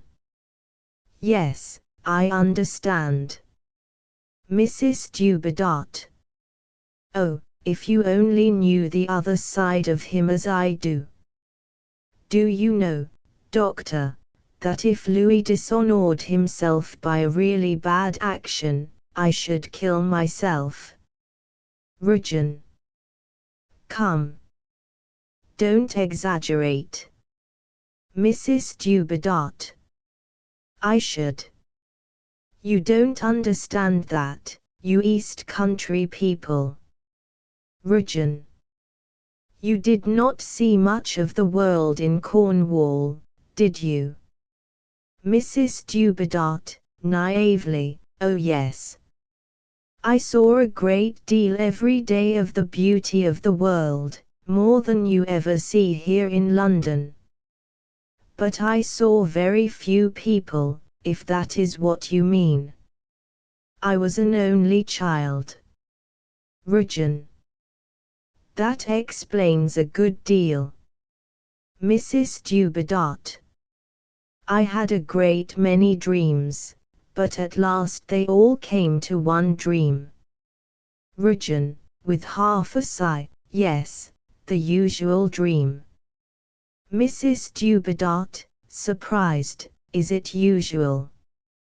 Rujan. As I guess. You haven't yet told me what it was. Mrs. Dubedat. I didn't want to waste myself. I could do nothing myself, but I had a little property and I could help with it. I had even a little beauty, don't think me vain for knowing it. I always had a terrible struggle with poverty and neglect at first. My dream was to save one of them from that, and bring some charm and happiness into his life. I prayed heaven to send me one. I firmly believe that Louis was guided to me in answer to my prayer. He was no more like the other men I had met than the Thames embankment is like our Cornish coasts. He saw everything that I saw, and drew it for me. He understood everything. He came to me like a child. Only fancy, Doctor, he never even wanted to marry me, he never thought of the things other men think of. I had to propose it myself. Then he said he had no money. When I told him I had some, he said, oh, all right, just like a boy. He is still like that, quite unspoiled, a man in his thoughts, a great poet and artist in his dreams, and a child in his ways. I gave him myself and all I had that he might grow to his full height with plenty of sunshine. If I lost faith in him, it would mean the wreck and failure of my life. I should go back to Cornwall and die. I could show you the very cliff I should jump off. You must cure him, you must make him quite well again for me. I know that you can do it and that nobody else can. I implore you not to refuse what I am going to ask you to do. Take Louis yourself, and let Sir Ralph cure Dr. Blenkinsop. Rudyard, slowly, Mrs. Dubedat, do you really believe in my knowledge and skill as you say you do? Mrs. Dubedat. Absolutely. I do not give my trust by halves. Rudyard. I know that. Well, I am going to test you, hard. Will you believe me when I tell you that I understand what you have just told me, that I have no desire but to serve you in the most faithful friendship, and that your hero must be preserved to you? Mrs. Dubedat. Oh, forgive me. Forgive what I said. You will preserve him to me. Rudyard. At all hazards. She kisses his hand. He rises hastily. No, you have not heard the rest. She rises too. You must believe me when I tell you that the one chance of preserving the hero lies in Louis being in the care of Sir Ralph. Mrs. Dubedat, firmly, you say so, I have no more doubt, I believe you. Thank you. Rudyard. Goodbye. She takes his hand. I hope this will be a lasting friendship. Mrs. Dubedat. It will. My friendships end only with death. Rudyard. Death ends everything, doesn't it? Goodbye. With a sigh and a look of pity at her which she does not understand, he goes. Act 4. The studio. The easel is pushed back to the wall. Cardinal Death, holding his scythe and hourglass like a scepter and globe, sits on the throne. On the hat stand hang the hats of Sir Patrick and Bloomfield Bonington. Walpole, just come in, is hanging up his beside them. There is a knock. He opens the door and finds Rudyard there. Walpole. Hello, Rudyard. They come into the middle of the room together, taking off their gloves. Rudyard. What's the matter? Have you been sent for, too? Walpole. We've all been sent for. I've only just come, I haven't seen him yet. The chairwoman says that old Paddy Cullen has been here with BB for the last half hour. Sir Patrick, with bad news in his face, enters from the inner room. Well, what's up? Sir Patrick. Go in and see. BB is in there with him. Walpole goes. Rudyard is about to follow him, but Sir Patrick stops him with a look. Rudyard. What has happened? Sir Patrick. Do you remember Jane Marsh's arm? Rudyard. Is that what's happened? Sir Patrick. That's what's happened. His lung has gone like Jane's arm. I never saw such a case. He has got through 3 months galloping consumption in 3 days. Region. BB got in on the negative phase. Sir Patrick. Negative or positive, the lad's done for. He won't last out the afternoon. He'll go suddenly, I've often seen it. Region. So long as he goes before his wife finds him out, I don't care. I fully expected this. Sir Patrick, dryly, it's a little hard on a lad to be killed because his wife has too high an opinion of him. Fortunately few of us are in any danger of that. Sir Ralph comes from the inner room and hastens between them, humanely concerned, but professionally elate and communicative. BB. Ah, here you are, Region. Paddy's told you, of course. Region. Yes. BB. It's an enormously interesting case. You know, Coley, by Jupiter, if I didn't know as a matter of scientific fact that I'd been stimulating the phagocytes, I should say I'd been stimulating the other things. What is the explanation of it, Sir Patrick? How do you account for it, Region? Have we overstimulated the phagocytes? Have they not only eaten up the bacilli, but attacked and destroyed the red corpuscles as well? A possibility suggested by the patient's pallor. Nay, have they finally begun to prey on the lungs themselves? Or on one another? I shall write a paper about this case. Walpole comes back, very serious, even shocked. He comes between BB and Region. Walpole. Phew. BB, you've done it this time. BB. What do you mean? Walpole. Killed him. The worst case of neglected blood poisoning I ever saw.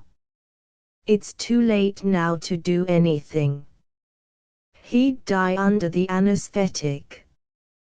BB, offended, killed. Really, Walpole, if your monomania were not well known, I should take such an expression very seriously. Sir Patrick. Come. When you've both killed as many people as I have in my time, you'll feel humble enough about it. Come and look at him, Coley. Region and Sir Patrick go into the inner room. Walpole. I apologize, BB. But it's blood poisoning. BB, recovering his irresistible good nature. My dear Walpole, everything is blood poisoning.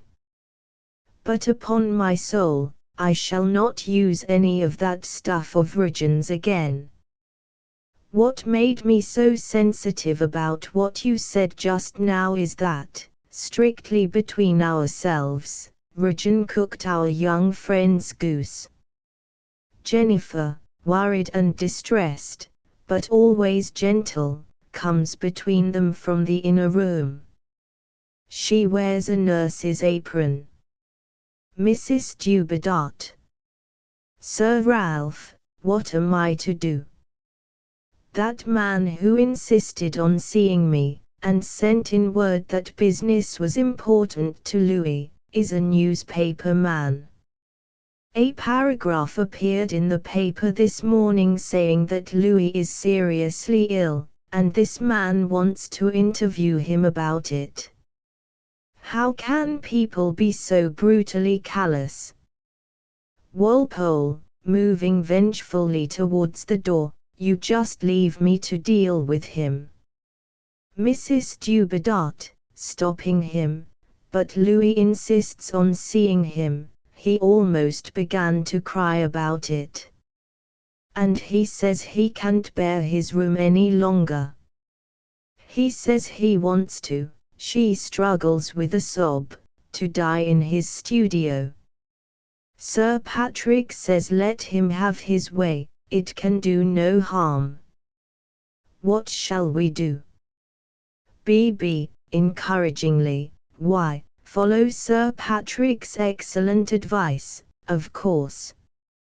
As he says, it can do him no harm, and it will no doubt do him good, a great deal of good. He will be much the better for it. Mrs. Dubedat, a little cheered, will you bring the man up here, Mr. Walpole, and tell him that he may see Louis, but that he mustn't exhaust him by talking. Walpole nods and goes out by the outer door. Sir Ralph, don't be angry with me, but Louis will die if he stays here. I must take him to Cornwall. He will recover there. BB, brightening wonderfully, as if Dubedat were already saved, Cornwall. The very place for him. Wonderful for the lungs. Stupid of me not to think of it before. You are his best physician after all, dear lady. An inspiration. Cornwall, of course, yes, yes, yes. Mrs. Dubedat, comforted and touched, you are so kind, Sir Ralph. But don't give me much or I shall cry, and Louis can't bear that. BB, gently putting his protecting arm round her shoulders, then let us come back to him and help to carry him in. Cornwall. Of course, of course. The very thing. They go together into the bedroom. Walpole returns with the newspaper man, a cheerful, affable young man who is disabled for ordinary business pursuits by a congenital erroneousness which renders him incapable of describing accurately anything he sees, or understanding or reporting accurately anything he hears. As the only employment in which these defects do not matter is journalism, for a newspaper, not having to act on its description and reports, but only to sell them to idly curious people, has nothing but honor to lose by inaccuracy and unveracity. He has perforce become a journalist, and has to keep up an air of high spirits through a daily struggle with his own illiteracy and the precariousness of his employment. He has a notebook, and occasionally attempts to make a note, but as he cannot write shorthand, and does not write with ease in any hand, he generally gives it up as a bad job before he succeeds in finishing a sentence. The newspaper man, looking round and making indecisive attempts at notes.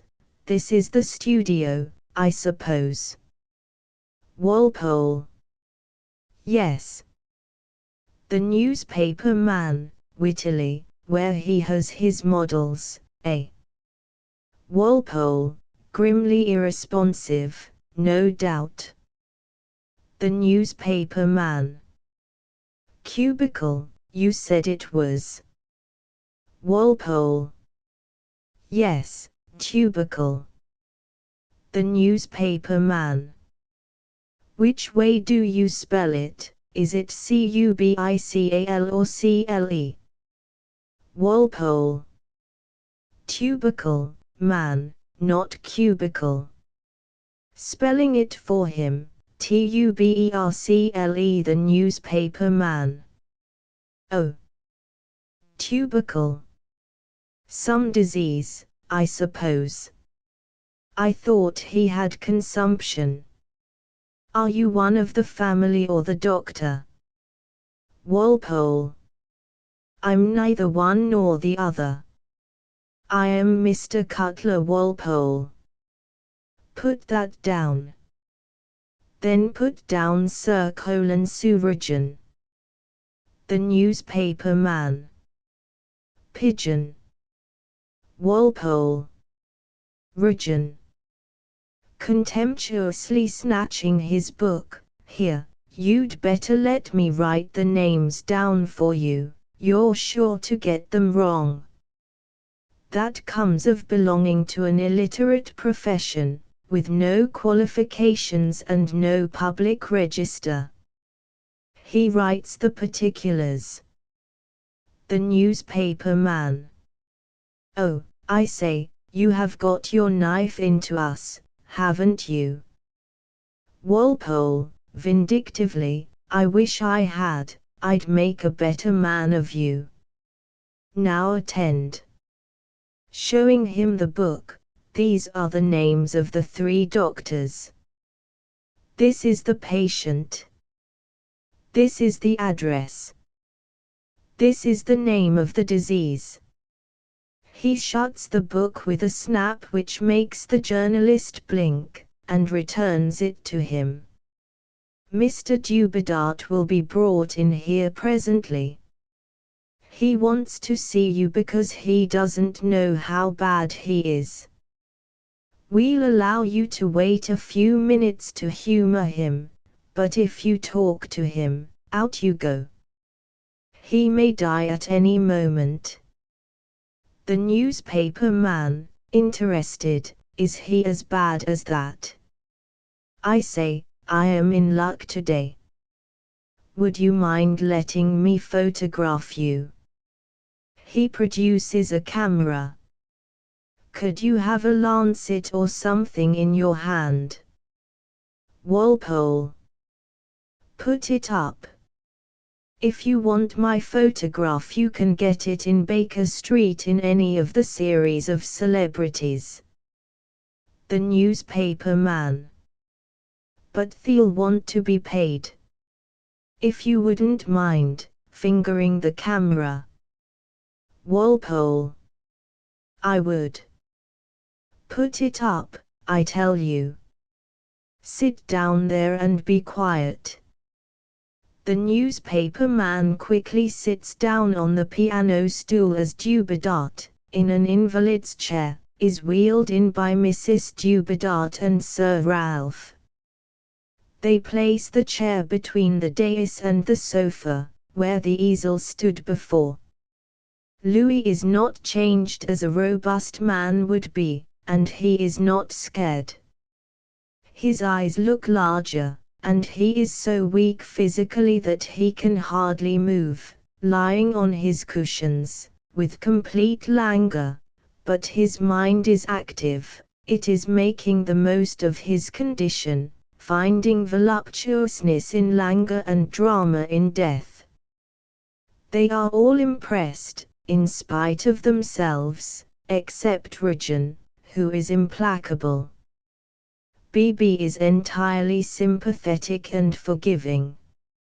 Rugen follows the chair with a tray of milk and stimulants.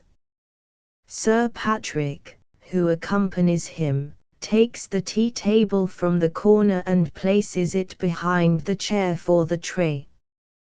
BB takes the easel chair and places it for Jennifer at Dubedat's side, next the dais, from which the lay figure ogles the dying artist. BB then returns to Dubedat's left. Jennifer sits. Walpole sits down on the edge of the dais. Rugen stands near him. Louis, blissfully, that's happiness. To be in a studio. Happiness. Mrs. Dubedat. Yes, dear. Sir Patrick says you may stay here as long as you like. Louis. Jennifer. Mrs. Dubedat. Yes, my darling. Louis. Is the newspaper man here? The newspaper man, glibly, yes, Mr. Dubedat, I'm here, at your service. I represent the press. I thought you might like to let us have a few words about, well, a few words on your illness, and your plans for the season. Louis. My plans for the season are very simple. I'm going to die. Mrs. Dubedat, tortured, Louis, dearest, Louis. My darling, I'm very weak and tired. Don't put on me the horrible strain of pretending that I don't know. I've been lying there listening to the doctors, laughing to myself. They know. Dearest, don't cry. It makes you ugly, and I can't bear that. She dries her eyes and recovers herself with a proud effort. I want you to promise me something. Mrs. Dubedat. Yes, yes, you know I will. Imploringly, only, my love, don't talk, it will waste your strength. Louis. No, it will only use it up. Rujan, give me something to keep me going for a few minutes, one of your confounded antitoxins, if you don't mind. I have some things to say before I go. Rujan, looking at Sir Patrick, I suppose it can do no harm. He pours out some spirit, and is about to add soda water when Sir Patrick corrects him. Sir Patrick. In milk. Don't set him coughing. Louis, after drinking, Jennifer. Mrs. Dubedat. Yes, dear. Louis. If there's one thing I hate more than another, it's a widow. Promise me that you'll never be a widow. Mrs. Dubedat. My dear, what do you mean? Louis. I want you to look beautiful. I want people to see in your eyes that you were married to me. The people in Italy used to point at Dante and say, there goes the man who has been in hell. I want them to point at you and say, there goes a woman who has been in heaven. It has been heaven, darling, hasn't it, sometimes? Mrs. Dubedat. Oh yes, yes. Always, always. Louis. If you wear black and cry, people will say, look at that miserable woman, her husband made her miserable. Mrs. Dubedat. No, never. You are the light and the blessing of my life. I never lived until I knew you. Louis, his eyes glistening, then you must always wear beautiful dresses and splendid magic jewels. Think of all the wonderful pictures I shall never paint. She wins a terrible victory over a sob. Well, you must be transfigured with all the beauty of those pictures. Men must get such dreams from seeing you as they never could get from any daubing with paints and brushes. Painters must paint you as they never painted any mortal woman before. There must be a great tradition of beauty, a great atmosphere of wonder and romance. That is what men must always think of when they think of me. That is the sort of immortality I want. You can make that for me, Jennifer. There are lots of things you don't understand that every woman in the street understands, but you can understand that and do it as nobody else can. Promise me that immortality. Promise me you will not make a little hell of crape and crying and undertaker's horrors and withering flowers and all that vulgar rubbish. Mrs. Dubedat. I promise. But all that is far off, dear. You are to come to Cornwall with me and get well. Sir Ralph says so. Louis. Poor old B, affected to tears, turns away and whispers to Sir Patrick, poor fellow. Brain going. Louis. Sir Patrick's there, isn't he? Sir Patrick. Yes, yes.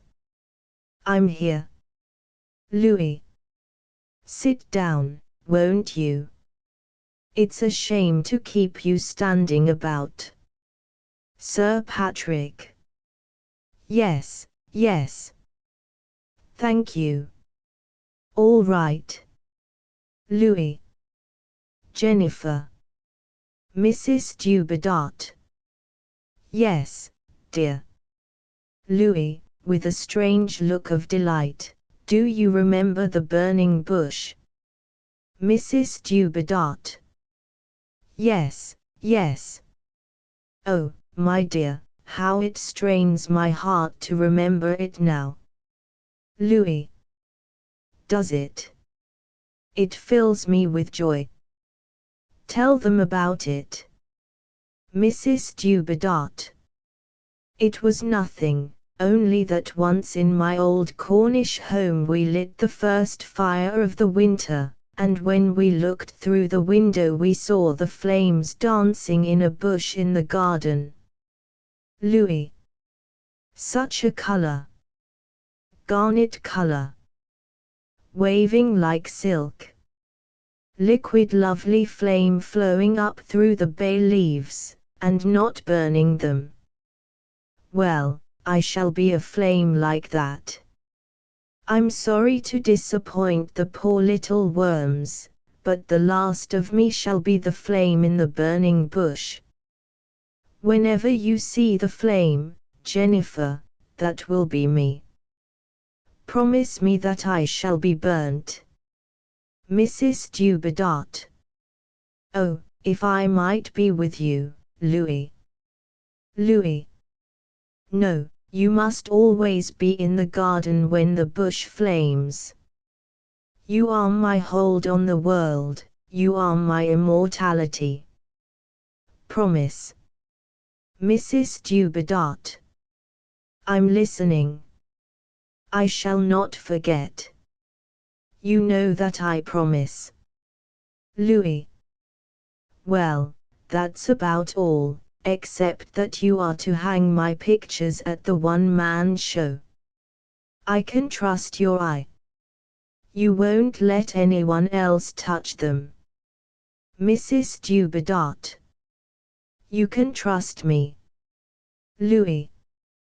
Then there's nothing more to worry about, is there?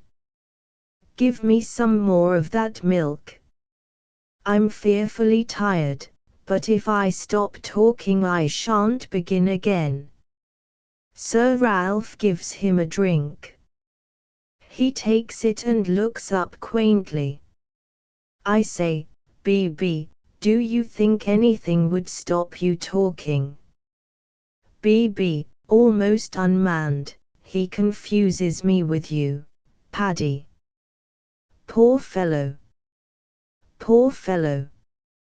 Louis, musing, I used to be awfully afraid of death, but now it's come I have no fear, and I'm perfectly happy. Jennifer. Mrs. Dubedat. Yes, dear. Louis. I'll tell you a secret. I used to think that our marriage was all an affectation, and that I'd break loose and run away someday. But now that I'm going to be broken loose whether I like it or not, I'm perfectly fond of you, and perfectly satisfied because I'm going to live as part of you and not as my troublesome self. Mrs. Dubadart, heartbroken, stay with me, Louis. Oh, don't leave me, dearest. Louis. Not that I'm selfish. With all my faults, I don't think I've ever been really selfish. No artist can, art is too large for that. You will marry again, Jennifer. Mrs. Dubadart. Oh, how can you, Louis? Louis, insisting childishly, yes, because people who have found marriage happy always marry again. Ah, I shan't be jealous. Slyly. But don't talk to the other fellow too much about me, he won't like it. Almost chuckling, I shall be your lover all the time, but it will be a secret from him, poor devil. Sir Patrick. Come. You've talked enough. Try to rest a while. Louis, wearily, yes, I'm fearfully tired, but I shall have a long rest presently. I have something to say to you fellows. You're all there, aren't you? I'm too weak to see anything but Jennifer's bosom. That promises rest. Rujan. We are all here. Louis, startled, that voice sounded devilish.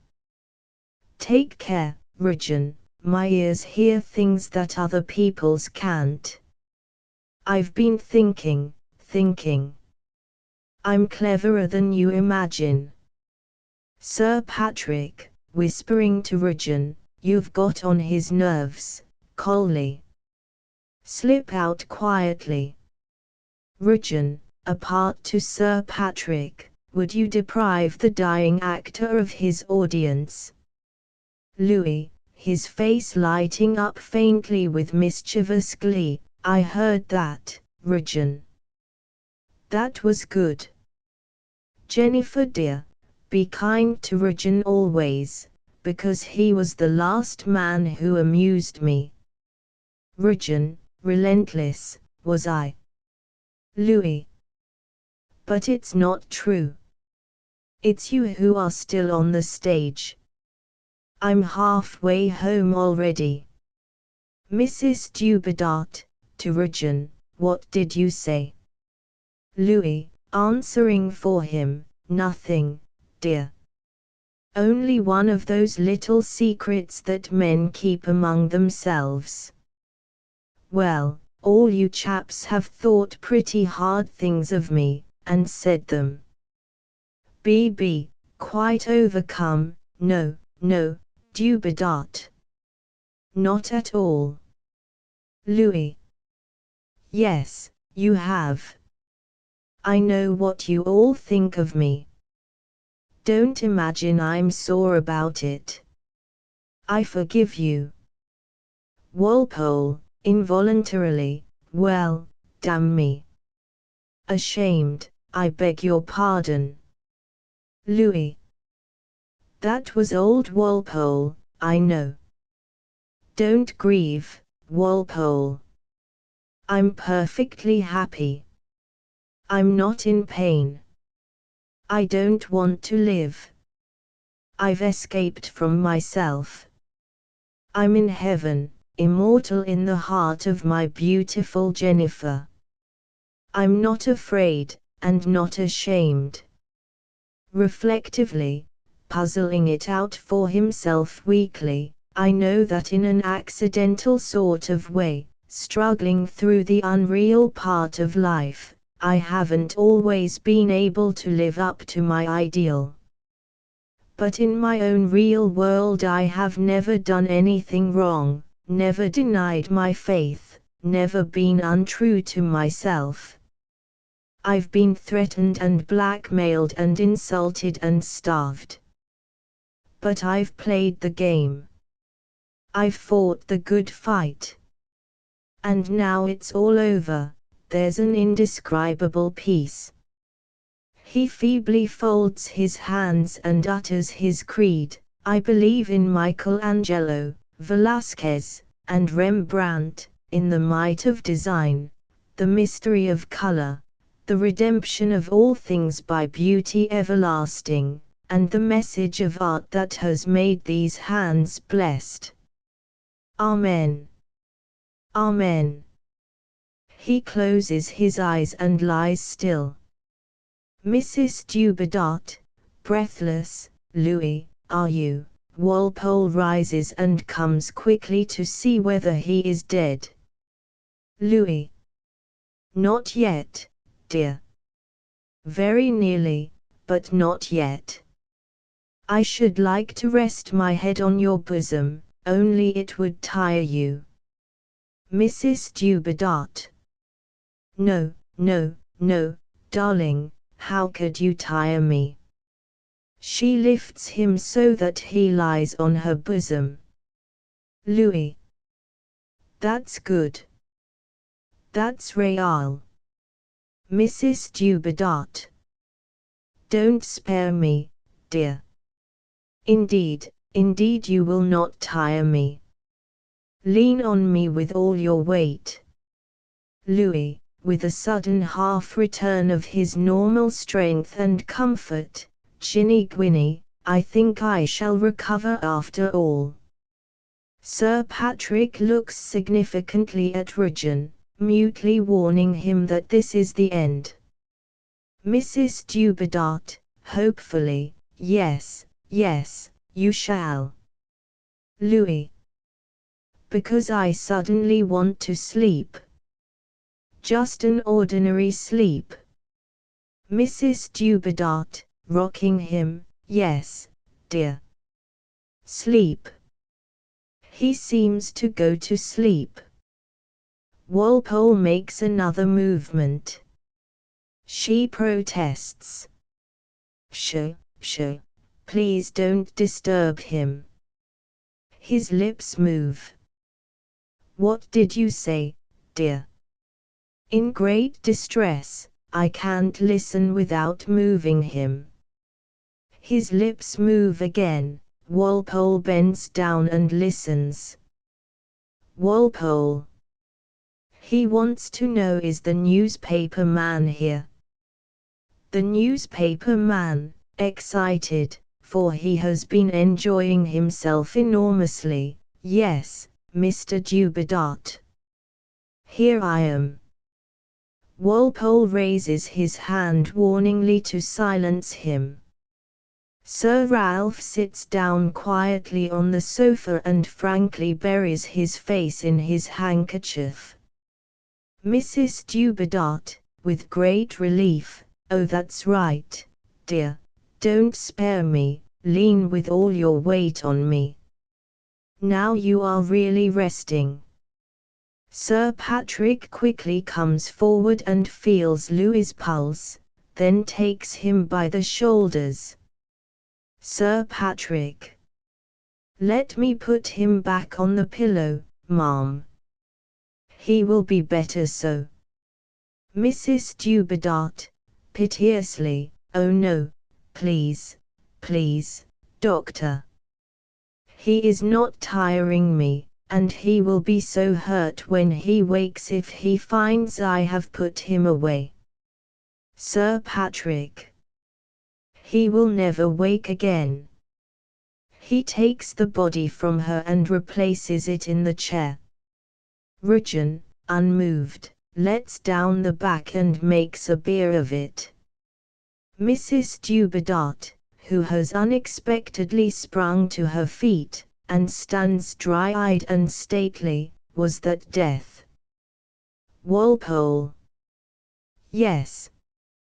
Mrs. Dubedat, with complete dignity, will you wait for me a moment? I will come back. She goes out. Walpole. Ought we to follow her? Is she in her right senses? Sir Patrick, with quiet conviction. Yes. She's all right. Leave her alone. She'll come back. Rujan, callously, let us get this thing out of the way before she comes. BB, rising, shocked, my dear Coley. The poor lad. He died splendidly. Sir Patrick, that is how the wicked die. For there are no bands in their death, but their strength is firm, they are not in trouble as other men. No matter, it's not for us to judge. He's in another world now. Walpole. Borrowing his first £5 note there, probably. Rujan. I said the other day that the most tragic thing in the world is a sick doctor. I was wrong. The most tragic thing in the world is a man of genius who is not also a man of honor. Rujan and Walpole wheel the chair into the recess. The newspaper man, to Sir Ralph, I thought it showed a very nice feeling, his being so particular about his wife going into proper mourning for him and making her promise never to marry again. BB, impressively, Mrs. Dubedat is not in a position to carry the interview any further. Neither are we. Sir Patrick. Good afternoon to you. The newspaper man. Mrs. Dubedat said she was coming back. BB.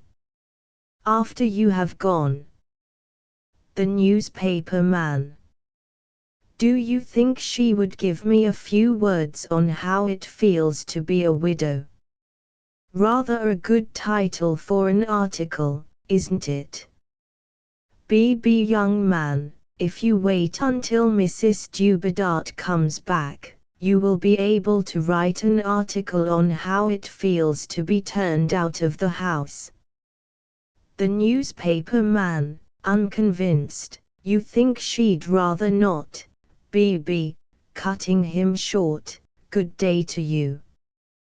Giving him a visiting card, mind you get my name correctly. Good day. The newspaper man. Good day. Thank you.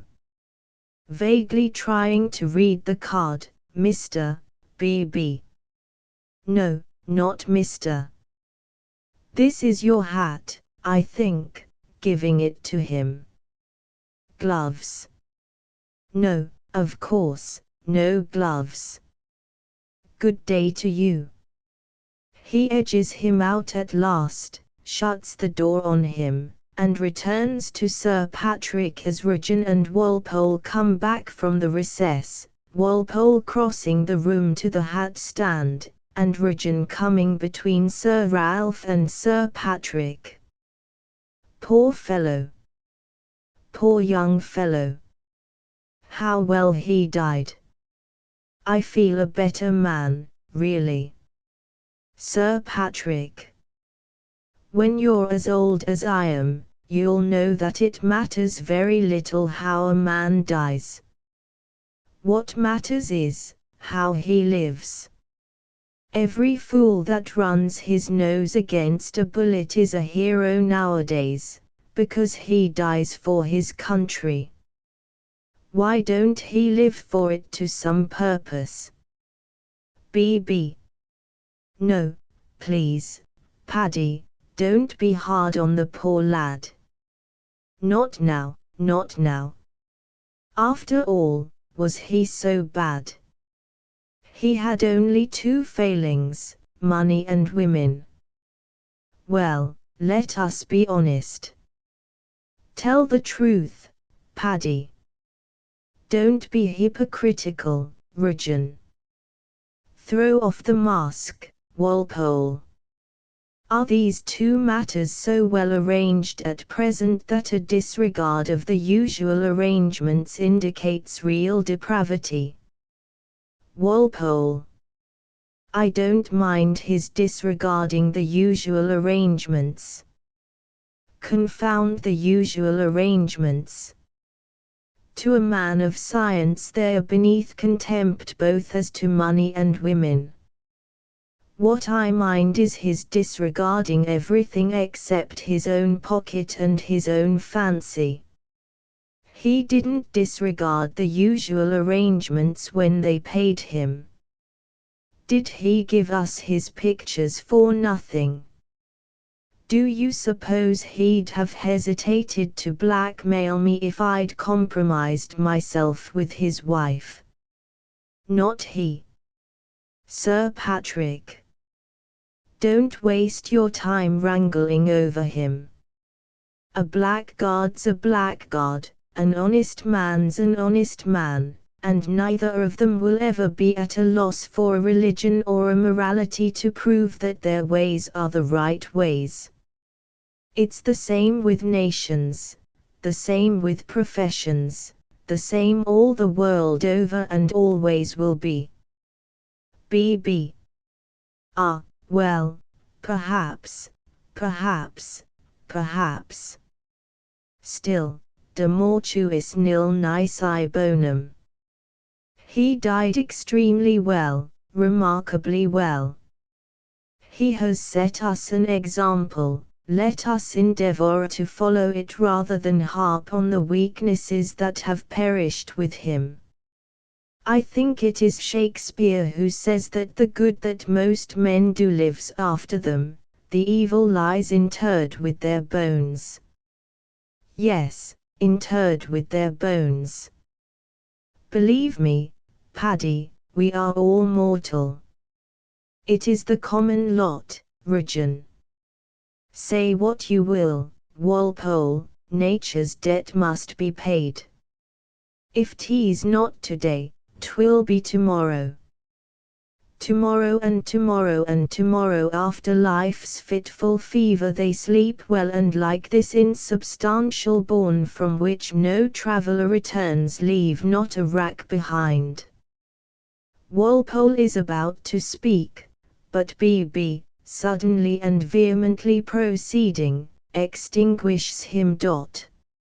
Out, brief candle, for nothing canst thou to damnation add, the readiness is all. Walpole, gently, for B.B.'s feeling, absurdly expressed as it is too sincere and humane to be ridiculed. Yes, B.B. death makes people go on like that.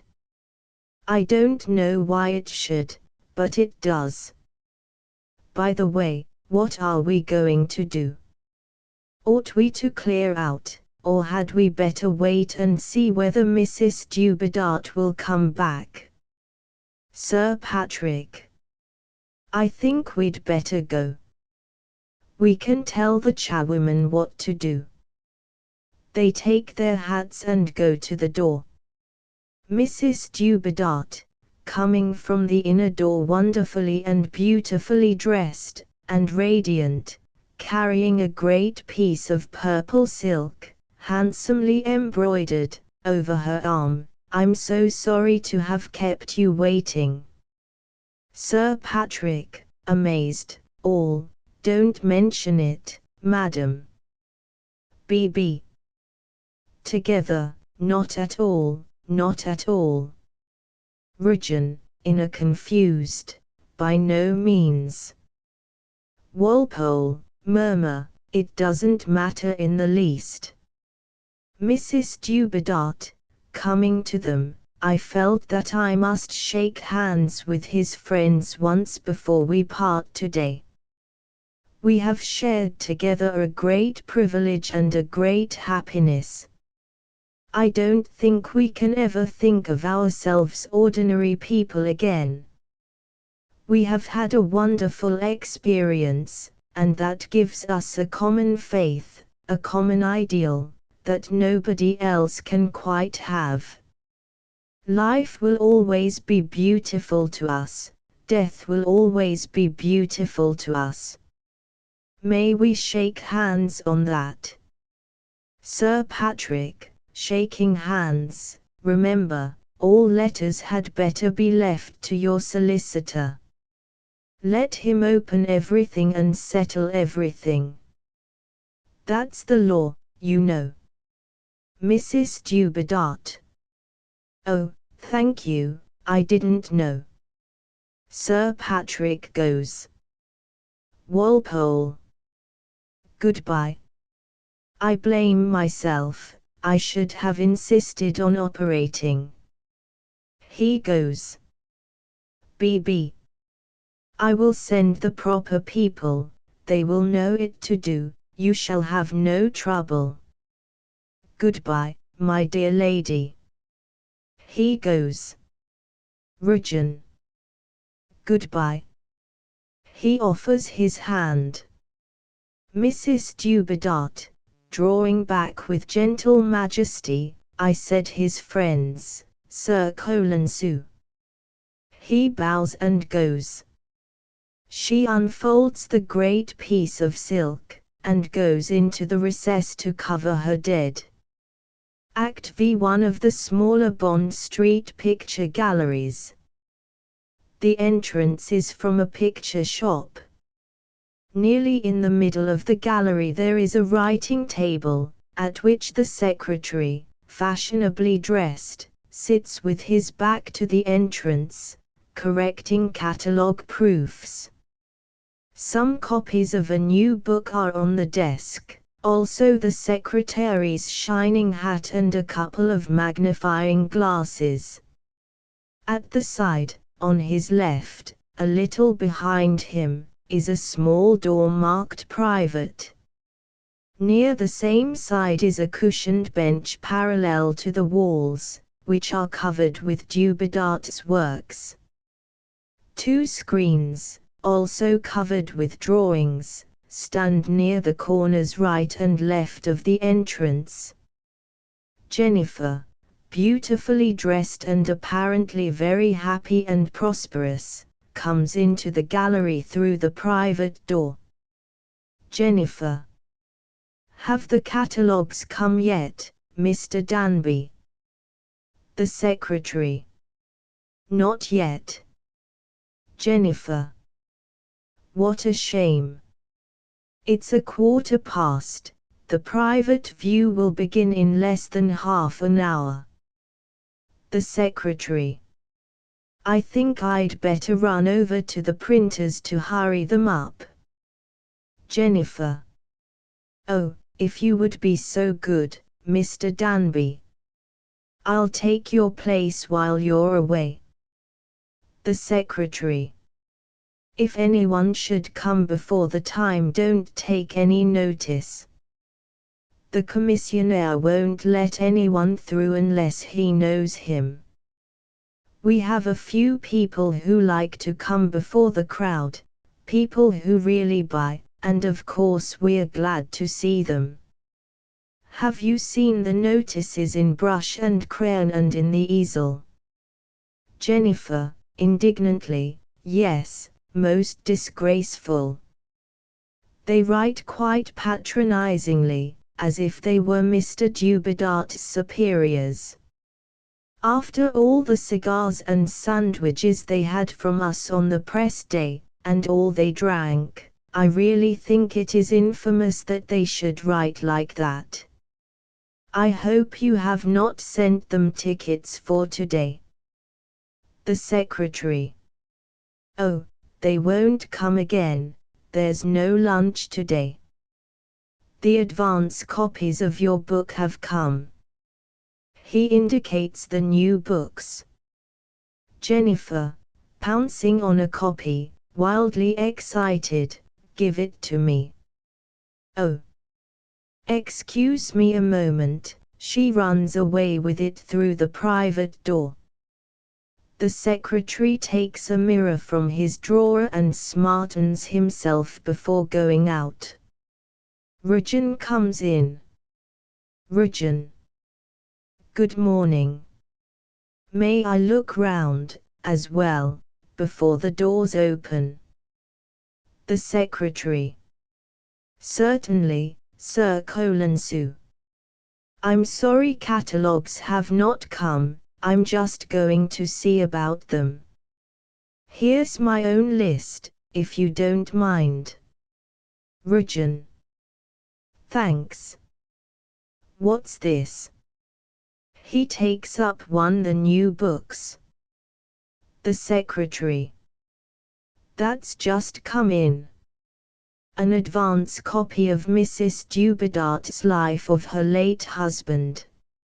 Rajan, reading the title, The Story of a King by His Wife.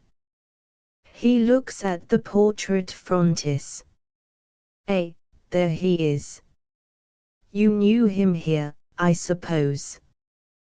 The secretary. Oh, we knew him. Better than she did, Sir Colenso, in some ways, perhaps. Rajan. So did I. They look significantly at one another. I'll take a look round. The secretary puts on the shining hat and goes out. Rajan begins looking at the pictures. Presently he comes back to the table for a magnifying glass, and scrutinizes a drawing very closely. He sighs, shakes his head, as if constrained to admit the extraordinary fascination and merit of the work, then marks the secretary's list. Proceeding with his survey, he disappears behind the screen. Jennifer comes back with her book. A look round satisfies her that she is alone. She seats herself at the table and admires the memoir, her first printed book, to her heart's content. Rajan reappears, face to the wall, scrutinizing the drawings. After using his glass again, he steps back to get a more distant view of one of the larger pictures. She hastily closes the book at the sound, looks round, recognizes him, and stares, petrified. He takes a further step back which brings him nearer to her. Rajan, shaking his head as before, ejaculates, "Clever brute." She flushes as though he had struck her. He turns to put the glass down on the desk, and finds himself face to face with her intent gaze. "I beg your pardon. I thought I was alone." Jennifer, controlling herself, and speaking steadily and meaningly, "I am glad we have met, Sir Colenso Rajan. I met Dr. Blenkinsop yesterday. I congratulate you on a wonderful cure." Rajan, can find no words, makes an embarrassed gesture of assent after a moment's silence, and puts down the glass and the secretary's list on the table. Jennifer. He looked the picture of health and strength and prosperity. She looks for a moment at the walls, contrasting Blenkinsop's fortune with the artist's fate. Rajan, in low tones, still embarrassed, "He has been fortunate." Jennifer. Very fortunate. His life has been spared. Rajan. I mean that he has been made a medical officer of health. He cured the chairman of the borough council very successfully. Jennifer. With your medicines. Rajan. No, I believe it was with a pound of ripe greengages. Jennifer, with deep gravity, funny. Rajan. Yes. Life does not cease to be funny when people die any more than it ceases to be serious when people laugh. Jennifer. Dr. Blenkinsop said one very strange thing to me. Rajan. What was that? Jennifer. He said that private practice in medicine ought to be put down by law. When I asked him why, he said that private doctors were ignorant licensed murderers. Region. That is what the public doctor always thinks of the private doctor. Well, Blenkinsop ought to know. He was a private doctor long enough himself. Come. You have talked at me long enough. Talk to me. You have something to reproach me with. There is reproach in your face, in your voice, you are full of it. Out with it. Jennifer. It is too late for reproaches now. When I turned and saw you just now, I wondered how you could come here coolly to look at his pictures. You answered the question. To you, he was only a clever brute. Region, quivering, oh, don't. You know I did not know you were here. Jennifer, raising her head a little with a quite gentle impulse of pride, you think it only mattered because I heard it. As if it could touch me, or touch him.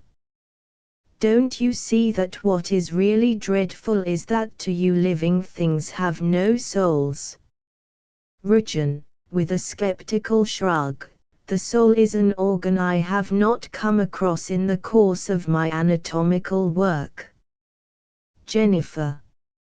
You know you would not dare to say such a silly thing as that to anybody but a woman whose mind you despise. If you dissected me you could not find my conscience. Do you think I have got none? Region. I have met people who had none. Jennifer. Clever brutes. Do you know, Doctor, that some of the dearest and most faithful friends I ever had were only brutes? You would have vivisected them. The dearest and greatest of all my friends had a sort of beauty and affectionateness that only animals have. I hope you may never feel what I felt when I had to put him into the hands of men who defend the torture of animals because they are only brutes. Region. Well, did you find us so very cruel, after all? They tell me that though you have dropped me, you stay for weeks with the Bloomfield Boningtons and the Walpoles. I think it must be true, because they never mention you to me now. Jennifer. The animals in Sir Ralph's house are like spoiled children. When Mr. Walpole had to take a splinter out of the mastiff's paw, I had to hold the poor dog myself, and Mr. Walpole had to turn Sir Ralph out of the room. And Mrs. Walpole has to tell the gardener not to kill wasps when Mr. Walpole is looking. But there are doctors who are naturally cruel, and there are others who get used to cruelty and are callous about it. They blind themselves to the souls of animals, and that blinds them to the souls of men and women. You made a dreadful mistake about Louis, but you would not have made it if you had not trained yourself to make the same mistake about dogs. You saw nothing in them but dumb brutes, and so you could see nothing in him but a clever brute. Region, with sudden resolution, I made no mistake whatever about him. Jennifer. Oh, Doctor. Region, obstinately, I made no mistake whatever about him. Jennifer. Have you forgotten that he died? Region, with a sweep of his hand towards the pictures, he is not dead. He is there. Taking up the book, and there. Jennifer, springing up with blazing eyes, put that down. How dare you touch it? Rujan, amazed at the fierceness of the outburst, puts it down with a deprecatory shrug. She takes it up and looks at it as if he had profaned a relic. Rujan. I am very sorry. I see I had better go. Jennifer, putting the book down, I beg your pardon. I forgot myself. But it is not yet, it is a private copy. Rujan. But for me it would have been a very different book. Jennifer. But for you it would have been a longer one. Rujan. You know then that I killed him. Jennifer, suddenly moved and softened. Oh, Doctor, if you acknowledge that, if you have confessed it to yourself, if you realize what you have done, then there is forgiveness. I trusted in your strength instinctively at first, then I thought I had mistaken callousness for strength. Can you blame me? But if it was really strength, if it was only such a mistake as we all make sometimes, it will make me so happy to be friends with you again. Rujan. I tell you I made no mistake. I cured Blenkinsop, was there any mistake there? Jennifer. He recovered. Oh, don't be foolishly proud, Doctor. Confess to a failure, and save our friendship. Remember, Sir Ralph gave Louis your medicine, and it made him worse. Rujan. I can't be your friend on false pretenses. Something has got me by the throat, the truth must come out. I used that medicine myself on Blenkinsop. It did not make him worse. It is a dangerous medicine, it cured Blenkinsop, it killed Louis Dubedat. When I handle it, it cures. When another man handles it, it kills, sometimes. Jennifer, naively, not yet taking it all in, then why did you let Sir Ralph give it to Louis? Rujan. I'm going to tell you. I did it because I was in love with you. Jennifer, innocently surprised, in low, you. Elderly man. Rujan, thunderstruck, raising his fists to heaven, Dubedat, thou art avenged. He drops his hands and collapses on the bench. I never thought of that. I suppose I appear to you a ridiculous old fogey. Jennifer. But surely, I did not mean to offend you, indeed. But you must be at least 20 years older than I am. Rujan. Oh, quite. More, perhaps. In 20 years you will understand how little difference that makes. Jennifer. But even so, how could you think that I, his wife, could ever think of you, Rujan? Stopping her with a nervous waving of his fingers. Yes, yes, yes, yes, I quite understand, you needn't rub it in. Jennifer. But, oh, it is only dawning on me now, I was so surprised at first. Do you dare to tell me that it was to gratify a miserable jealousy that you deliberately, oh. You murdered him. Rujan. I think I did. It really comes to that. Thou shalt not kill, but needst not strive officiously to keep alive. I suppose, yes, I killed him. Jennifer. And you tell me that? To my face. Callously. You are not afraid. Rajan. I am a doctor, I have nothing to fear. It is not an indictable offense to call in BB. Perhaps it ought to be, but it isn't. Jennifer. I did not mean that. I meant afraid of my taking the law into my own hands, and killing you. Rajan. I am so hopelessly idiotic about you that I should not mind it a bit. You would always remember me if you did that. Jennifer. I shall remember you always as a little man who tried to kill a great one. Rajan. Pardon me.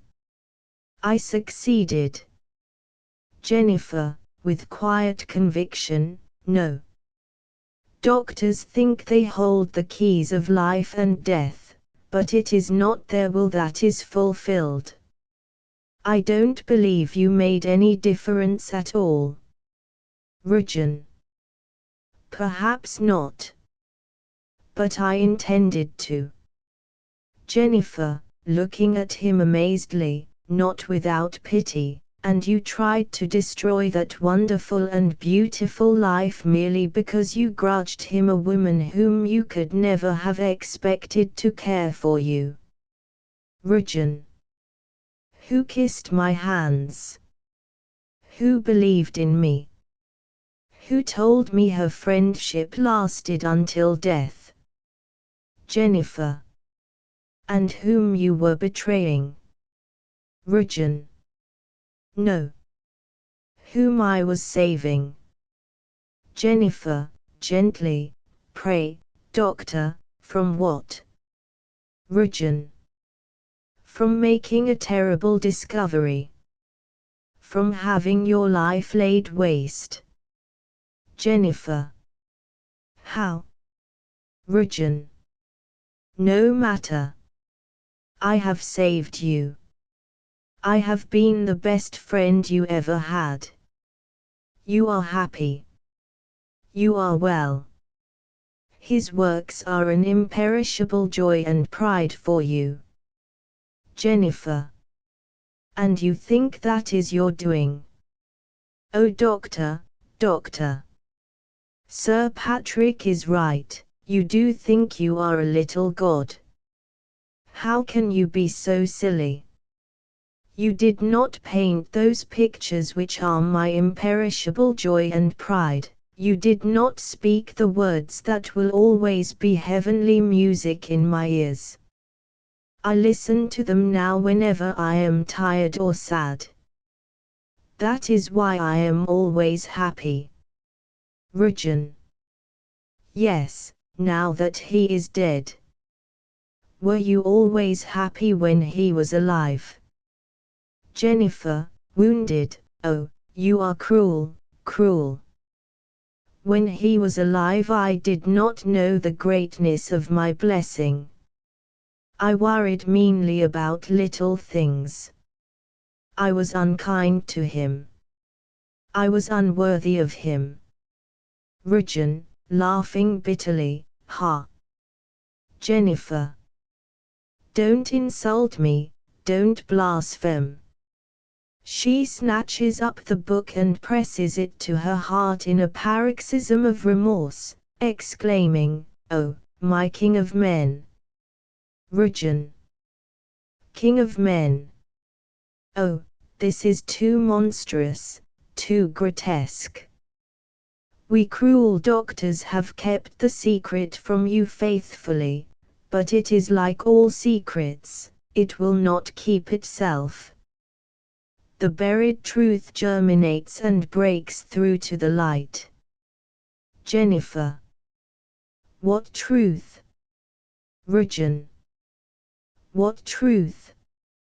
Why, that Louis Dubedat, King of Men, was the most entire and perfect scoundrel, the most miraculously mean rascal, the most callously selfish blackguard that ever made a wife miserable.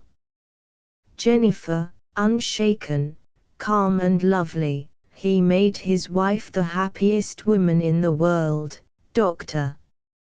Rujan. No, by all that's true on earth, he made his widow the happiest woman in the world, but it was I who made her a widow.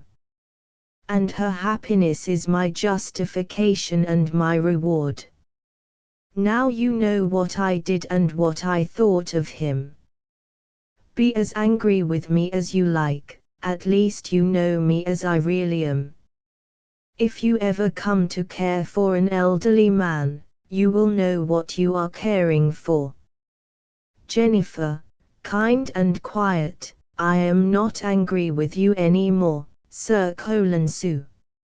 I knew quite well that you did not like Louis, but it is not your fault, you don't understand, that is all. You never could have believed in him.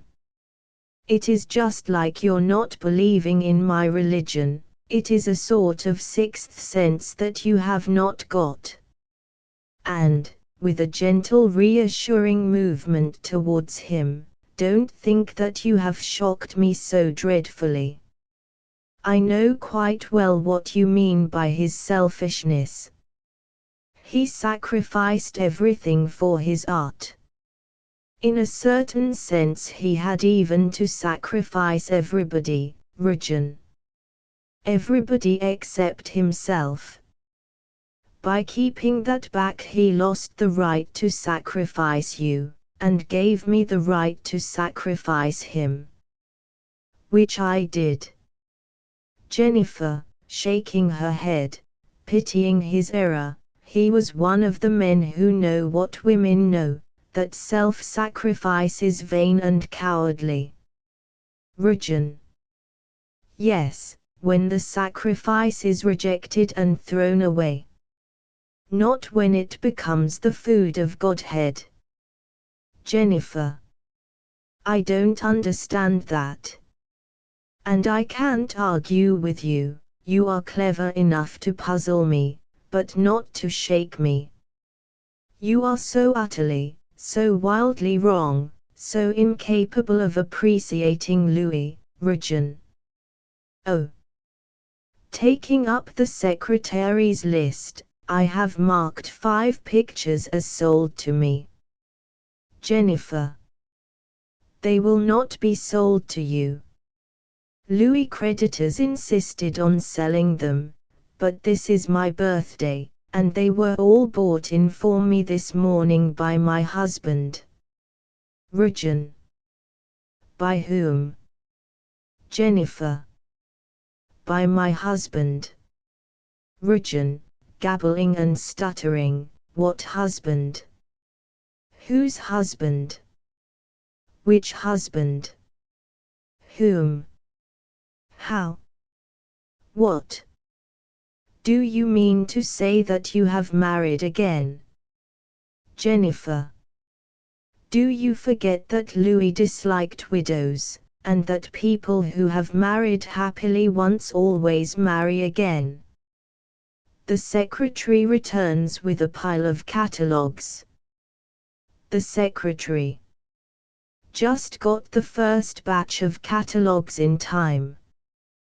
The doors are open. Jennifer, to Rujan, politely, so glad you like the pictures, Sir Sue. Good morning. Rujan. Good morning. He goes towards the door, hesitates, turns to say something more, gives it up as a bad job, and goes. End of the Project Gutenberg ebook The Doctor's Dilemma Updated editions will replace the previous one, the old editions will be renamed. Creating the works from print editions not protected by U.S. copyright law means that no one owns a United States copyright in these works, so the Foundation, and you, can copy and distribute it in the United States without permission and without paying copyright royalties. Special rules. set forth in the general terms of use part of this license, apply to copying and distributing Project Gutenberg trademark symbol electronic works to protect the Project Gutenberg trademark symbol concept and trademark. Project Gutenberg is a registered trademark, and may not be used if you charge for an ebook, except by following the terms of the trademark license, including paying royalties for use of the Project Gutenberg trademark. If you do not charge anything for copies of this ebook, complying with the trademark license is very easy. You may use this ebook for nearly any purpose, such as creation of derivative works, reports, performances and research. Project Gutenberg ebooks may be modified and printed and given away. You may do practically anything in the United States with ebooks not protected by U.S. copyright law. Redistribution is subject to the trademark license, especially commercial redistribution. Start. Full license. The full Project Gutenberg license. Please read this before you distribute or use this work to protect the Project Gutenberg trademark symbol mission of promoting the free distribution of electronic works. By using or distributing this work, or any other work associated in any way with the phrase Project Gutenberg, you agree to comply with all the terms of the full Project Gutenberg trademark symbol license available with this file or online at www.gutenberg.org/license. Section 1. General Terms of Use and Redistributing Project Gutenberg Trademark Symbol Electronic Works 1.0. By reading or using any part of this Project Gutenberg trademark symbol electronic work, you indicate that you have read, understand, agree to and accept all the terms of this license and intellectual property, trademark/copyright, agreement. If you do not agree to abide by all the terms of this agreement, you must cease using and return or destroy all copies of Project Gutenberg trademark symbol electronic works in your possession. If you paid a fee for obtaining a copy of or access to a Project Gutenberg trademark symbol electronic work and you do not agree to be bound by the terms of this agreement, you may obtain a refund from the person or entity to whom you paid the fee as set forth in paragraph 1.e.8. 1.b. Project Gutenberg is a registered trademark. It may only be used on or associated in any way with an electronic work by people who agree to be bound by the terms of this agreement. There are a few things that you can do with most Project Gutenberg trademark symbol electronic works even without complying with the full terms of this agreement. See paragraph 1.c below. There are a lot of things you can do with Project Gutenberg trademark symbol electronic works if you follow the terms of this agreement and help preserve free future access to Project Gutenberg trademark symbol electronic works. See paragraph 1.e below.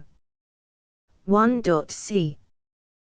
The Project Gutenberg Literary Archive Foundation, the Foundation or PGLAF, owns a compilation copyright in the collection of Project Gutenberg trademark symbol electronic works. Nearly all the individual works in the collection are in the public domain in the United States. If an individual work is unprotected by copyright law in the United States and you are located in the United States, We do not claim a right to prevent you from copying, distributing, performing, displaying or creating derivative works based on the work as long as all references to Project Gutenberg are removed.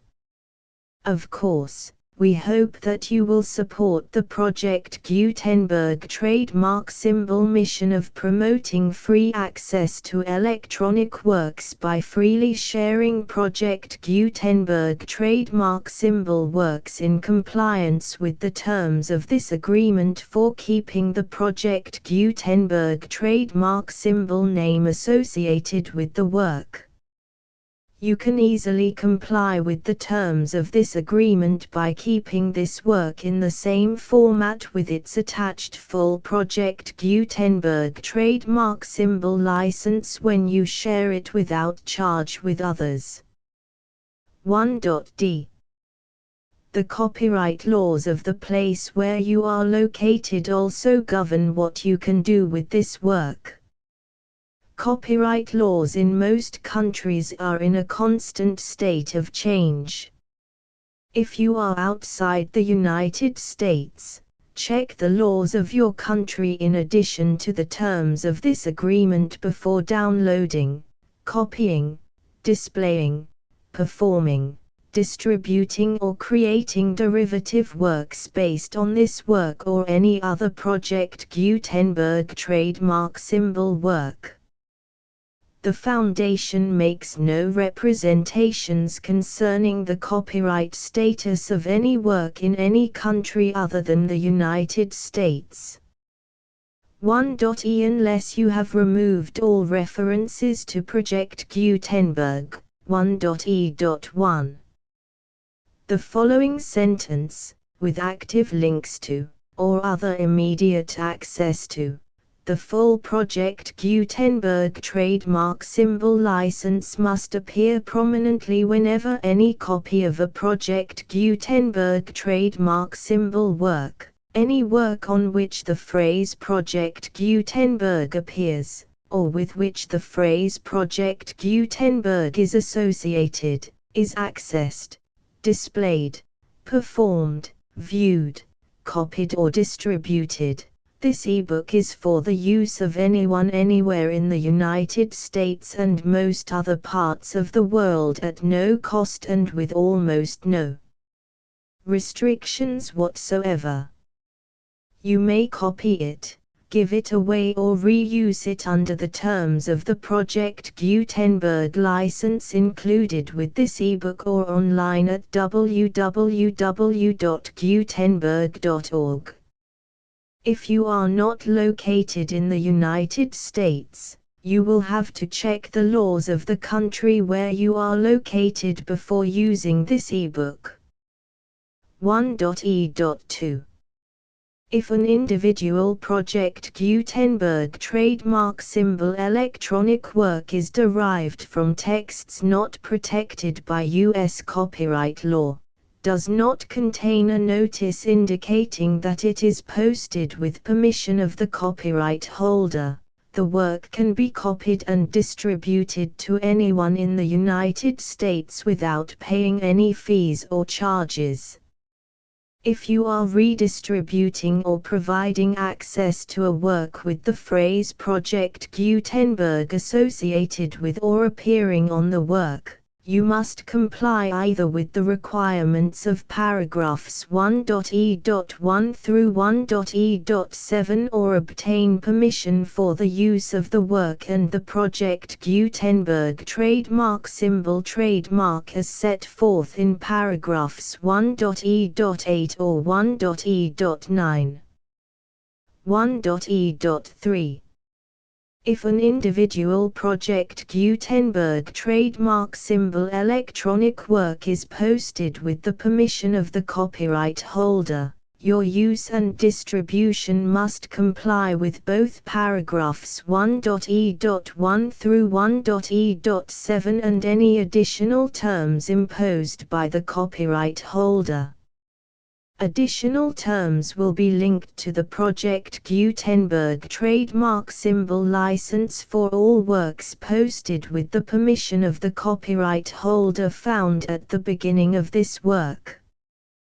1.e.4 Do not unlink or detach or remove the full Project Gutenberg trademark symbol license terms from this work, or any files containing a part of this work or any other work associated with Project Gutenberg trademark symbol. 1.e.5 Do not copy, display, perform, distribute or redistribute this electronic work, or any part of this electronic work, without prominently displaying the sentence set forth in paragraph 1.e.1 with active links or immediate access to the full terms of the Project Gutenberg trademark symbol license. 1.e.6 You may convert to and distribute this work in any binary, compressed, marked up, non-proprietary or proprietary form, including any word processing or hypertext form.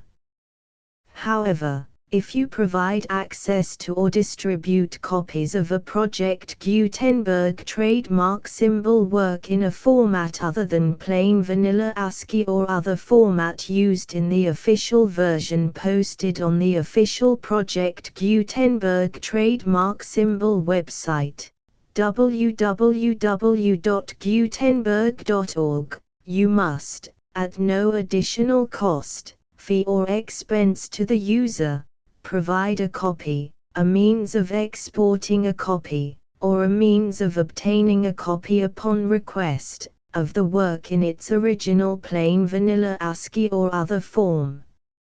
Any alternate format must include the full Project Gutenberg trademark symbol license as specified in paragraph 1.e.1. 1.e.7 Do not charge a fee for access to, viewing, displaying, performing, copying or distributing any Project Gutenberg trademark symbol works unless you comply with paragraph 1.e.8 or 1.e.9.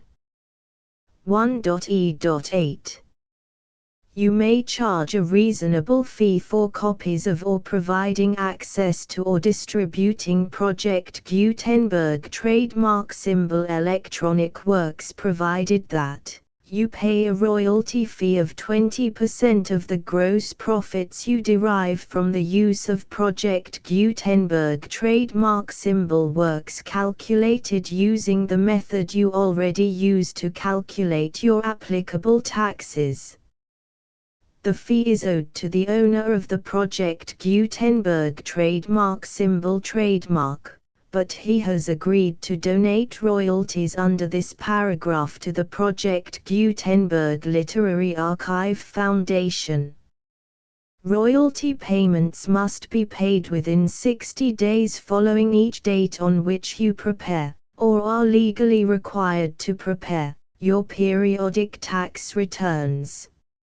Royalty payments should be clearly marked as such and sent to the Project Gutenberg Literary Archive Foundation at the address specified in Section 4, Information about donations to the Project Gutenberg Literary Archive Foundation.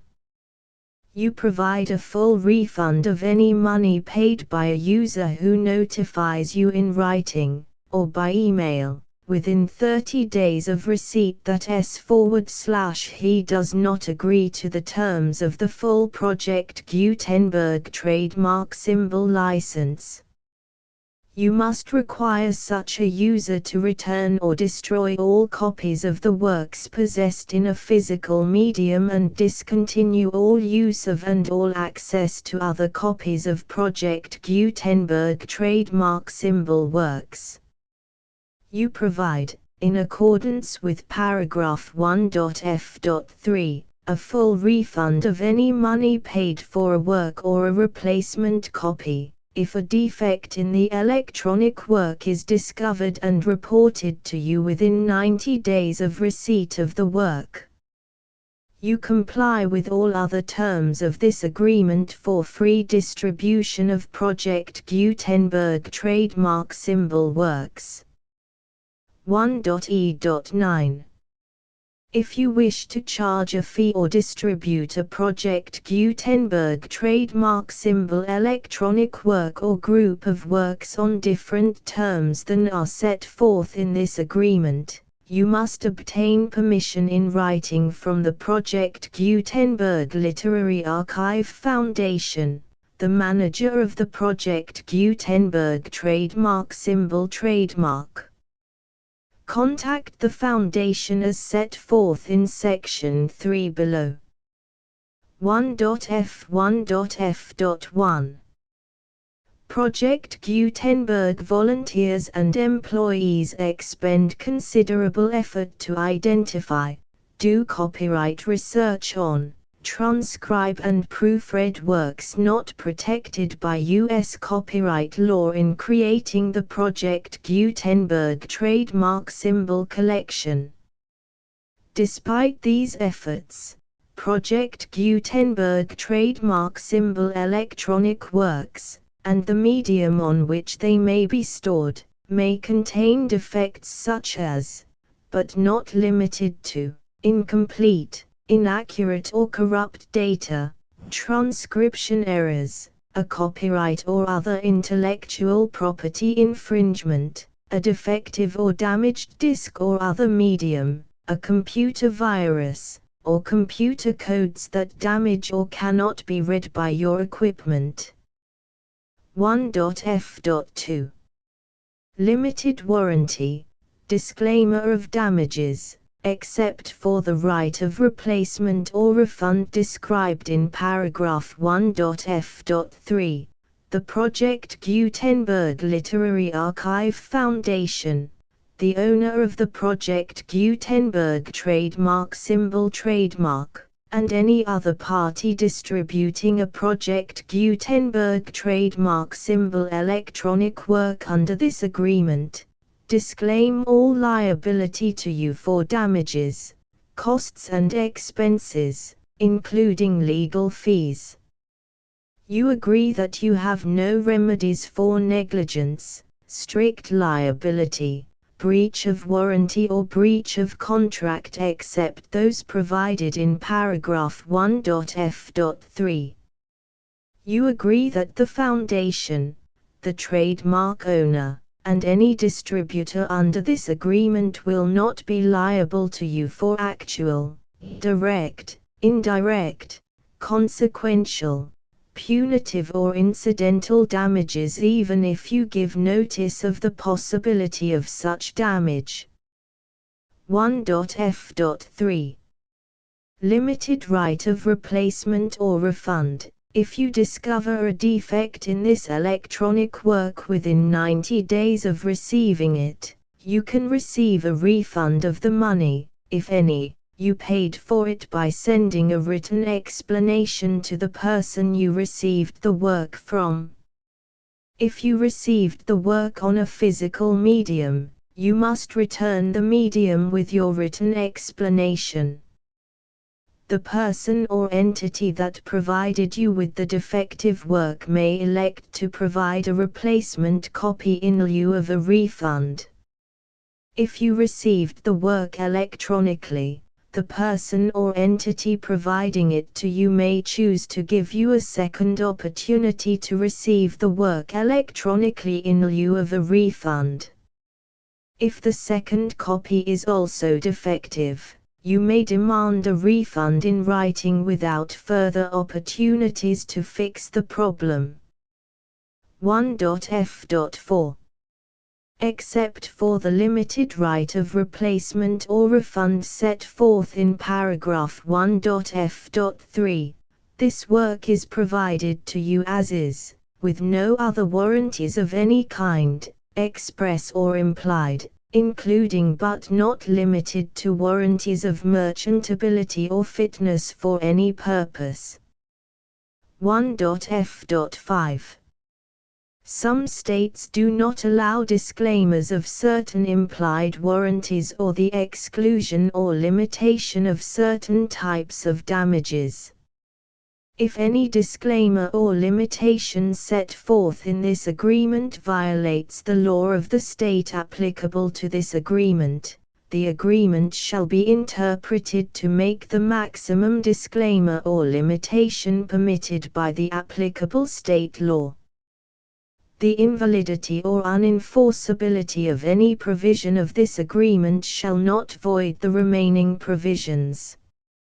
1.f.6 Indemnity. You agree to indemnify and hold the foundation, the trademark owner, any agent or employee of the foundation, anyone providing copies of Project Gutenberg trademark symbol electronic works in accordance with this agreement, and any volunteers associated with the production, promotion and distribution of Project Gutenberg trademark symbol electronic works, harmless from all liability, costs and expenses, including legal fees, that arise directly or indirectly from any of the following which you do or cause to occur. A. Distribution of this or any Project Gutenberg trademark symbol work. B. Alteration, modification, or additions or deletions to any Project Gutenberg trademark symbol work, and C. Any defect you cause. Section 2.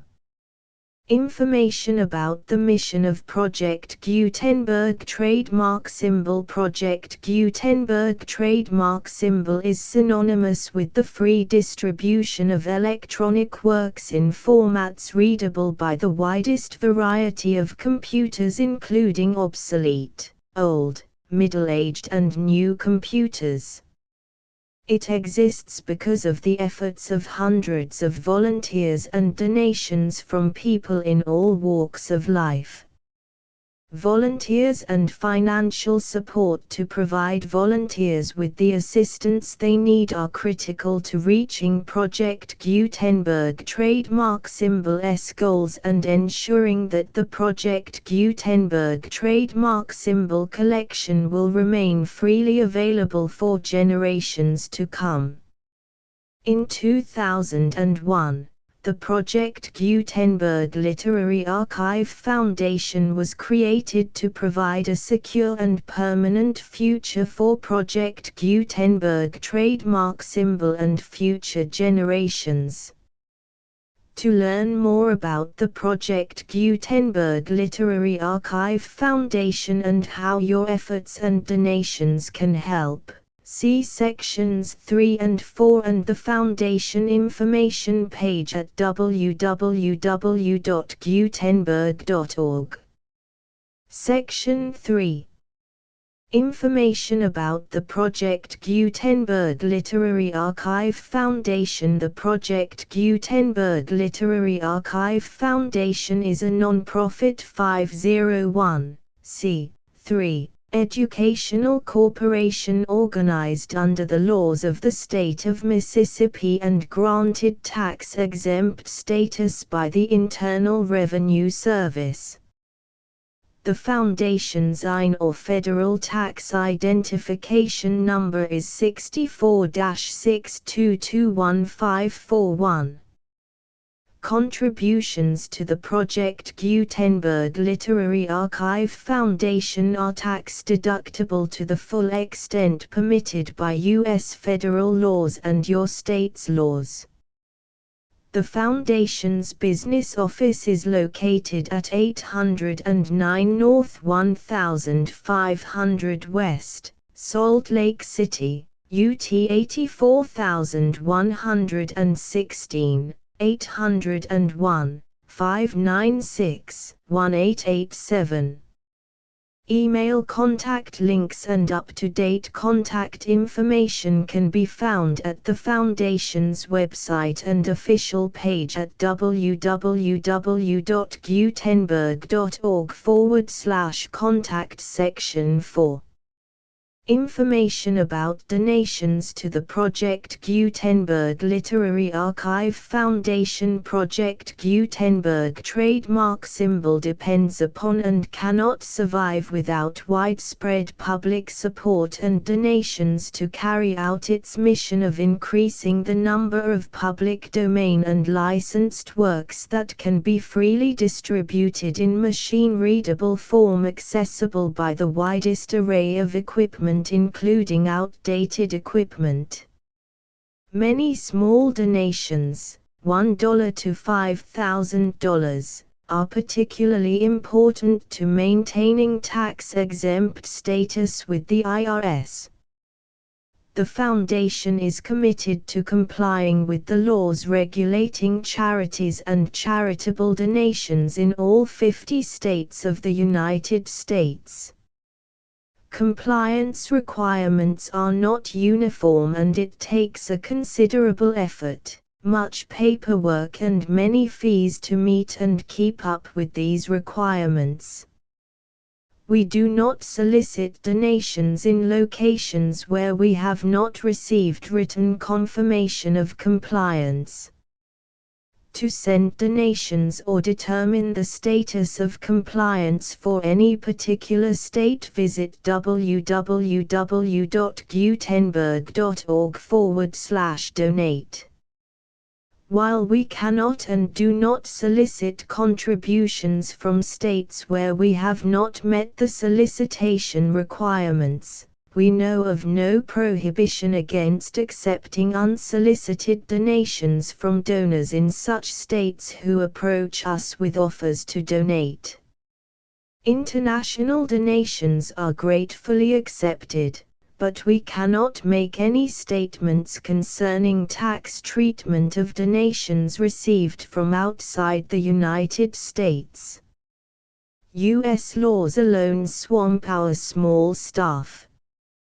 Please check the Project Gutenberg web pages for current donation methods and addresses.